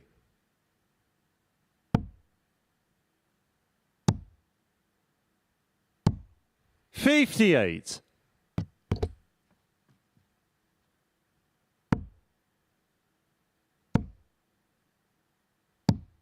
47. Gino, you require 112. Finish we like as players. Options on the second dart, so it's tops for a 2-1 lead. 72. Okay, just not getting the weight and that trajectory correct on his doubles, and that can only be the fact that he's using 42. 3 grams heavier. Gino, you require and on 40. his own grip of his dart. But what he's not sulking is what I like. He's not throwing his arms about everything's going wrong for me. Game shot on the third leg. Gino Voss. Probably why cool, calm and collected is Gino Voss. Fourth leg, it's Gino to throw first. Game on. The worrying thing for Lewis Gurney is there he had 4 troubleless visits, one after the other, on his own throat. And that will be what he's 85. concerned about. Yeah, I've seen the good, bad and the ugly with Lewis so far. The good is very, very good. You just have to... I can clearly see he's got a wonderful A game. But someone as young as Lewis, sometimes you just have to find ways to win games 4-3 and just win as a term we use. Just win ugly. 180. 123. That was Gino's third 180 of the day with the borrowed darts and 60. the borrowed flights and the borrowed shirt. 45. You know, when you say the word preparation, I don't think it's been ideal for Gino. 127. Far from. I'm just trying to think how I would have fried my own brain if that had been me today. 137. I really Gino, would you have require 49. not given myself a chance. I would have fried myself from the inside out, overthinking. Big dart. 17. Just gives Lewis Lewis this requiring unpredictable 96. Lewis Gurney. You're not really sure what you're going to get from him. 20. Well, that Gino, was you very require unpredictable. 32.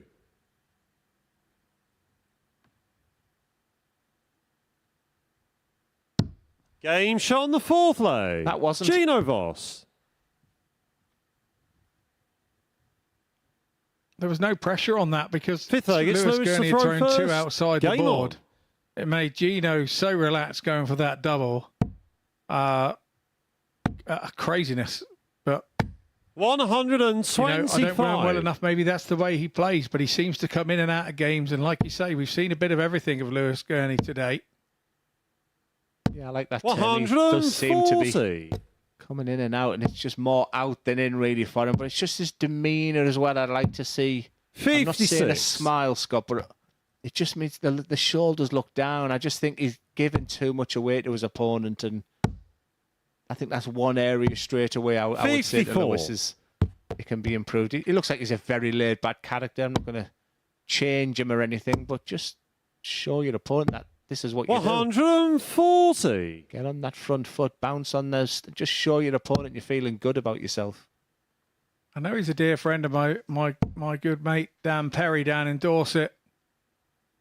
I know they get about 82. Development tours and stuff. I still think of Dan as the young lad for Dorset County. And when I saw him last time, I was like, wow. I mean, he's grown up very, 60. very nicely. Yeah, well, that's we had a conversation the other week where the honour that we had in Dorset of having the Youth World Captain at a Youth World Cup. 85. Lewis should require and obviously 120. Men's captain at a World Cup. Big honour for us at Dorset. Game shot on the 5th leg. Feast of Lewis famine Gurney. was a term I used for Jared Cole last week. So for the fear of repetition, 6th leg, it's Gino that's how to I feel throw for Lewis first. Gurney right now. But I know how proud you are of Dorset County, Scott. So, to see the passion in your voice as well when you're speaking of Dan like that. 100. Accolades of being the captain of your country and both on a youth and senior level. And now you're in the Premiership as well. It's 60. good times, I guess, to be a player from Dorset. It's amazing for us. We know we're going to get our backside handed to us a few times. We understand that. But 57. for us to go forward as a county and 44 years in the weight does. 44 years we've never ever been in the top 100. So every player within that squad this year has laid themselves a mark down in Dorset folklore, and it's just amazing for the effort that you put in.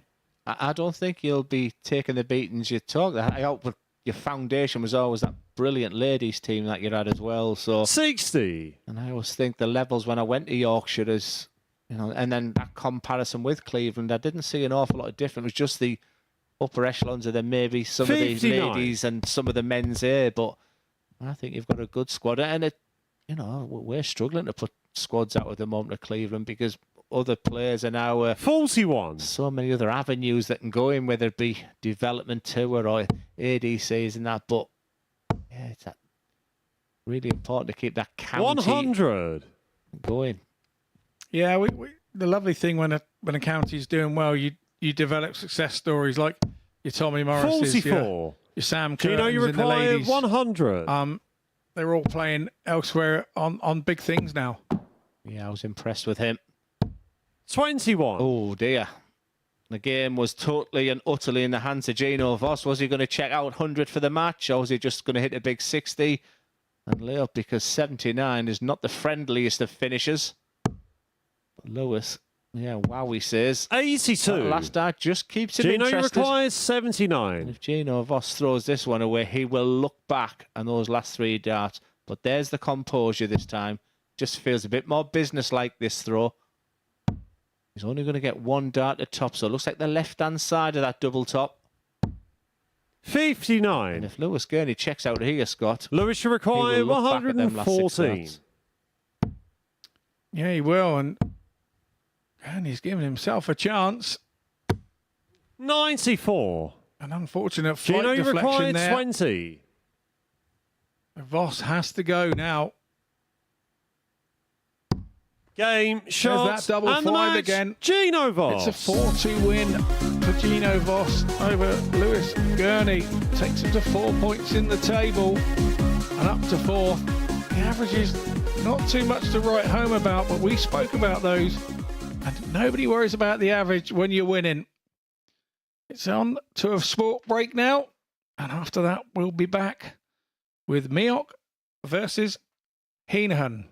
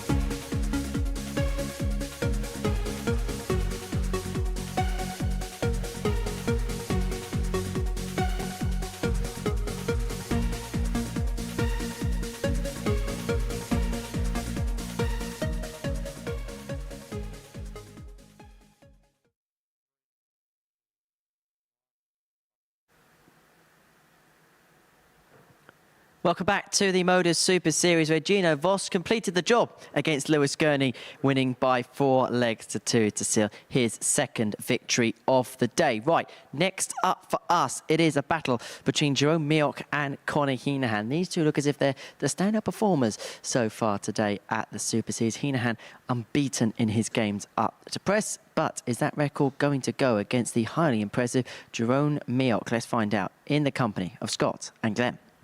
Yeah, thank you so much, Henry. First maybe it's an hour Jerome ago, to I throw would say that this would be Game a on. massive win for Conor Heenahan. I wasn't overly impressed with the guy in your picture, but again, he's settled in and is now just beginning to produce his best dart. It was a real demolition job he did 51. on his last game against Dan Reed. Didn't even give him a dart or a double. And Conor Heenahan is just doing what he does best. He's a fantastic talent. 140. Maybe one of those players who I looked at the Q school and surprised is that that he bombed there as well. I really expected him to be getting a card alongside players like Wesley Plazier, who played last week, the John Hendersons, the Andy Boltons of this world, the Scott Mitchells of this world. So they're one of the ones 100. where you look and you think they're going to go through, they're going to through. But they all message me now and say, Glenn, please don't say I'm going to get through because your predictions are rubbish. 134. Yeah, I'll back that up 100%. I've got a job not to wring your neck here at the minute. Yeah, the World Seniors, I think I've ruined for you because 55. I've had you to win every single one so far. So I promised myself I won't do it no more. Genuinely, Damon Hector said, please, Glenn, I'm asking you nicely, don't say I'm going to win the tournament no more. 140. And since then, he's doing rather well.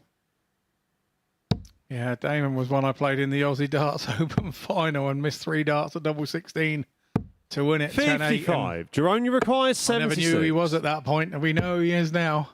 Yeah, I actually watched that game as Jerome looks at 71. Again, that importance of staying straight on 76.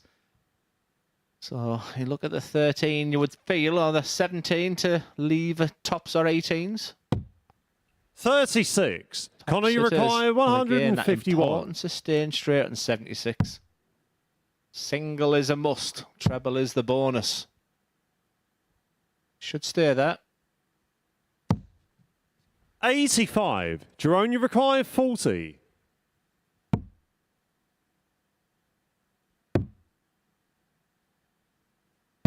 Game shot on the first leg. Just leave Jerome double 5, Mioch. guys. It must be the most hit double so far today. Second leg, it's Really Conor taking to a pounding. throw I got a first. little bit concerned there for Mioch because the pace that he'd thrown to score then was reduced when he went for a double. And it was like he was trying to make sure, 140. I've got here and I'm trying to make sure. And I think that the secret, and now we're seeing him throwing at a slower pace again now. 100. Yeah, good work, Scott. I totally agree with him. What also is that you identified very early is when he was pacey, he wasn't missing, but 45. he probably doesn't know. He probably thinks he's thrown at exactly the same pace every time. It's just that second of preparation. But to us, sat so close to the screen here, 100. we can see how evident that is. But I can begin to see now about his reputation. And I tell you what, it makes the group very interesting if Jerome was 58. able to get past this game, because this is what it would do to the in-play table. All of a sudden, it just becomes a little bit tighter. If Conor does get through this game, the field will be flying 123. high.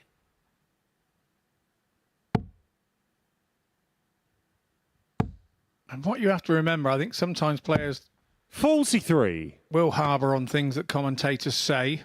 But we're here trying to notice these things. It's our job to notice when you change your pace, when you do something different. 140. That's why we're here.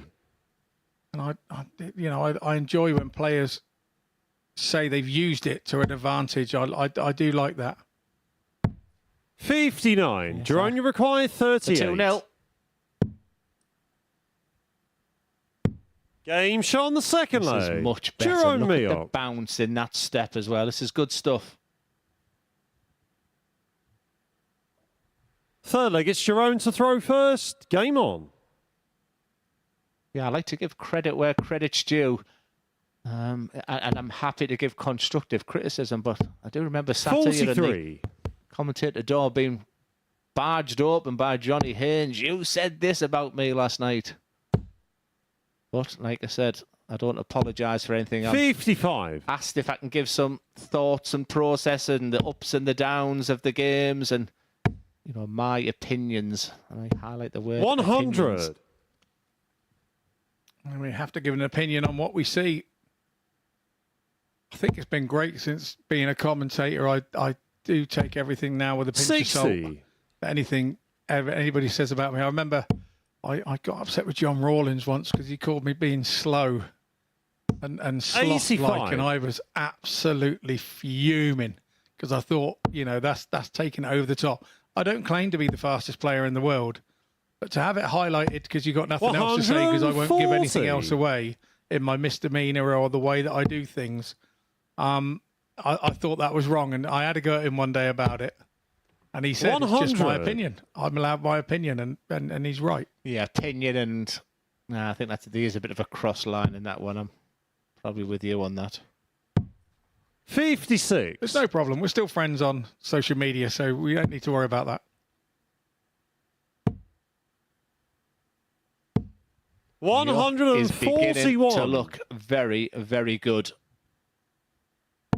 I think it was only 3 strides from picking his darts out to the water table. He is not the player who stepped on this hockey against Gino Voss in the first game. This is real quality. Game this shot is on the really third leg. impressive. Jerome Mio. And this is so far the performance of the day. Fourth leg, it's Connor to throw first. In fairness to Connor, he's not doing a lot different than what he's done in other games, average-wise, but he's just not getting the chances because Miok is right up there. Mid-90s. And like you say, 60. no player likes being behind, and everybody loves being in front.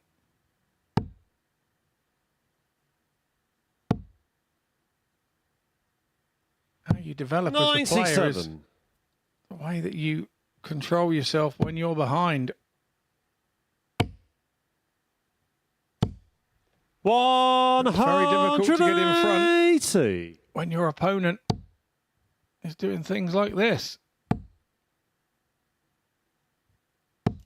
83. Yeah, I'm really enjoying this performance from Jerome. Just look at the eyes, the focus, the determination. But look at the relaxation that throw now. Do you remember them throws are highlighted against Gino Voss where it looked like everything was very difficult. It was snatchy. 85. Jerome, you require 121. These are good times for Jerome Miok. He's playing a top player here. 97. And he's Connor, a you dart require away 136. from a big win.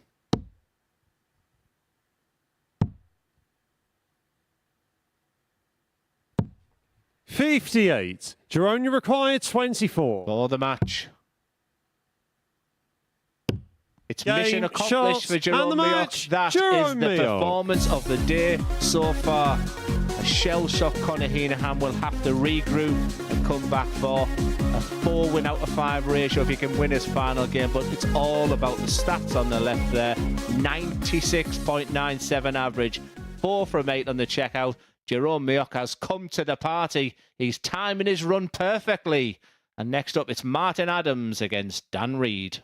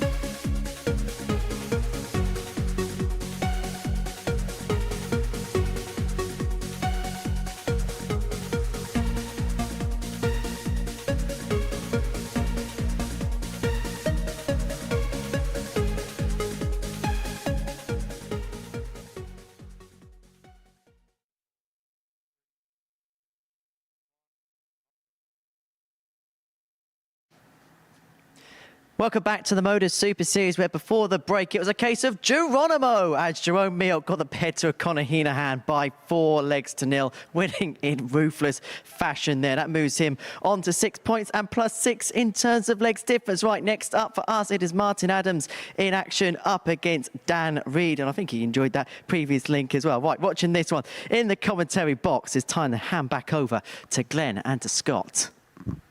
Thank you so much, Henry. Yeah, you made Dan Reed jump there. You made the commentators jump as well. Geronimo.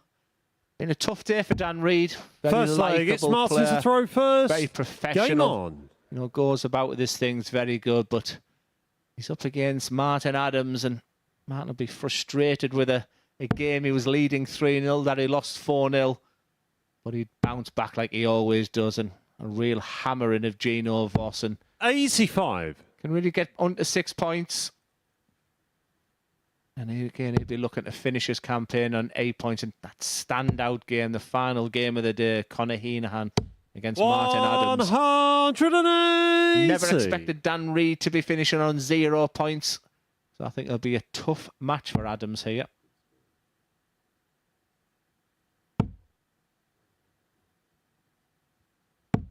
43. Dan Reed having a couple of games left. If he can manage to win here and win his last one, he puts himself right back in the mix. We were saying if you're not careful, you can be out of it before you start. 45. He's desperately looking for a couple of wins on the first day, and he's now put his back up against the wall, and it's now or never really for Dan Reed.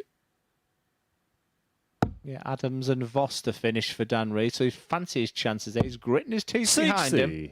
And again, a very experienced MODUS Super Series campaigner, so I think he'll know the situation and he'll know he needs the 2 wins. I don't even think 1 win will satisfy 60. that.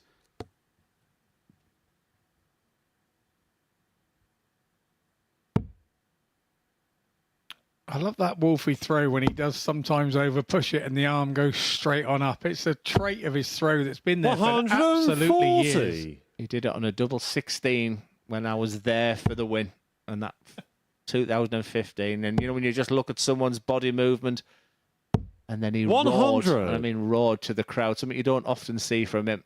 The importance of that dart, it was exactly that full extension of the arm where he seemed to go with his arm as well. Don't take it personally, mate. He's done it to all of us. You know, don't think he's just done it 60. to you. We've all stood there. Daniel and gone, required 160. how has the old so and so managed to do that? I can smell Lakeside as well. It's just, I think it was the smoke machines that you can smell. But look, all the Lakeside memories in the world. When you think of Lakeside, I think Martin, of you Martin require Adams. 113. Many memories of Lakeside, both on and off the board. Funny ones. So like the Gary Robson on the scooter was 87. one of the best ones. Daniel requires Just turned around and 78. was slamming into a door as Dan Reed wants to slam this 78 in. He's going to get 2 darts at double 12. He needed Game something. shot on the first He leg. needed something, and Dan that was Reed. very crisp, very clinical. It just seems very businesslike, very focused in this game. Second leg, it's He's had Dan to time throw first. Think Game about on. the situation. And that's a breaker throw, Scott.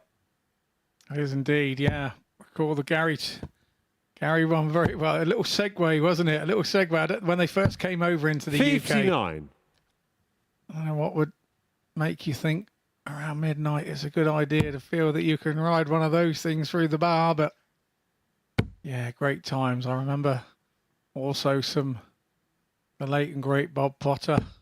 One It was one of Martin's 121. At the time, he some music came on that wasn't Status Quo or Kiss Crazy Nights. It was a bit of drum and bass sort of, or a little whatever you want to call it, a little bit of Dutch 180. rave music, and it came on, and I remember him being stood by the bar.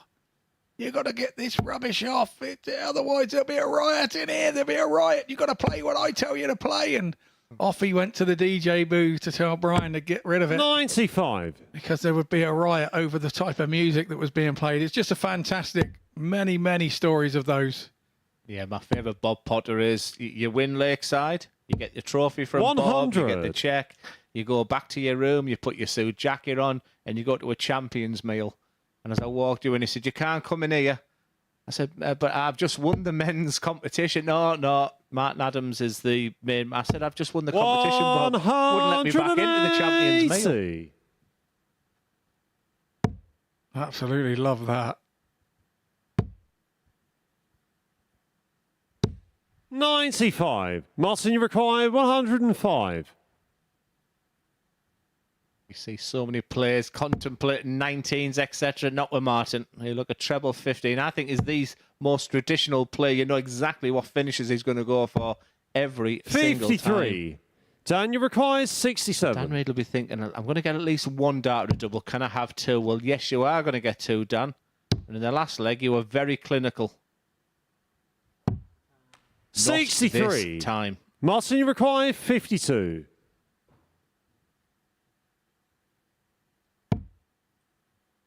Heading back to that double 16, which he's been very successful on. Game shot on the second leg. He does it once Martin again. Adams.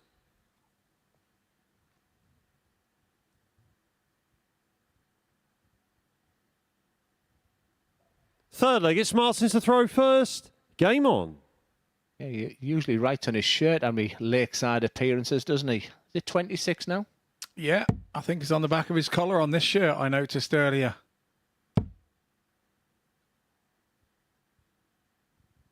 Was 85. Other great stories that the beer was 20p dearer in the VIP area than it was the auditorium. Love it. Love it. Everything Peter Kay wrote about, I think.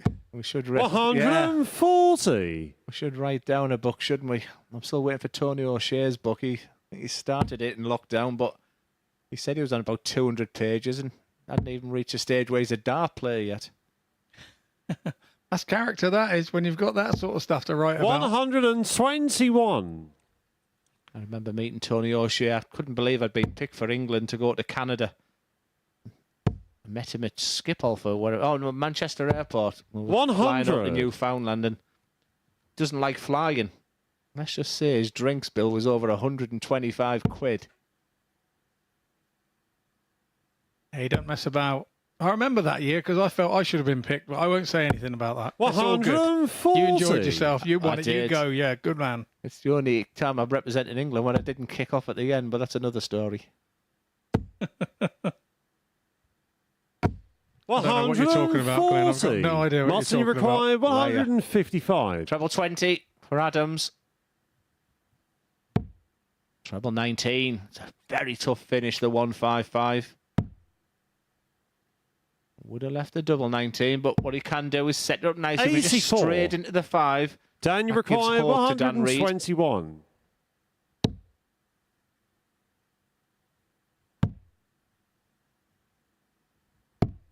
Do 85. like that last start on 84. Martin, you require He covered the 71. bed on the treble 20 there. And these are big moments. So big 18. And he's going to get a dart at tops. For a holder throw. 51. Dan, you To be. require 36. It's time for wall feet, so a good chance here for Dan. Game shot on the Top third leg. corner, Dan number Reid. 36. The luck that he wasn't having earlier is now coming back his way. You have to Fourth leg, it's persist as a Dan to dart throw player first. Game on. and believe that your luck will turn, but you've got to give yourself a chance for the luck to turn. Yeah, the word I used for our last week's winner was patience. 95. He waited for his time, and then in the semi-final against Wesley Plazier and in the final, he saved his best dart of the week. It was a real classic way to tell these players who are in 4th, 5th and 6th today that it's not over. 43. To come back tomorrow on Wednesday and then really plan your assault for Saturday night. But just get the feeling when I came to the live lounge here in Portsmouth today that, you know, the talk, 100. the feel is about Champions Week. And I think we all agree it's the best 12 people that we've had so far. Yeah, I had to back that up. I mean, it really is. 85. Put the names in a hat and pull one out with a blindfold on, and if you were doing some sort of sweep, you would be happy with whoever you pulled out, I think. 57. I think the bookies will have Luke Littler as a big favourite. but he seems to handle that pressure for such a young age. He's very mature. 100. Very mature and a very good memory. I remember shaking his hand at Lakeside. Said, great to finally meet you. And then the other week he sent me a picture saying, and he looked at me really strangely, and he then sent me a picture of me and him at the Isle of Man Open many years before, 5-6 years before. And I'm like, wow. Didn't recognise you, young fella. I do apologise, but what a talent Luke Littler is. Yeah, I think we had Alexander Merckx here as a player and as a commentator. Falsy. I went over and said, do you mind if I ask you a few questions? I said, first of all, it's great to meet you. He went, meet me? He said, Glenn, you've played me on the European tour. You must have been in the zone, mate. I don't remember many games. 145. I can't imagine anybody could get upset with you. I can't imagine that. Not anymore. I'm a changed man, I promise.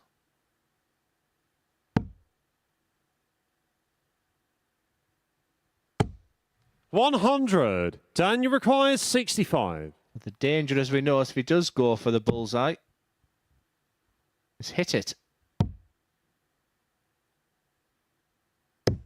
But all of a sudden, Game he's shot on the finding them fourth doubles. leg. And not only did he hit that Reed. double 10 there, that was precariously close to double 15. And maybe that just little bit of luck that Scott referred to is just Fifth leg, turning it's the Martin to tide. throw We didn't first. expect him to be on 0 points. He's just beginning to show his class now. Game and on. Still has a lot to say in this group here. You're right about what you say about that 25 on the 65 route there, because nobody goes to miss the ball. You throw at the ball, don't you, effectively? And you will 9 times out of 10 hit that ball. It's Bobby George saying, and he says, you know, you can't. I'd much rather you went somewhere else. And when I talked to him about the way that the board works, I sat down there around in his bar and we chatted about it. And 85. he said, you know, he thinks it's a bad dart going for a 25 on 65. Yeah, we saw a few players going treble 11 last week. As Glenn gets a bit excited. 125. Have we commented on a 9 darter was the conversation earlier. Just got a little bit closer to my telly there. 100. And you still haven't, or we still haven't. I've watched a few on the MODUS Super Series, whether it's been here in Portsmouth or Southampton. And the great man in front there is on that list. But I think my favourite one 43. was when it very first started during lockdown. And he actually done one from it looked like the pantry in his home. 140. Martin, you require 153. I think he had his dartboard in his office there at home.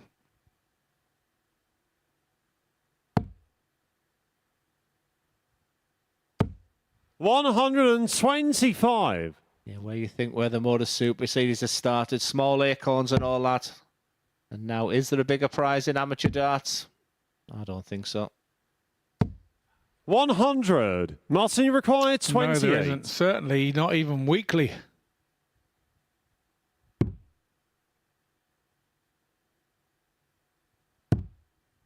Game shot on the 5th leg. Martin Adams. Repetition is key, and there was just something about that first dart. He was laying that down as the marker. 6th leg, it stands to throw And the second one, first. Game on. It just adjusted the line and length to absolute perfection, and these are big moments for Dan Reed now.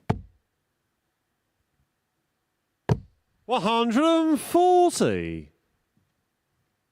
And once again, he looks very calm and collected, Dan Reed. And there's your averages. That's why he's calm and collected, because he knows he's playing very well indeed. 140. So many players are interested in averages. As you can see, they're averaging 90 and at 140. Put 2 points on your average. 85. But it's when you see the missed doubles, that's when you see averages go from stratospheric to mediocre.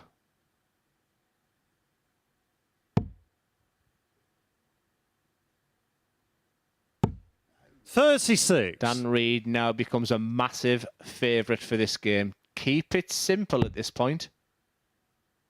Just think, just one treble. He's covered it there. But that 100. last dart for me is a winning dart.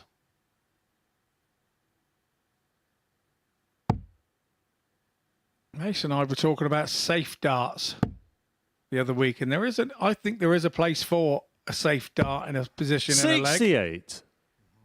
He didn't seem to agree. He seems to think that we attack, attack, attack.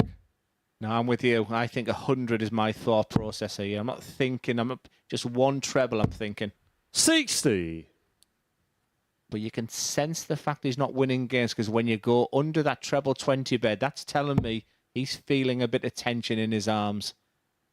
He's thinking, come on, hurry up, Martin. Let me have another chance.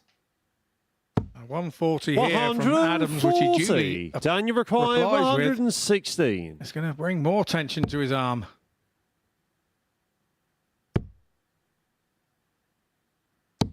I think it's game 100. on now.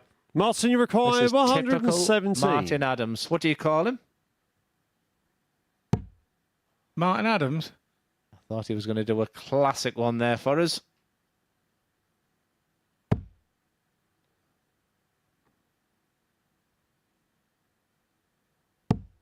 $45. Daniel requires 16. It's been a great game. Fantastic contest. And Dan Reid for his first 2 points of the day. And it's a Game, comprehensive shots, and the win for match, Dan Reid. Dan Reid. It'll be a real sigh of relief that he's finally up and running. For Martin Adams, who played part in the game of the day so far statistically. Dan Reid, 94.39. He'll be over them when he rushed off the stage there. And that's a lot of it is relief. Showed a little bit of bottle at the end, but 4 from 9 on the checkout rate. Everything was good about the Dan Reid performance there. As we go to the final games for each place, it's Jerome Mioch against Lewis Gurney first.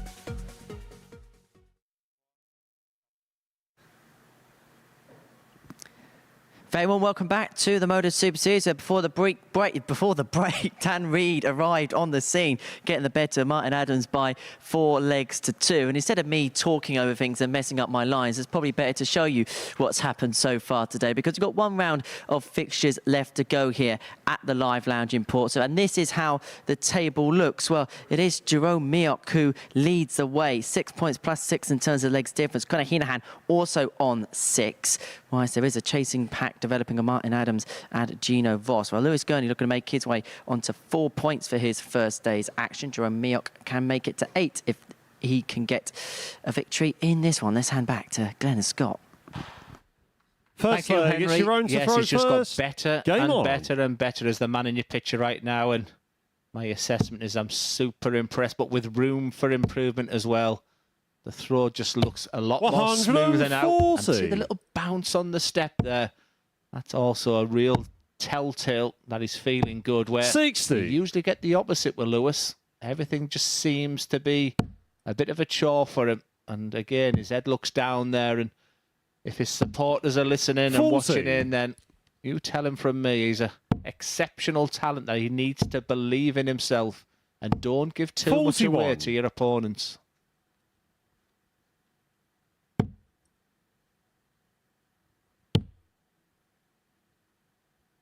Been a good old day for Jerome Mayock, and for my co-commentator, the day hasn't finished yet, Scott.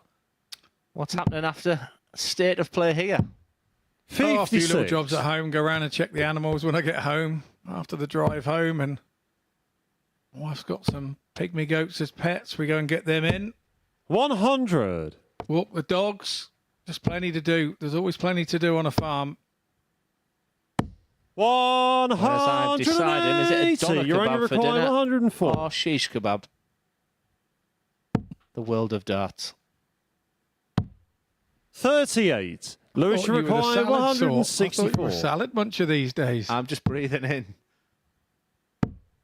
74. Jerome, you require 66. So he's going to get a dart and a double. And that dart is tops. Game How shot many on the times first do we leg. see you get Jerome one dart Mayock. at tops? Now, the one guy who helps me with my practice routines, I'm speaking to him now. Second we leg, both it's Lewis agree to that throw the winner of this first. group is Game the on. one who can hit the 41 checkouts, the 64s, the 76s. And he's fantastic at writing routines. And just 81. remember those words that commentators often say, and you get one dart or a double. So what I had to try to devise in my head is practice routines where I'm practicing just getting one dart or 140. a double. And the times that you've just... Because it's changed the game, it's changed the demeanour. And like I said, Mayock is looking very, 100. very good now. Super impressed.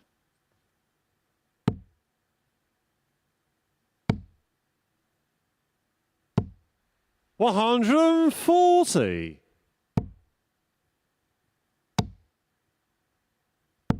85.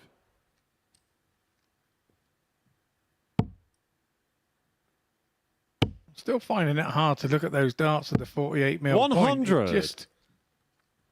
It just doesn't seem kind of sit right with me, but there we go. But the balance 45. must be Jerome, to do you with this. So require he leans forward, 121. whether it's the angle that the dart's going in, but they clearly suit the way he throws a dart. I mean, the front elevation of his throw is very big, very sensible again. He didn't go up with the 11 bull because his 81. opponent said that's telling me he's also thinking as well. And after 12 darts, double top is tough to beat, no matter who you're playing. I've just remembered the finish guy. 38. Jerome, you require Ulf 40. It's Ulf Sader, 50 or 52 inch points, 52 mil points. Game shot on the second leg. Jerome Mayock. Once again, continues to impress. Yeah, we'll see the great player. Third leg, it's Justin Jerome Pipe to throw for me first. was Game he on. was trialing 52 mil points. And with the smallest flight you've ever seen on the back of it, it was crazy mad. 99. JP, one of my buddies, and he's sort of not so much in the game now. He's now big and heavily 140. into the log business. Invested his money wisely from darts, and yeah, having a still down there at 65. Taunton. I wonder if Justin is still playing darts. Whether it's local league, practicing. 56. I don't believe he is. I don't believe he is. It's fair to say, for me, on the floor, he was the best player in the world for 43. a good season or two. And obviously, he'll be remembered as the slower player. It was just something, that culture of 130. players saying that was the problem when you played against him. I never found him to be... In fact, I practiced with him before a Pro Tour. I like to practice with him, but 60. he ran to the hockey to get the darts out like that. But his 3 darts that he threw, I guess, was just not good on the eye. 59. Obviously, before you guys met him in the PDC, we had him clearing up locally. You know, he wasn't an hour and a half 93. away from Lewis us, and he would come to all our local 116. tournaments. We were very proud of him down our neck of the woods. He progressed to a 84. top 10 Jerome in the Uruguay rankings, 141. inspiration to a few down our way. This would be an inspirational finish. It would have been the highest of the day, but once again, Lewis Gurney missing the 89. big 16. Lewis Just an area Uruguay again. 32. He can improve and put points on his average. This is tough now. Didn't No score. see the need to Jerome move, but he could Uruguay have wiped 52. the bed and kiss off that tungsten. And Jerome's not only playing well, things are going right for him. And that's a dangerous partnership, you feel. 32. Lewis Uruguay 32. This would be a big help. It's got to come across. Game And shot that is on a the big third help to him lay. because he now Lewis has Gurney. the throw and a good chance of getting back to 2-2. Fourth leg, it's Lewis to throw first. Game on.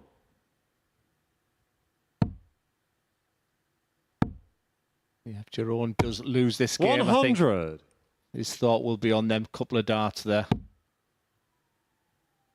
What real good players can put that to one side 121. and continue looking forward.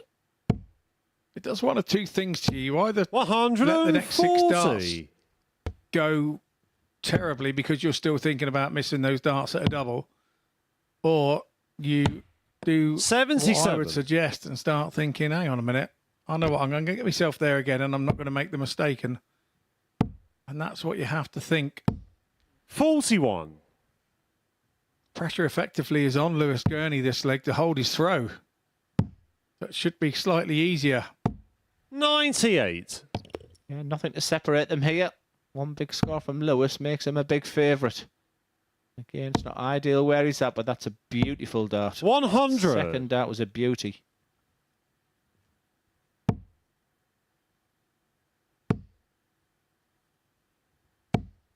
$60. Lewis require 120.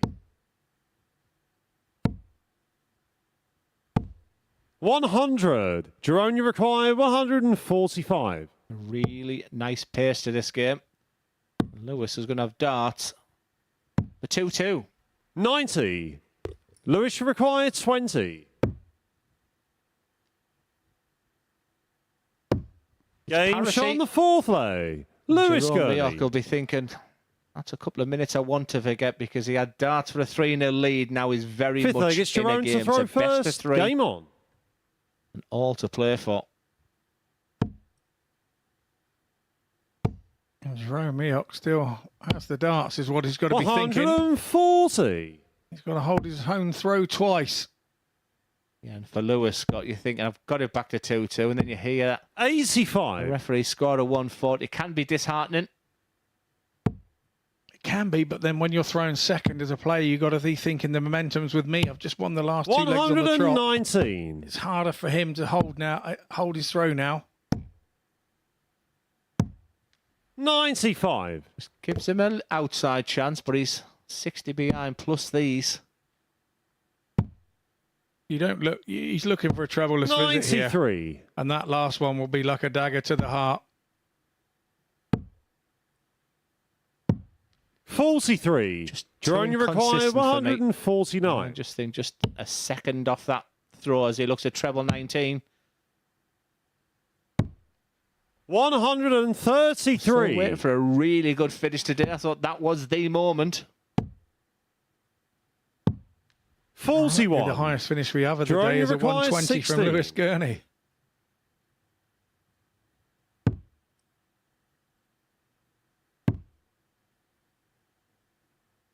Game Leoch shot on the leads fifth 3-2. lay. Jerome As we Leoch. come to the conclusion of this game, Jerome would be finishing on the day on 8 points Sixth if he leg, can it's get through Lewis this to game. throw first. And after Game that on. first game against Gino Voss, that's all he could ask for. And he's looking good for the week. ADC Europe right now are flourishing. Success 81. of Patrick van der Bohada last week And Jerome probably will fancy his chances this week. He looks in good nick. Like I said, his first job is just to see out this game. 100. And it's just great news that ADC Europe is spreading. It's a success story. 43. See now linking up with the Belgian darts bond, and obviously other avenues. Luxembourg, you wouldn't think would be too far behind. 100. And it's off up into Scandinavia, I'd say, for the ADC Europe gang. 60. Yeah, we've had players from all them regions. And they just seem to be getting better and better. And 60. qualification will be getting tougher and tougher, I believe, over the next couple of series as well. But some fantastic 57. players highlighted to come for Series 5. Really good times. And then when you see the impact that Raymond Smith did on the ADC Oceanic and the Mal 97. Cummins, the Jeremy Fags, the Raymond Smiths of this world, and obviously this week as well. 100. Jerome, you require 144. All good times. So all he can do now is lay up. 41. The first Lewis, you real require disappointment in this leg. 160. And Lewis has to capitalise, but not with darts like that. 78. Jerome, you require 103. Big last start that was from Gurney. How vital that's going to prove to be, we will see now. 71. A couple of times he just Lewis, you missed on require that double 82. 16. Lewis, you feel, has to get this. He's going to have to look at the 70. It's bullseye. It's not to be 34. for Lewis Gurney. It's been a real up and down Jerome, you day. require 32. For Jerome Meoch, it's been a day that's just got better Game, and better shot, and and the better. match. Jerome Meoch finishes on 8 points, 4 wins out of 5. Job well done today. He really will come back tomorrow with real hopes and aspirations of topping Group A come Wednesday. A fabulous win, nice and solid. And for Lewis Gurney, plenty of food for thought, positives and negatives, which no doubt he will address for tomorrow. The penultimate game of the day, it's Dan Reed against Gino Voss. Back after this short break.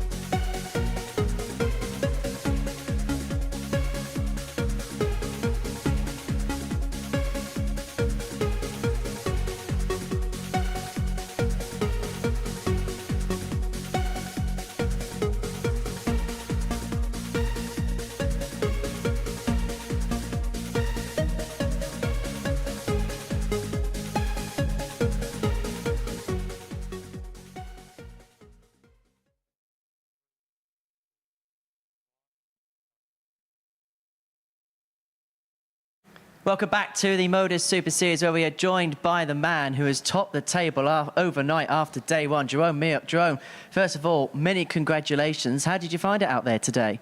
Yeah, it was good. The start was a little bit tough, but the rest of my games were good. And I'm happy that I win the last 4 games. Let's say you played Gino in that first game. Was that a bit difficult? Because you two Was know a each other difficult quite game, well, don't you?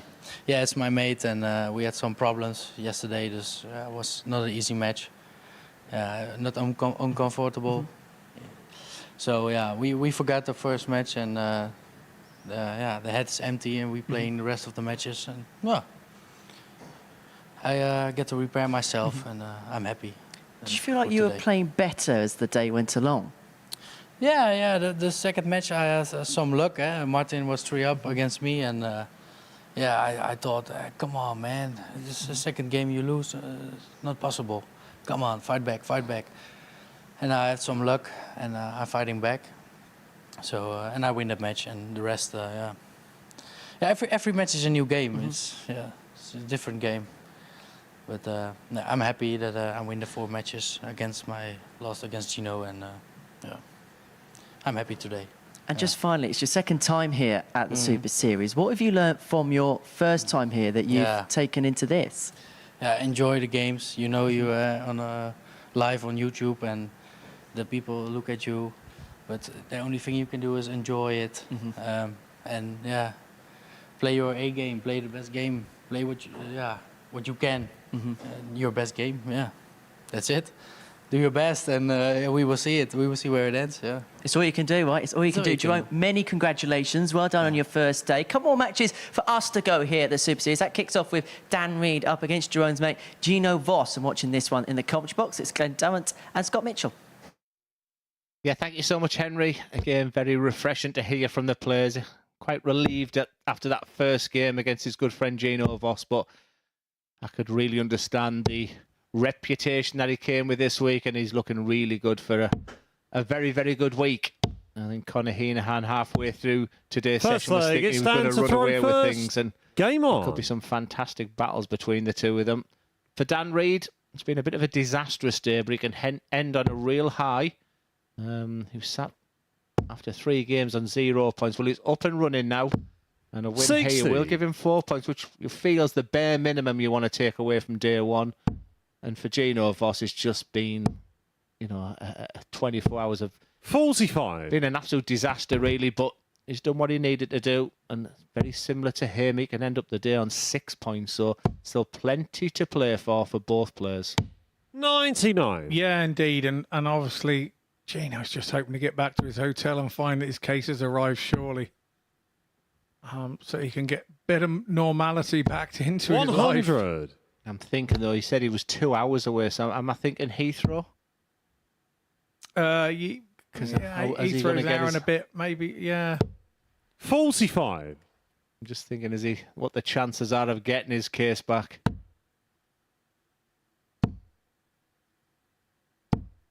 $85. Just seems to be the trials and tribulations of when we're travelling Europe at the moment. I mean, so many of the dart players in the Euro Tour it's happened to, and happened to me at the last event as a commentator. And 96.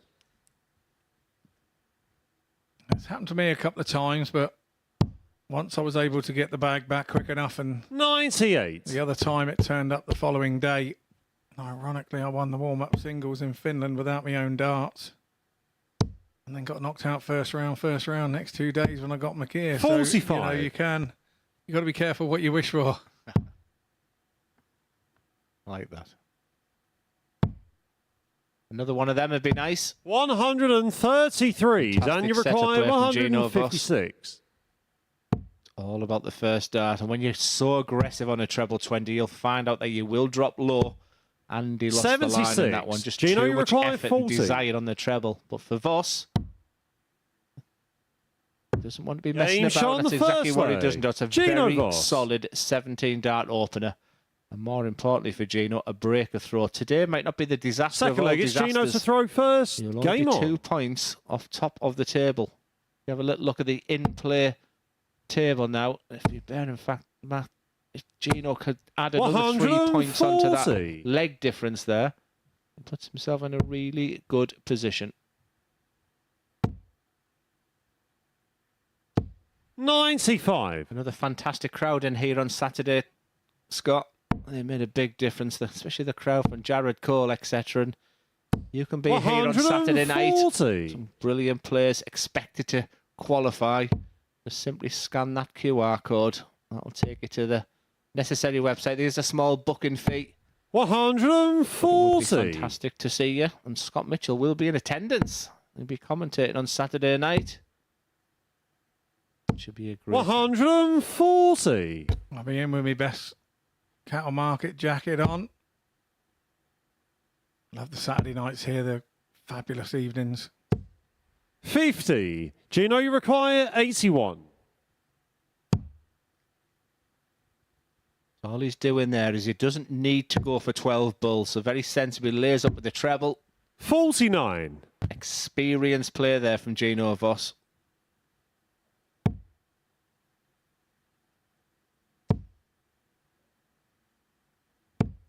$60. Do you know you require 32?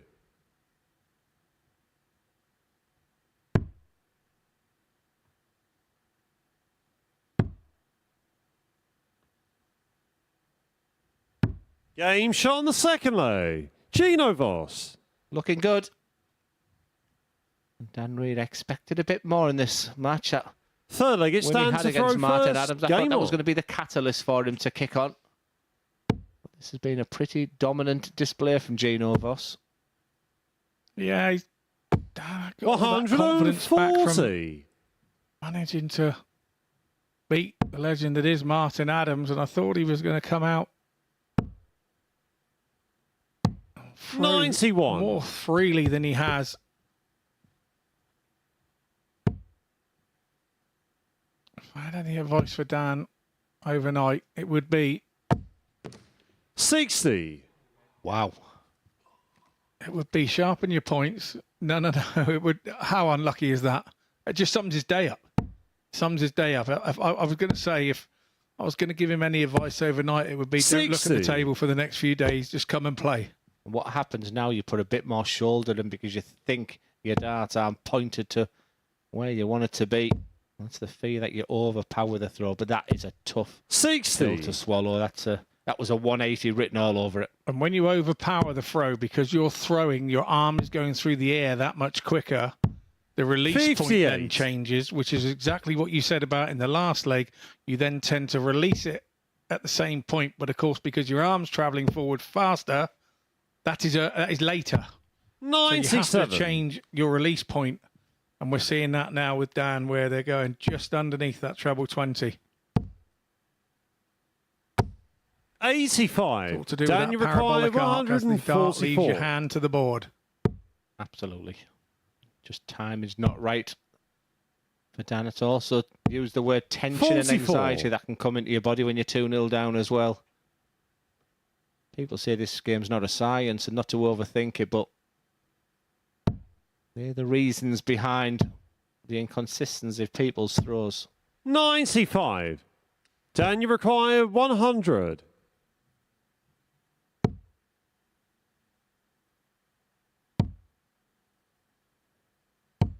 $60. Gino, you require 112.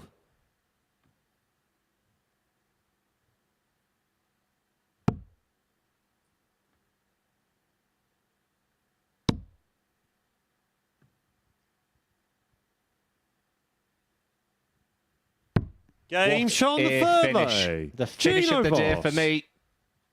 The fact that Dan Reid was lurking on top, so you can see the smile there. Is that a sign Fourth of a leg, it's resigned Gino to man? throw Because Gino first. Voss, Game on. that was superb. That second dart, the way you moved across the hockey, squared into that treble 20 bed. 100. Nice and composed, and so clinical on that double 16. The finish of the day. I think when Justin gets his darts back, he can say that they have been well and truly trained. There is no excuse now 140. when they return to him.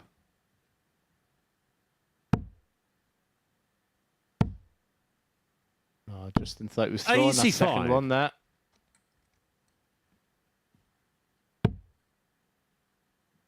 I've got to be careful with jokes now because I've got nothing to back it up no more. 135. Good darts there from Dan Reid. We have seen a 3-0 comeback from today. 100. To be fair, I've never had anything to back it up other than a tractor and a muck spreader outside somebody's house. So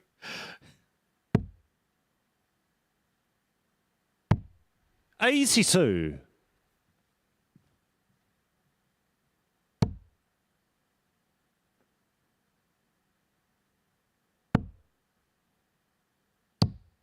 $76. Dan, you require 144. Actually see the wire bend there. 92. Lovely last Gino, you dart. require 140. Well, his last finish was the best of the day so far. That would have eclipsed it. It's in the hands now of Dan Reid to reduce the deficit. 116. Dan, you require 52. again, good short irons there to set up the 24. Game shot on the foreplay. Dan To no Reid. avail. Just Dan Reid polishes off that 52. Fifth leg, it's Dan to throw first. Game on.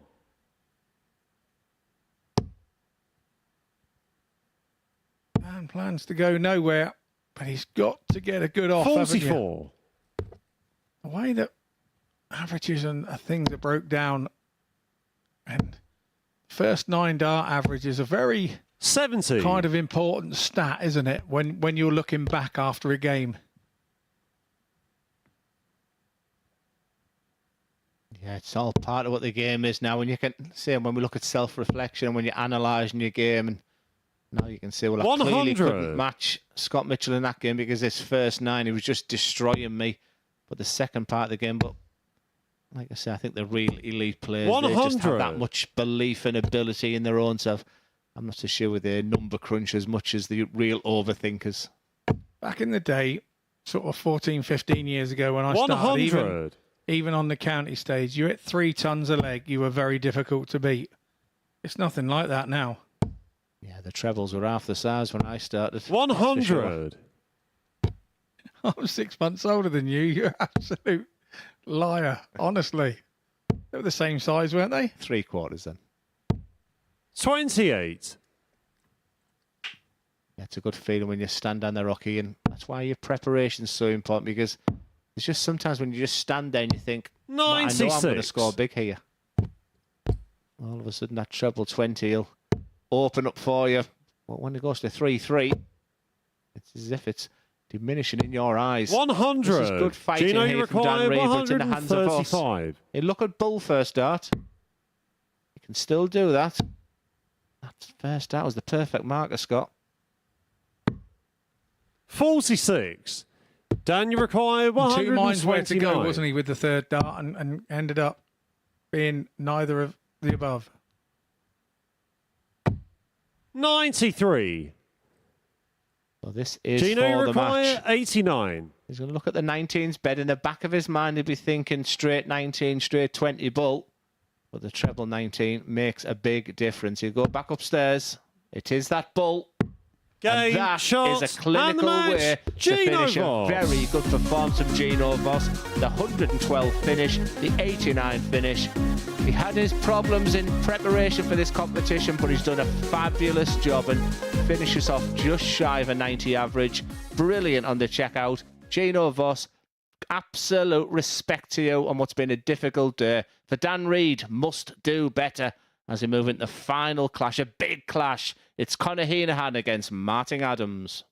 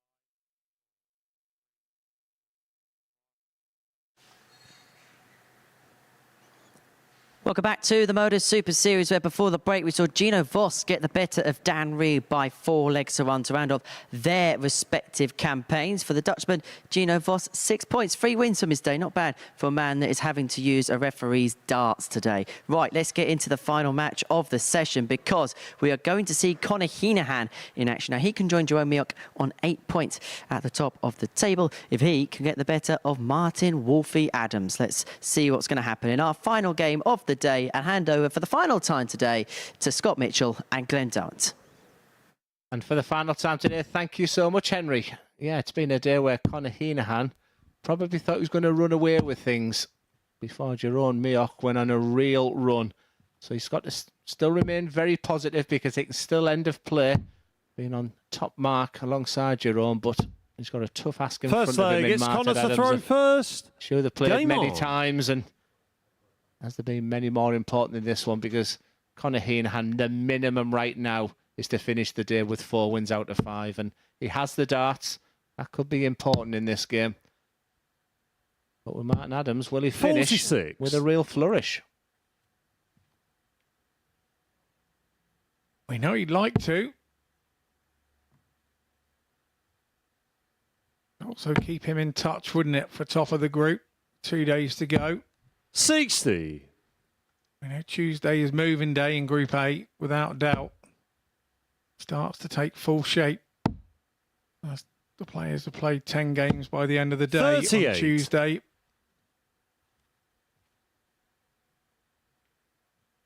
Yeah, it's been a good hour, an hour and a quarter since we last saw Conor Heenahan, so it's really important in that back room, 100. just to keep yourself prepared. Are you someone who would have practiced in that time, Scott, or is that a time to build up the energy levels? A bit of both, really. I think when you know you've got 59. that time, you would probably sit down for 20 minutes or whatever after the game, and then sort of go up and have a throw, and a little sit down again and have a throw, and rather not overthrow. I wouldn't. I would rather little and often, 97. just to see where I feel and how I am. And just for the people watching as well, would you be eating in there? Would you be hydrating, plenty of water, energy bars, or did you just trust in the old BDO days where we'd walk in a venue at 8 o'clock and finish the Welsh Open final against each other 11 at night? Yeah, no, I've changed a little bit. I would sort of eat some sort of fruit or whatever, just give me a lift. And you're seeing all these little energy bars that people 55. are bringing in with them now, and it's the way, you know, the game is changing, and the way that we play the game is changing. That old-fashioned style of doing it that way 57. and popping in and not touching anything but a drink till you finish is disappearing. You know, it's becoming, with more money in the sport, it's becoming more of a sport than people realise. First energy bar, joking aside, it was the World Masters, Christoph 50. Ratajski. So it was that group, and he just detached himself from the last 16, the last 8, last 4, and he was eating, just got his bag out and was just eating fruit and energy bars. And 45. for me, that was the first Martin, time you I thought, you know, require this game is 139. changing. Whatever preparation Conor Heenahan, he might want to look at it again, because he has not come out the traps in this game. Even after 18 darts, he's still on a 2-1-1. Been a disastrous start, but Martin just moving that elbow, that shoulder freely, 41. and hasn't really capitalised. This is a poor first leg from 2 fantastic players.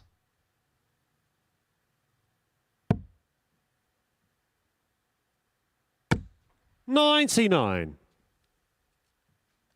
Of course, the Martin, importance you of this require last game 98. is that fixtures are reversed tomorrow, and this will be the first game tomorrow morning.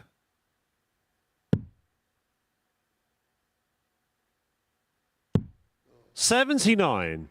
Conor, you require 112.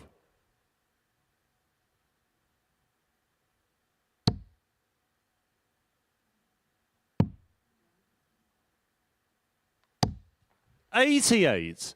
Martin, you require 19. Don't miss the big number, but he's got a big target there, because 17's not the end of the world. It's 2 darts at double 8. That was a little bit close for comfort for double 3. 3. Just very Conor, unlike you Martin require Adams like this 24. one. And Conor Heenahan has got away with one big style. I think the biggest disappointment will be Mioch watching this game. Game shot on the first lay. Connor I don't Heenahan. anticipate the rest of the match going that way, but that was a poor first leg, Scott. Yeah, it was indeed. It was a Second leg, tired it's first Martin to leg, throw wasn't it, from both first. players? And Game on. Connor Heenahan obviously played the very first game of the day as well. He was towing to the hockey at 9:30. 59. We haven't done that for a while, mate, and played from 9:30 till 11 at night. Yeah. Quarter final of the Welsh Open. 10-1. 95. Oh, and I had a beauty against... Could it have been Martin Atkins, Yorkshire, someone. It was just an absolute beautiful game. 4-3. Absolutely bouncing. And then they said, went over, and I was like, who have I got in the semi-final? 100. And then they said, no, can you come back at 8 o'clock tonight? I was at 8 o'clock. What am I going to do for 6 hours? One of the toughest ones to win the Welsh. 60. It sure is. It sure is. How many times did you win it? I played in it 3 times, 2 wins and a final. But did you beat me in the final? I beat you. 100. Genuine, that is... I think I remember you were 5-2 up, and I think I got you 6-5. Did you really? Because I've only won it once. I remember you beat me in Jersey. It's the only game I can really... That comes to me like that. 86. I don't remember beating you in Jersey. I wouldn't. Yeah. I couldn't have told you that. I couldn't have told you that. No, my memory is not good, and that's... I think I played Scott Waite in a Welsh Open final. 83. Well, in fact, I remember because we decided to go shares. Because in them days, you got a big lump of cash, didn't you? Walking out of the Welsh Open. I've no idea what you're talking about. I've never had cash. 100. I've always put it through the books. Whatever I've won. Oh, it went through the books. In fact, I lost money because you had to put down £5,000 because it was on Dart's database. I used to love that. I didn't. 127. Setup play there for Connor, you Adams. require 160. We haven't seen that magical real big finish today. 45. Martin, you require 32. No messing around this time. His favourite double.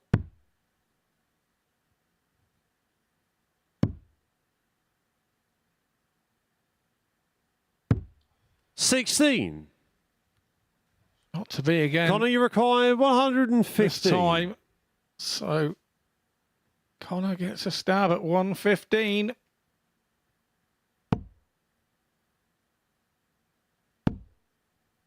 If this goes, it's not your day, Martin. 90. Martin, you require 16. Game shot on the second leg. Martin Those are the Adams. sorts of shots, and you think, why, oh, why did I let him have a chance at that ball? Why did I not do that earlier? Third leg, it's Connor to throw first.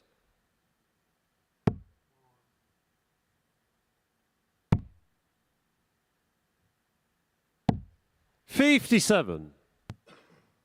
Well, Connor is running out of time for his 9-darter that he promised me this morning. While eating a nice big bacon butty. I wasn't jealous. 140.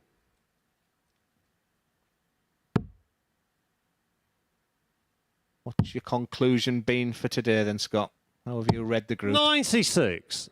Well, I said at the start that I thought Jerome Mioch would have a little bit more say than the bookies thought he would. And that's turned out to be the case. We thought that Connor would be there and thereabouts at the end of the group. 140. And that's turned out to be the case. So we knew that Adams had a chance of being a spoiler in the group, and he's there and thereabouts still. Should he be victorious 96. in this one? So I think that the value this morning was Adams at 5-1 and Mioch at 5-1. And they're proving to be the case. Yeah, I think the ones that are going to go back to the hotel room 55. disappointed is Dan Reid for sure. He's the type of player that can go through the card tomorrow. And Lewis Gurney, I think, is learning on the job. think there's 56. an areas of improvement for the young man, that's for sure. Yeah, absolutely. I still think that there's something to come from Lewis Gurney. I really do. You know, 60. as you said earlier, it's feast or famine with Lewis Gurney at the minute. If he can just be feasting a little bit more, then he stands a chance of being a big thorn in somebody's side in this group. He really does. He has the ability. There's no two ways about it. Martin, you require 106. And the right players around him. You know, Group B is not the end of the world. You know, Group C is tough 2 from 6. Fresh players coming in. As Adams looks at double 16 again. 90. Just not happening. Connor, you require 56.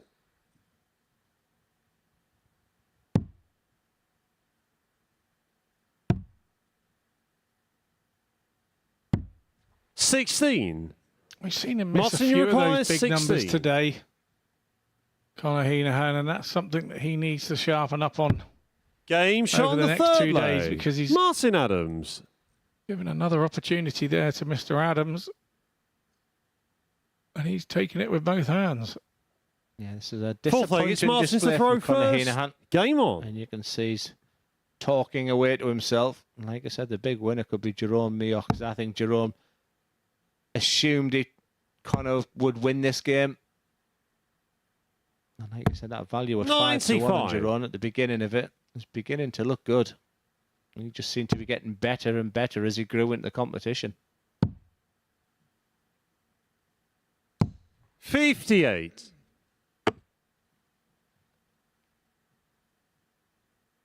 Another thing I noticed today is Martin's gone back into wearing shoes. He used to wear a brand of easy wearing shoe. I noticed the 180. first thing today he's gone back to his shoes. So Yeah, I did a couple of exhibitions last week, Scott. 30-odd legs I played, and I went back to my dress shoe. 57.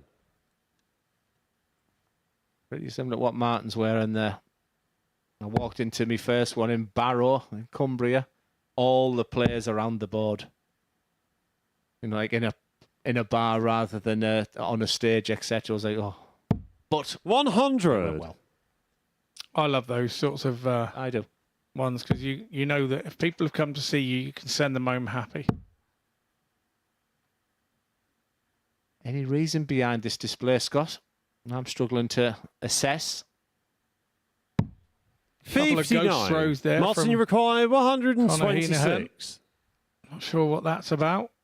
Little feel of the shoulder as well there, can you see? It was the walking wounded in Group C last week, Scott. Justin 46. Hood was struggling. Not happy feet. He played on 80% for a lot of competition, nearly come good on the night. 95. Martin, you require 80.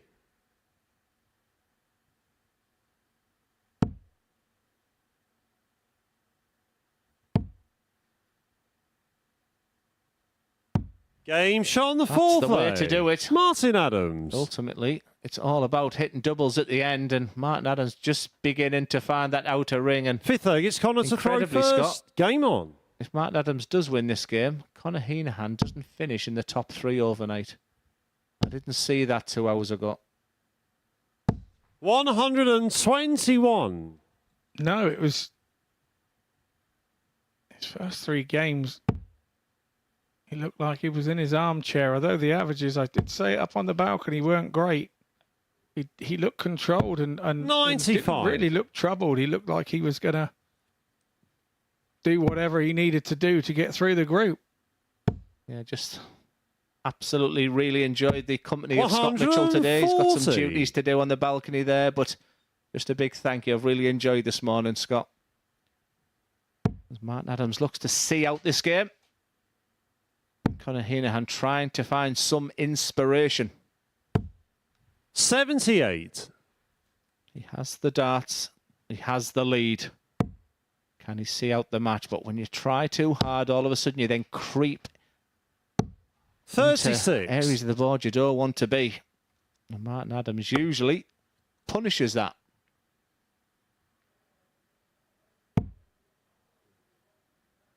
I did say usually. 85.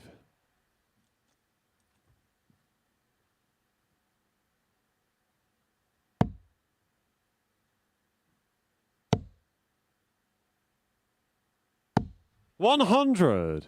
Yeah, that's only the third 100 score for Conor Heenan. Just a couple of 140s, but he usually finds 180s in games. And this match just hasn't come to fruition.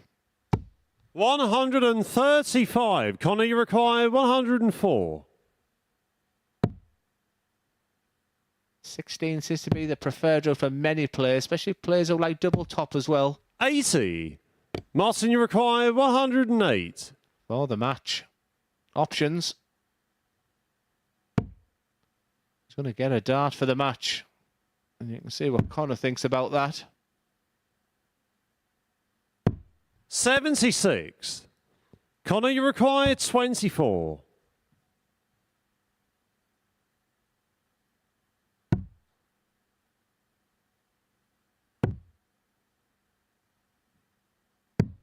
$18. Just a disastrous of a match for Conor Heenan. Martin, you require 32. And this is for the game.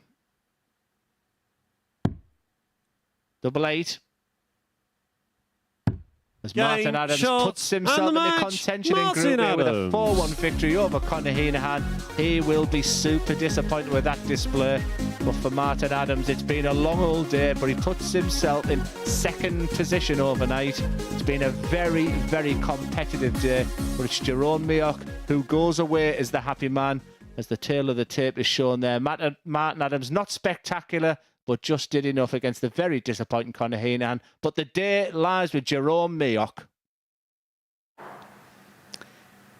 Indeed, it does, Glenn. Scott Mitchell has joined me up here on the balcony to assess what we've seen today. And today's been, well, it's been Jerome's day. It has. We said he was good value at 5-1, and I really felt he was good value at 5-1, and so was Mr. Adams. And now he finds himself second in the group after that win, and he's still there. The old war horse, he's still fighting. Well, let's see what has happened today. These are the results from our 15 matches. It started with a 4-1 win for Conor Heenan. It has ended with a 4-1 defeat for the Irishman. So they are the results from the first day's action. Now let's break down the day and the story of it. And we'll begin with Jerome Mayock. Lost that first game against Gino Voss, then beat Martin Adams from 3-0 down. Then we'll move into game 3, where he takes on Dan Reed. At this point, he dodged some bullets against Martin Adams, but then he pulls out this 4-0 win against Dan Reed and pulls out 2 ton-plus shows. At this point in the day, the real Jerome Mayock arrived.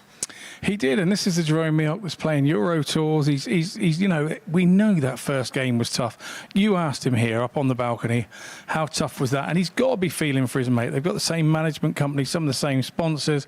His mate's turned up here it's a big thing to be here at the Super Series, and to turn up without your gear.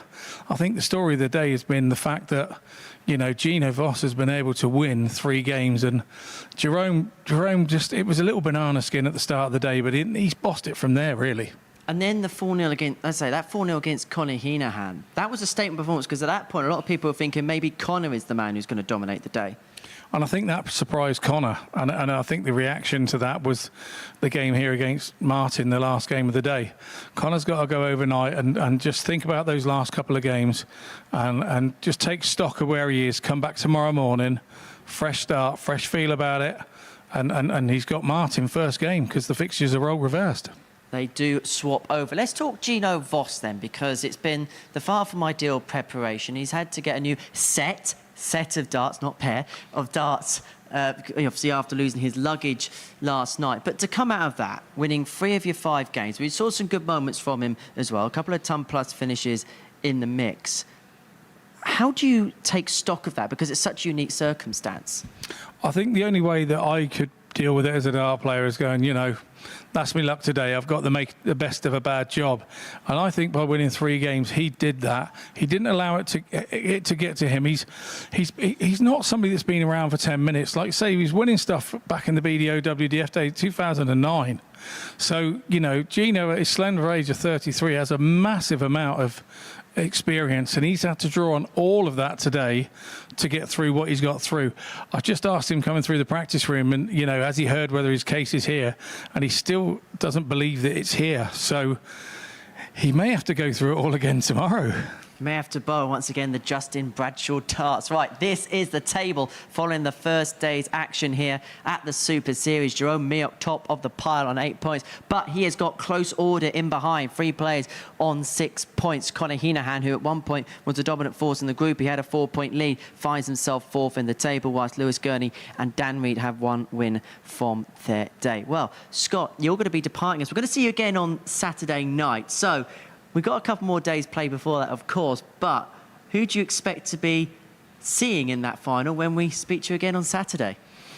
What a lovely thing to do to me. I don't think Love throwing him under the bus. Absolutely, throw me right under the bus, and the bus is tipped over. I don't think that Thornton's going to be too far away. I don't think Jerome Mioch's going to be too far away. So I'm going to go with those 2 as we stand. Well, enjoy your week. See you Saturday. We'll see you tomorrow morning, 9:30 a.m. The action gets underway on Moving Day, where Mioch is the man who finds himself at the summit. We'll see you then. Bye-bye.